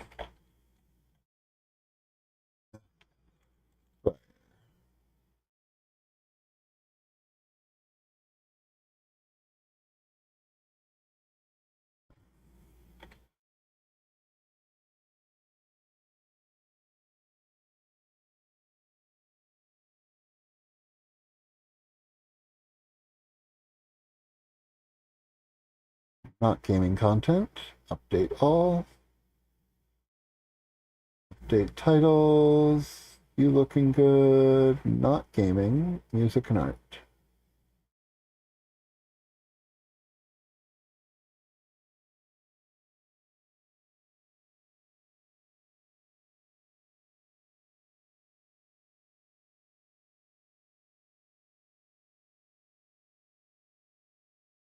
Okay. Cat. Recheck memo. Past Chakat. E Holmgang Hero. 2.4 years ago. Opened memo on Trends Timeline Bulletin Board. My notes. E Holmgang Hero. I know Maxie usually opens these with a "Don't talk to the future past" disclaimer, and that feels right for those. This one, I want to do different. The Holmgang Hero. I'm heading in soon, so I guess it's time to do this. Current Chakat disabled timestamps.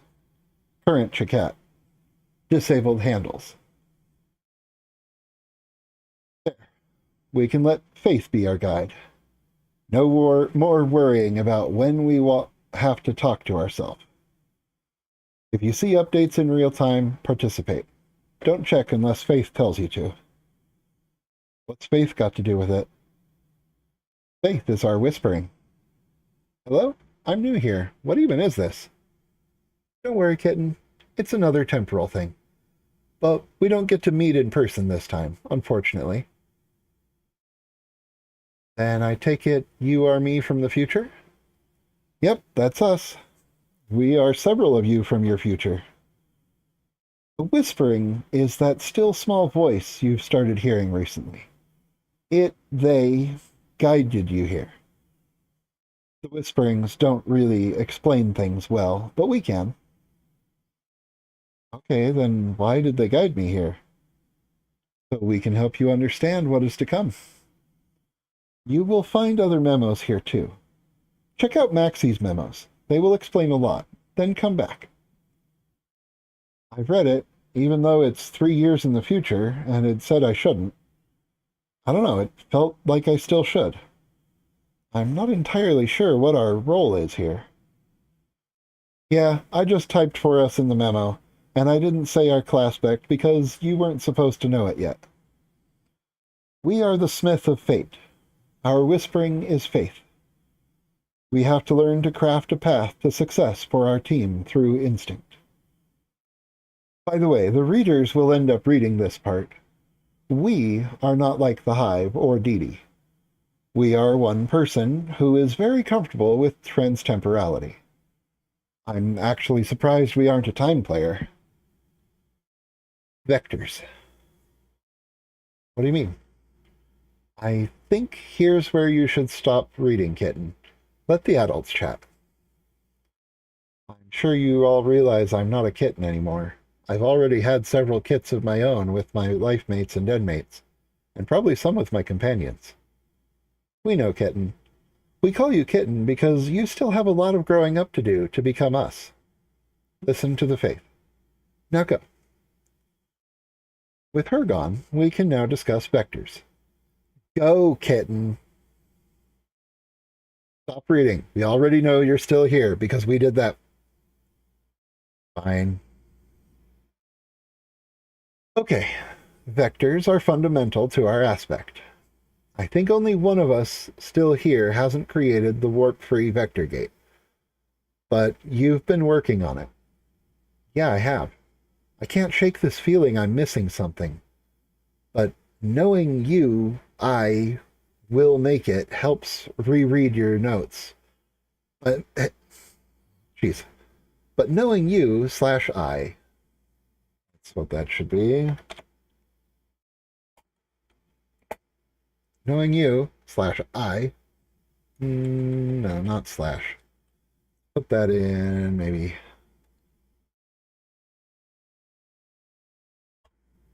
Yeah. Knowing you, I, will make it helps. Reread your notes on the long-range spatial interlink, experiment number 5. That won't have the answer, but it will inspire the answer.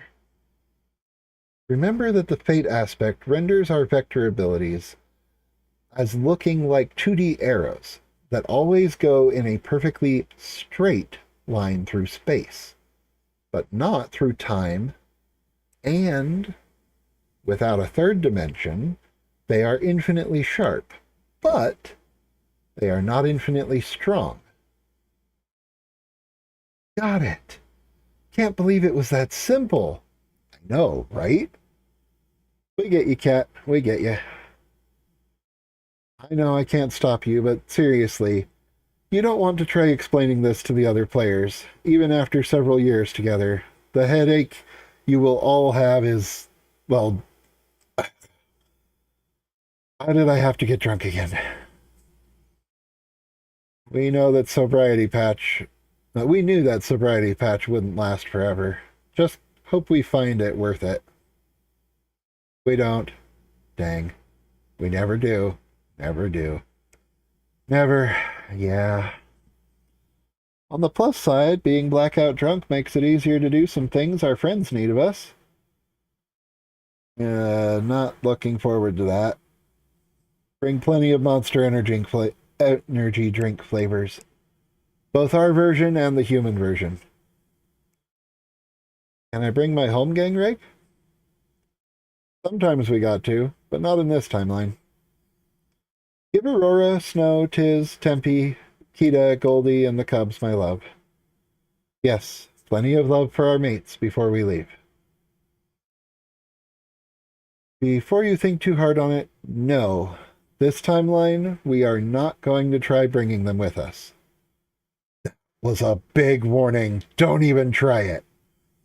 Even if you had a capture log already, you can't safely capture people. This time, we are going to enter without endangering them. Mom and our estate will take care of them. But as far as Chacona and Earth are concerned, we die in an accident. End of this one, then. Yeah, we moved on to another memo. That morning was depressing. Prompt. Summoner, meditate.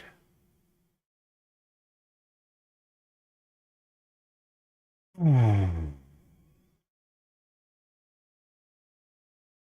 young man slowly realized he'd woken up in a blue bedroom. The walls were a deep blue, and the furniture was a lighter shade. He was wearing blue pajamas with a strange saffron peace sign stitched over a blue crescent moon. He didn't know how he got here, or why he was wearing these pajamas. He looked around and realized he was in a tower overlooking a city. The tower and city were both various shades of blue. There were a bunch of blue boats docked in a bay on one side, while the other side of the city sprawled out before eventually leading into a vast blue plainland. He grabbed the bars on the window to help get a better look, before realizing his hands were smaller and smoother than he remembered them being. He slowly walked to the mirror, running his hands along the cold glass as he gazed at his reflection. He hadn't seen that face in many years, but it was still a welcome sight.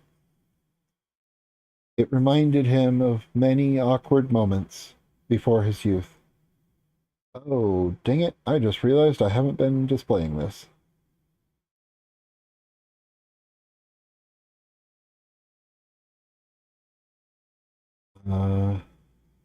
It reminded him of many awkward moments from his youth, but they were happy memories nonetheless. He stroked his bare chin and ran his fingers through his thick black hair. Most of these memories were reflected in the room's decor. Ribbons from science fairs, posters from some of his favorite movies, and the full voile cloth from his first turban. Despite it being warrior blue, He knew it emotionally represented his Kasari saffron cloth. It was surreal to be surrounded by all these reminders of his young self. He remembered the day his father had first tied that turban on his head at the Gurdwara. It was a momentous occasion in his life, one that signified his commitment to one half of his heritage. He could not help but smile at the thought of how much his life had changed since those middle school days. Yet here he was, in that young body again. Looking around the room, he found his kirpan dagger mounted on the wall next to the four-poster bed. His steel Kara bracelet and wooden Kanga comb lay on the table next to the mirror, and he knew he was already wearing the Kacha undergarment. With his uncut hair as his kess, he had located all of the 5Ks of Sikhism. He sat down to properly groom himself with the Kanga before tying his turban to protect the comb and hair. He contemplated the solid steel bracelet and the symbolism of the relic. That was the one article of faith he could not bring himself to wear again. Finally, he put on the kirpan, slung at his waist. Removing it from its cover, he went through a set of breathing and stepping exercises while practicing his cuts with the short blade. Jeffrey Ashraf. A rough but feminine voice called from the barred door to the chamber, startling the young man from his stance. He approached and saw a white tiger face at the bars. He kept himself from flinching and saw deeper into the eyes. This was a person with intelligence and compassion. The light of God is in her eyes, as his father would say. With further reflection, he realized the structure was wrong for a tiger. It was more fitting to a cougar, a mountain lion. A fellow Singh, then, in a way. And somehow he knew this wasn't a woman by his ordinary standards, but something else. He returned the kirpan to its cover and nodded politely. That is one of my names, yes. Who finds me in my meditation? The cougar's mouth moved with human levels of dexterity to form words despite the muzzle. In this place, I am known as Holmgang Hero, HH, or just the Jacket, much as you are known as the Singh. It is good to see you finally awake, as much as that word can mean anything here. In truth, you are finally asleep enough to be conscious here. Are you entering the game now? Taking a closer look through the bars, Jeffrey saw that there were several blue beings around the cougar person. His arms, not his, her arms, of which she had 4, were all held behind her by some form of metal handcuff bracket. Unlike her, he saw no light of God within the yellow spots these dark blue pawn people had for eyes. Their manner of dress indicated that they were guards from multiple units with differing styles. I'm not aware of any game here. As serious as this situation appears, I do recall now I was meditating on a dire emergency. Matter of great danger for my world. Yes, Singh. Your world is in danger. We have a plan to save it. But you will need to actually come here to do that. That is, when you are awake. While you sleep, you can prepare other aspects of our victory. But your main duties will require your adult self. He listened to her words, and felt she was speaking truthfully. He could also feel the reverence some of the guards had for him, and that others felt the same for her. Addressing the guards, "Open this door and release her." "Best if you keep me bound."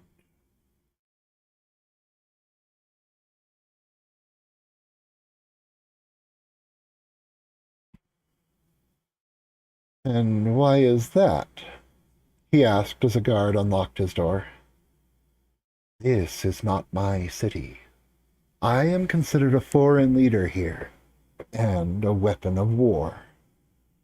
They do not yet trust me, and won't until we can hold a congress and change the treaty between our nations. By keeping me guarded and bound, I am allowed to visit you here." Jeffrey emerged and inspected her bound body, draped in a long blue dress to cover her long four-legged Tor body. "You bring up a good consideration, Chakat. I do not know where I am. You already know that I am Jeffrey Ashraf Singh. It is a disorienting pleasure to meet you. You are also known as the Summoner." Jeffrey raised an eyebrow to her statement, but she continued. "Yes, I know. This moon is Arda, and you, the Dream You, are the Arden noble of this nation. Your waking self carries another title, the Siege of Peace. That is why we had the peace sign sewn onto your pajamas. My waking self is the Smith of Fate, but I can't access most of the abilities that come with that title from this dream self." Hearing that, he checked the chest of her light blue dress and noticed that the crescent moon on her breast was covered by a dark blue web symbol. "8 limbs, not counting your fluffy tail. Are you a spider?" She smirked. "The web is the symbol of fate, but I am the Chakat of Tor Nufuen, just as you are the siege of Iarlong Lingus, and we should go visit the shade of Hyarnmanor and the prince of Beliger." He thought a moment, tapping his beardless chin. "I know those names. Lord of... no, Mirkwood? So you are an elven spider cat?" "Not quite, but that is what the Carapacians, these pawn people, are calling our dream selves. There are 4 more on this moon, but we have no idea how to contact them because they don't sleep." He pondered further, looking over the militaristic pawns. "It's very easy to get distracted here. What do you know of me? The waking me, I mean." "You are a very powerful weapon in your nation's arsenal, but must be deployed strategically. While you are not destructive yourself, you could turn an enemy to your side who is. But you focus instead on aiding other weapons learn to better use their abilities. You are trusted with many of your nation's greatest secrets, and you are one of those secrets, even more so than those you teach." She gestured with her tail for the pawns to descend the tower as she went on. "Feel free to ride my lower back or just float along beside me. In dreams you need not walk. And this is a dream, sort of. You were meditating, trying to find out how to save your world. You went too deep and fell asleep. But this is good. It means we can start preparing for you to arrive here in person. I also know you have a power which you cannot use in dream form. Once you enter, You must not use that power on any of the game characters or any dream person. Only use it on other players' waking selves. Even then, some of us you shouldn't use it on. Me, for example. You really don't want to meet the person you and I would make. She had barely finished speaking when Geoffrey realized he was sitting on her back, overlooking a narrow isthmus with plains on one side and a dense forest on the other. How did we get here? You aren't bound anymore either. She looked back over her shoulders, her double shoulders, with a smile. Oh, welcome back. How much of my speech did you miss? You said I could ride you and prepare for my entry. Then you told me how much you know about my power. He thought about it more and realized there were other hazy memories. Then you were telling me something about a dead girl in my world. That I wouldn't be able to convince her to join our fight, despite my power as the summoner. Close enough. Once we got to the wall of your city, they unbound me, and we traveled to the border of your country and hers. As in, your dream country, not the United States. Dream travel can be pretty fast if it doesn't matter, or too long if it does. But what you just experienced was a desync. Your dream self goes on autopilot. If you think hard, you can recall what it did, but it's never quite all there. The autopilot is a bit dumb. That's why you were locked up, to keep the autopilot from getting your dream body killed. He looked out over the forest. And this is the Darklands. Hyarmenor. Best to call it what the game does. Besides, there are lots of Darklands across this game world. She took off, floating across the isthmus at a sustainable speed. Geoffrey knew he wouldn't be able to keep up if he wasn't riding her. You keep calling this a game, but insist it can save my world. Mine too, Faye replied. All of the players, except Time, are coming from worlds that are about to suffer a major cataclysm. For some, it will mean the end of all life. For others, the end of everything. Some are prevented if they enter this game, and some are doomed regardless of what we do.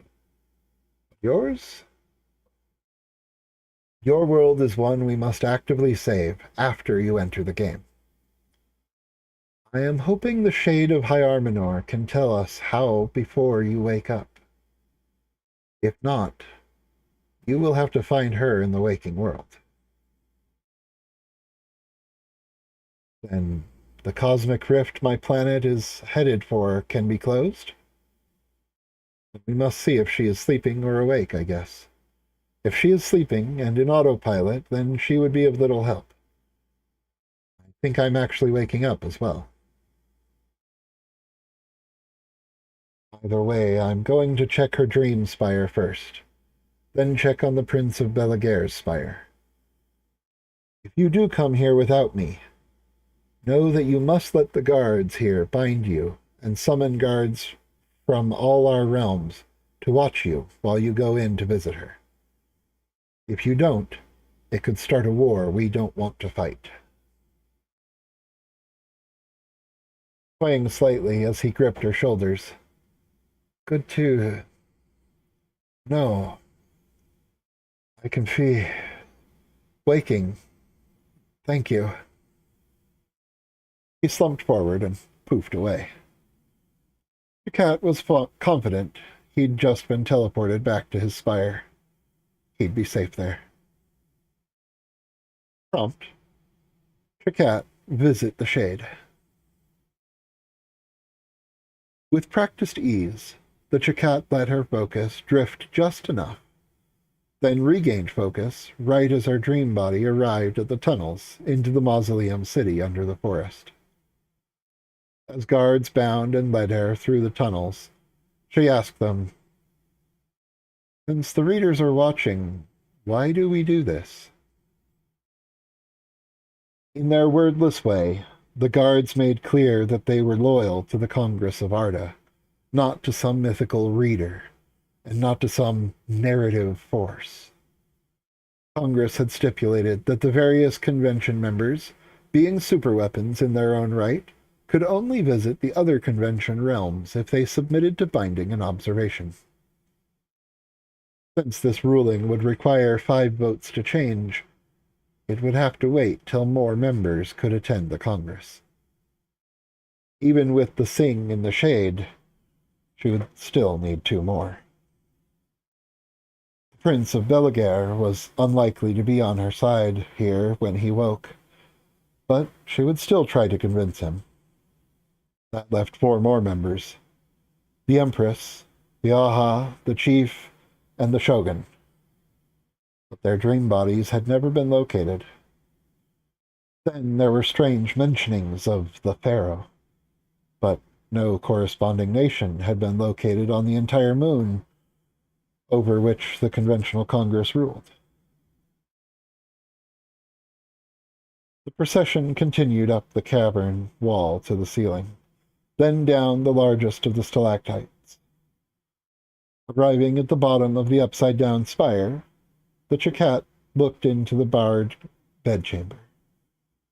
A human girl floated over a hammock, her hair flowing all around as if suspended in a lake. A second girl slept in the hammock itself below her. Both wore blue dress pajamas, one tattered and flowing, the other pristine. On both chests they bore a set of 6 slices of pink cloth, stitched on with black thread, converging at the tips. "Retrospector, can you hear me?" A raspy, echoing voice replied. "I was wondering when you would come see me, Chakat Thorn." The Chakat was taken aback by the Shade's response. "You already know what is going on." "Who am I?" "Or who I am?" Yes and no. Our time frames are not aligned. I am dreaming from the future. This other me is from my past. I am divided and whole, but the past dream is not awake, so you are speaking now with only the future." The tattered Shade turned, still hovering over her sleeping dream body, to stare with blank eyes through the Chakat's very being. "My past self was the seer of space. She would have been able to create portals, teleport objects and people, to see where everything is even without eyes. But that is not who I will be. I will have a new title when we meet directly. But here in the Dreamlands, I have yet another name, do I not? These shade selves are blind in normal sight, and I cannot access my aspect from these bodies. I can only see through the looping of time in my paradoxical existence. Such sight is exhausting to parse.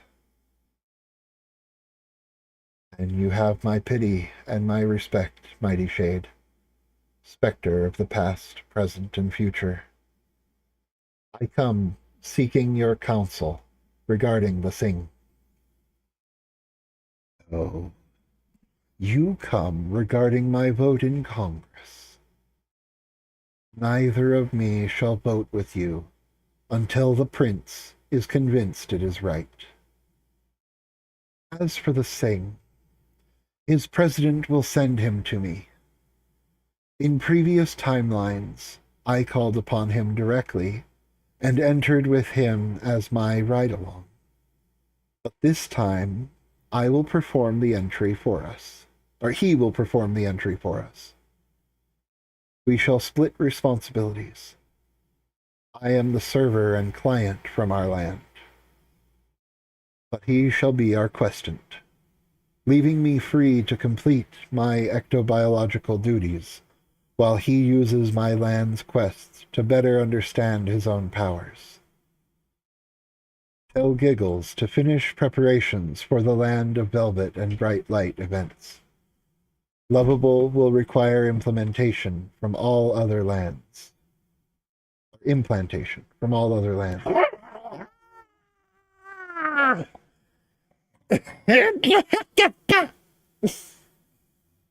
Hi. Hi.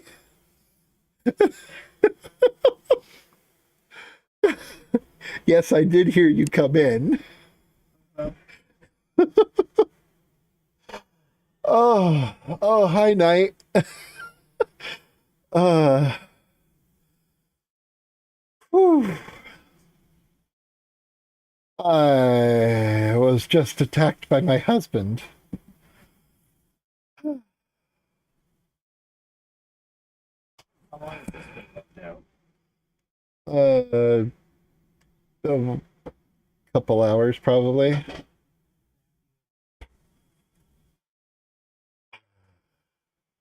Yeah, he was nomming on my shoulder.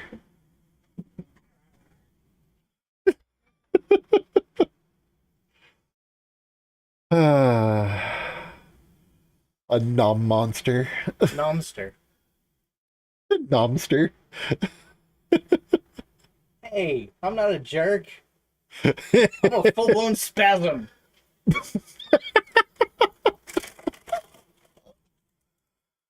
uh, let's see.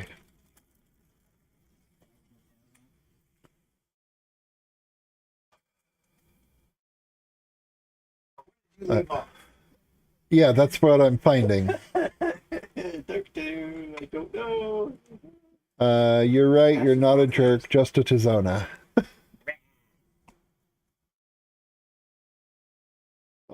Tell Giggles to finish preparations for the Land of Velvet and Bright Light events.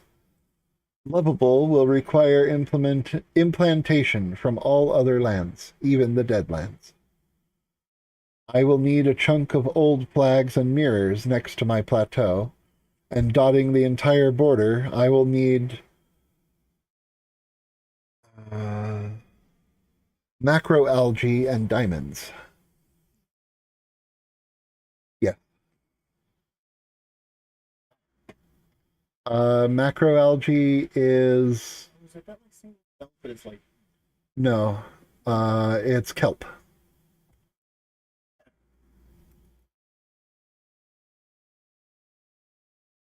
Yeah. I forgot that kelp. Yep. What? I want these to be here the first thing in the morning. This morning. Oh. Right here. Put a bed. Put. I shall try to remember that for you. Right. Yep. Laziness. Let's see.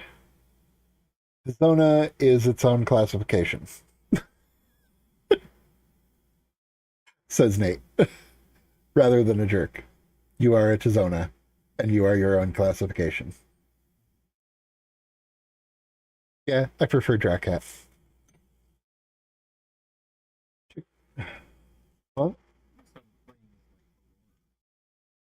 right. Dracat went wide-eyed. That is quite an undertaking, but I'll let her know. And I'm saddened I won't have your vote. You will, just not as soon as you would prefer.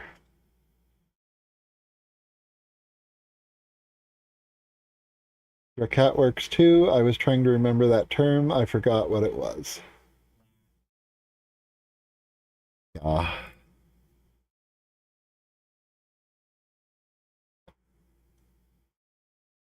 Um,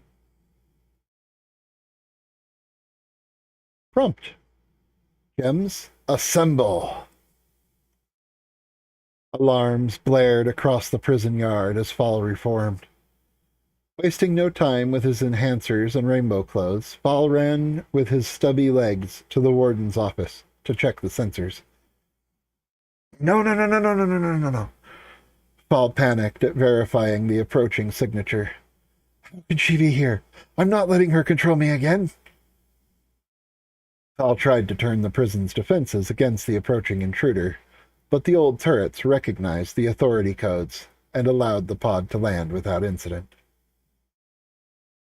Descending the ramp, Maxike saw Fowl's discarded remains and smiled. Good to see at least one gem on our team has trained on Earth. Star walked down the ramp, cestus on each fist, gladius drawn in caution. Left side of her paludamentum held forward in defensive posture. Yes. Both are here. I'll find Lydian. You find the temple. We have our stations. We will defend. You enter first. Wait, who will be attacking me? I'll be far away and... Creators left guardians. Star dipped back into the massive pod, as if her short statement had explained everything. The ramp pulled in, and the pod launched into orbit, leaving Maxikes alone in the prison yard. Let's see. Watch, rinse, repeat. Expresses interest in creative streaming. What day do you want me to tell them works best? Any of your streaming days? Yeah, those are ultimately the best. I am rather flexible, available at other times as well.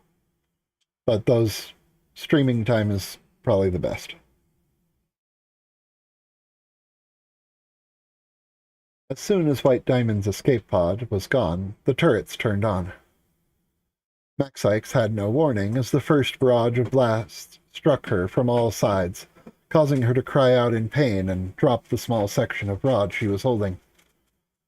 Between barrages, she summoned her own weapon to hand, and spun the giant dreamcatcher on a stick to catch most of the bolts coming at her, while relying on her unusually high durability and her healing aura to survive the few still getting through. She was surprised at the protection her Tilmatli provided, and was thankful to Star for having pulled it around her side while in the pod. Water blobs slowly drifted through the air as she sought cover, but the prison ward was well designed to expose its prisoners. She yelled out, "Warden, cease fire! I come with the authority of the president and bearing the gift of the diamonds." The diamonds? My diamond ordered me not to follow them anymore, and I'll not submit to White's control ever again. If you are here by presidential authority, then present your authorization. The warden's voice requested over the prison sound system. If you would cease fire, Warden, I would be able to do so. I suspect you are my prince, and I have a gift for you from all 4 diamonds. I cannot do so while repelling firepower of this magnitude. All the diamonds? Stephen? What about Connie?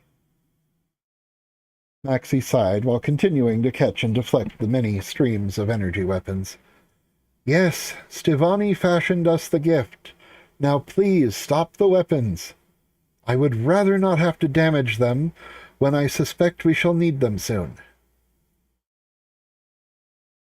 The weapon stopped. Connie was very kind. Present your authorization. This prison has been garrisoned in the name of President Zircon to aid in an upcoming war against varied and strange enemies, the likes of which the Empire never knew.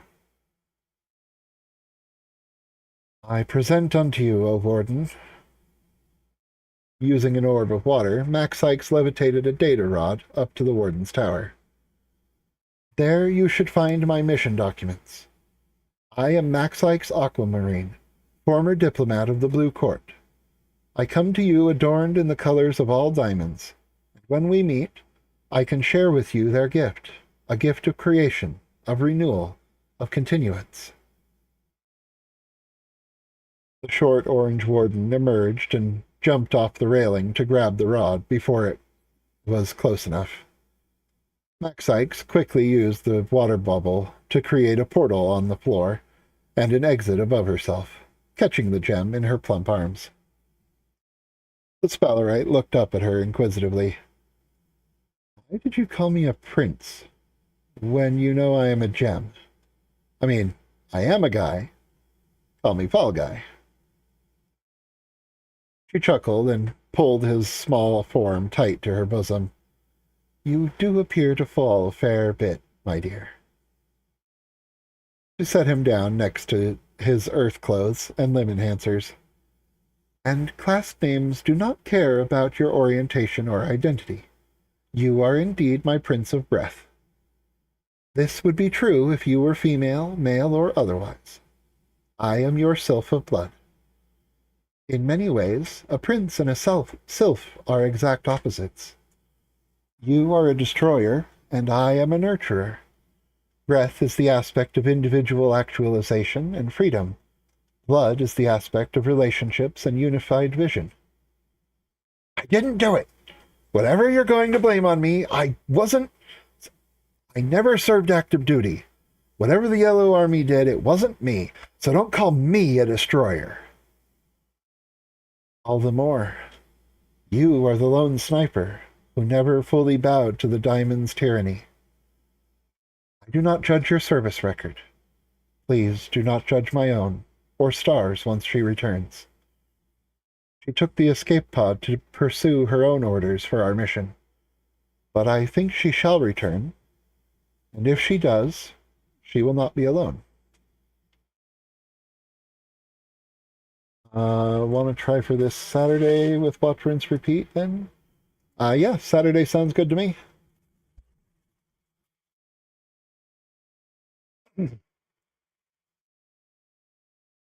Sal put on one of his arm enhancers, then read the orders on the data rod. Right then, Max Ikes. My orders stated that I was to await a signal with additional information. Neither you nor your orders appear to be that signal. But, and I know this might be a wild idea, but do you know how I'd find it? Max Ikes nodded as he re-equipped his accoutrement, gaining a few feet in height. How then? Prompt. Answer the gem. Max Ikes gestured to the screen, still floating over Fall Guy's arm. Looking at it closer, he noticed an application with several message indicators. Infolog. Maxie began informing Fall. Maxie. Testing. Hello? Fall, who are you? You are a new contact for me. What is going on? I didn't add you. Hello again. I think you are one of the heroes of ancient prophecy or something. Testing again. I hope you are well.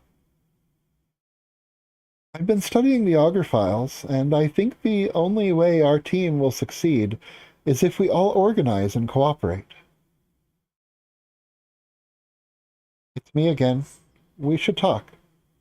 Whatever planet you are living on is doomed, and I can't seem to identify your government.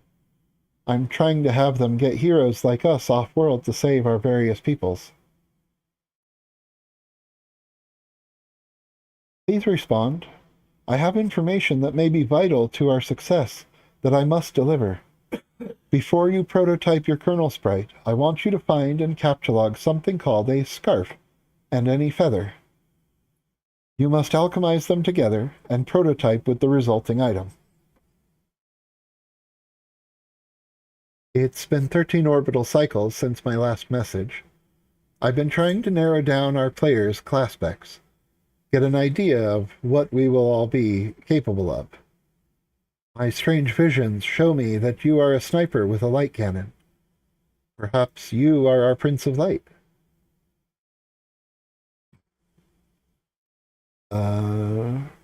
Regarding Team Succeed, if we all organize, cooperate, start a labor union or a communist community. Yep. Indeed.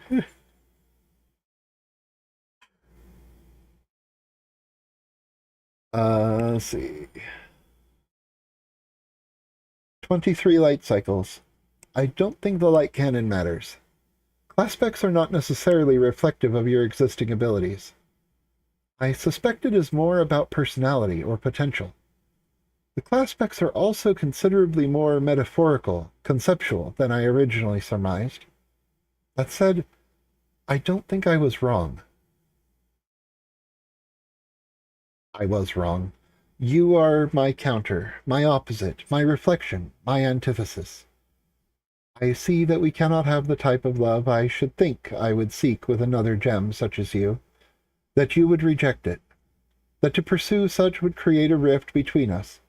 So I ask only to be your friend. You are not the Prince of Light, but the Prince of Breath, and I must let you have the freedom that is yours to command, and yours alone to destroy. Hello again. I don't know if you have read any of this. I only know it is sending, and something is receiving. I also know it will be read someday. You told me so. I am going to be coronated today. I don't know what that will entail. Will we become like the diamonds? Of what use is royalty in a democracy? I hope this means we shall meet soon, friend. I prepared all I can with the information I have.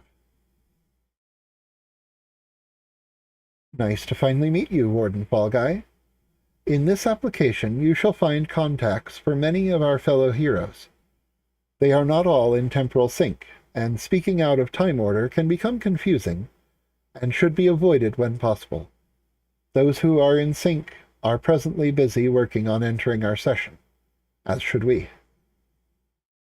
Maxie ceased informing Fall. Close Fall info log. Prompt. Fall Guy, answer the gem. The lot. I'll have to dig into it more later. What's this session? Your orders mentioned it, but mine didn't. Not directly, anyway. No, skip that. Let's focus on prepping. What's that going to take? Maxike smiled and bowed. First, I think I should give you the gift. Paul shook his head and made platforms back up to the warden's tower. Dramatically flinging part of his rainbow scarf over his shoulder, he jumped up the strangely angled surfaces. Nah, you said it's for reproduction. If Connie and Steven made it, then I have an idea of how that might work.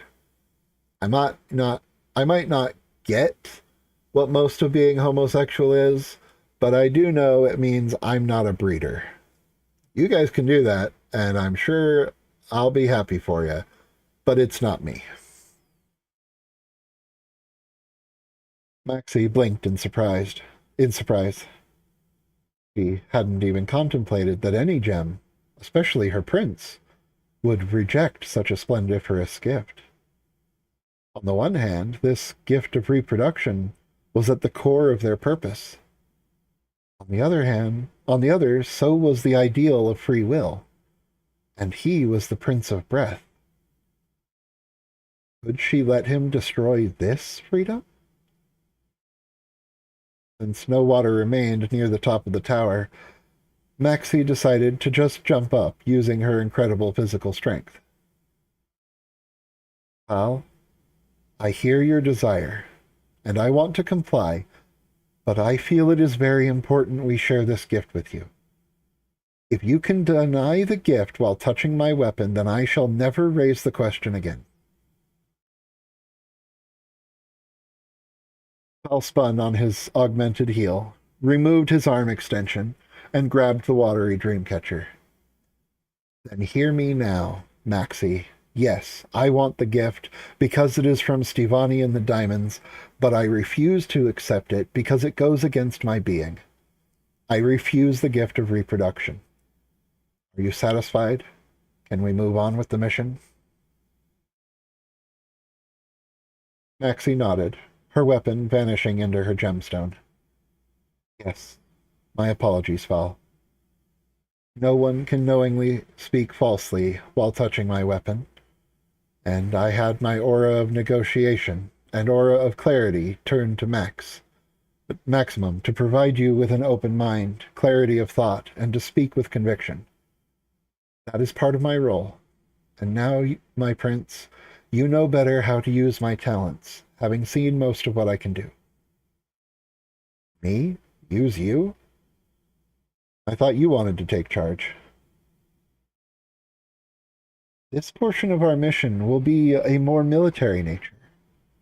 While I am strong as a member of the Blue Court, and probably physically stronger than you, I am not trained in fighting and tactics as you and Star Spinel are. I normally defer to her in these situations, but you are assigned warden here, so here you have the higher jurisdiction to command. I understand we are also to find Lydian on this planetoid, as well as a temple, which we must protect before entry into the session. Come to think of it, that means we should also find Rune's wife, or her staff, Shatterthorn. Well, you're in luck there. I think I already found your temple. He held out a datapad, showing the findings from his drones. As for a staff, my drones did identify 2 rods in the doors that don't match the structure's material. Seemed to be jamming something. I was thinking of investigating, but then I detected White Diamond's signal and panicked. Why did I just say that? Are your auras still cranked up? Yes, my prince. Dial it down. I don't like being forced to be honest. In a way, it feels less honest. And who else is here? Star Spinel, the Maid of Hope, was my academy lover, a union now sanctioned by the Diamonds and the President. Lydian is the Mage of Self. I do not know her, or its role here, but it is another of the gems who have been granted glimpses into our future, presumably because of something we will do. Turan, the occupant of the staff in the temple, her aspect is rage, but I do not know her class yet. Her husband, Rune Master, is the keeper of law, and at some point during our coming battle, he will be helping me enter the session. I do not yet know where at the temple my computer will be, especially as I am told the temple will take a new form, but we should place it somewhere that we can easily defend, which has plenty of space for all of the deployable tech I will need. I presume you will use the tower computer, and I trust Star is following her orders to set up somewhere else on this moon. And what enemies are we expecting? When it comes to the session, the first wave of enemies are known as Imp-class underlings. They start as shadowy entities of mischief, barely a threat on their own. You will be able to see their name placard and their health vial. They will arrive slowly at first and will rise in number, frequency, and difficulty as we approach entry. We may even see ogres, but I doubt we will get up to the Gyclops. Once in the session, we will face less frequent but increasingly strong waves of underlings, including basilisks and liches. And there are the enemies left by White's creators. Our informant called them golems, and Star implied this is where we shall face them. They do not have placards and health vials. They will probably rally the underlings to stop me once I connect to Rune Master. Maxie slipped a disk into the tower's computer, and it unlocked more systems under Fowl's control, including 2 holograms labeled Esbriar Client and Esbriar Server. You will use these 2 programs when you feel the need. Opening the client will allow your server to edit this area to your benefit. Opening the server will allow you to do the same for whoever your client is. If you start soon, then expect to have exactly enough grist to build all the equipment your client needs to enter. If your server spends any on frivolities or defenses, then you may need to defeat imps to gather more for them. They have tools that can help you gather it as well, either from your enemies or from other players. The underling enemies will only begin arriving once someone activates their client on this world, this moon. But we cannot put them off forever. Our countdown has already begun. Runemaster and I don't have much time before we must start the paradox. I will have you know that not much of that made much sense. That's okay. I said it mainly for the reader's benefit. I shall explain as we set up and you formulate our battle plan. In the meantime, I suggest the readers prompt kick a wicked flip. What? My apologies. This requires proper formatting. Prompt kick a wicked flip.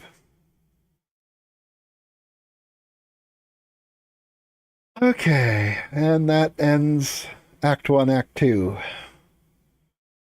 Next time I will pick up with Act 1, Act 3, entry begin. Prompt kick a wicked flip.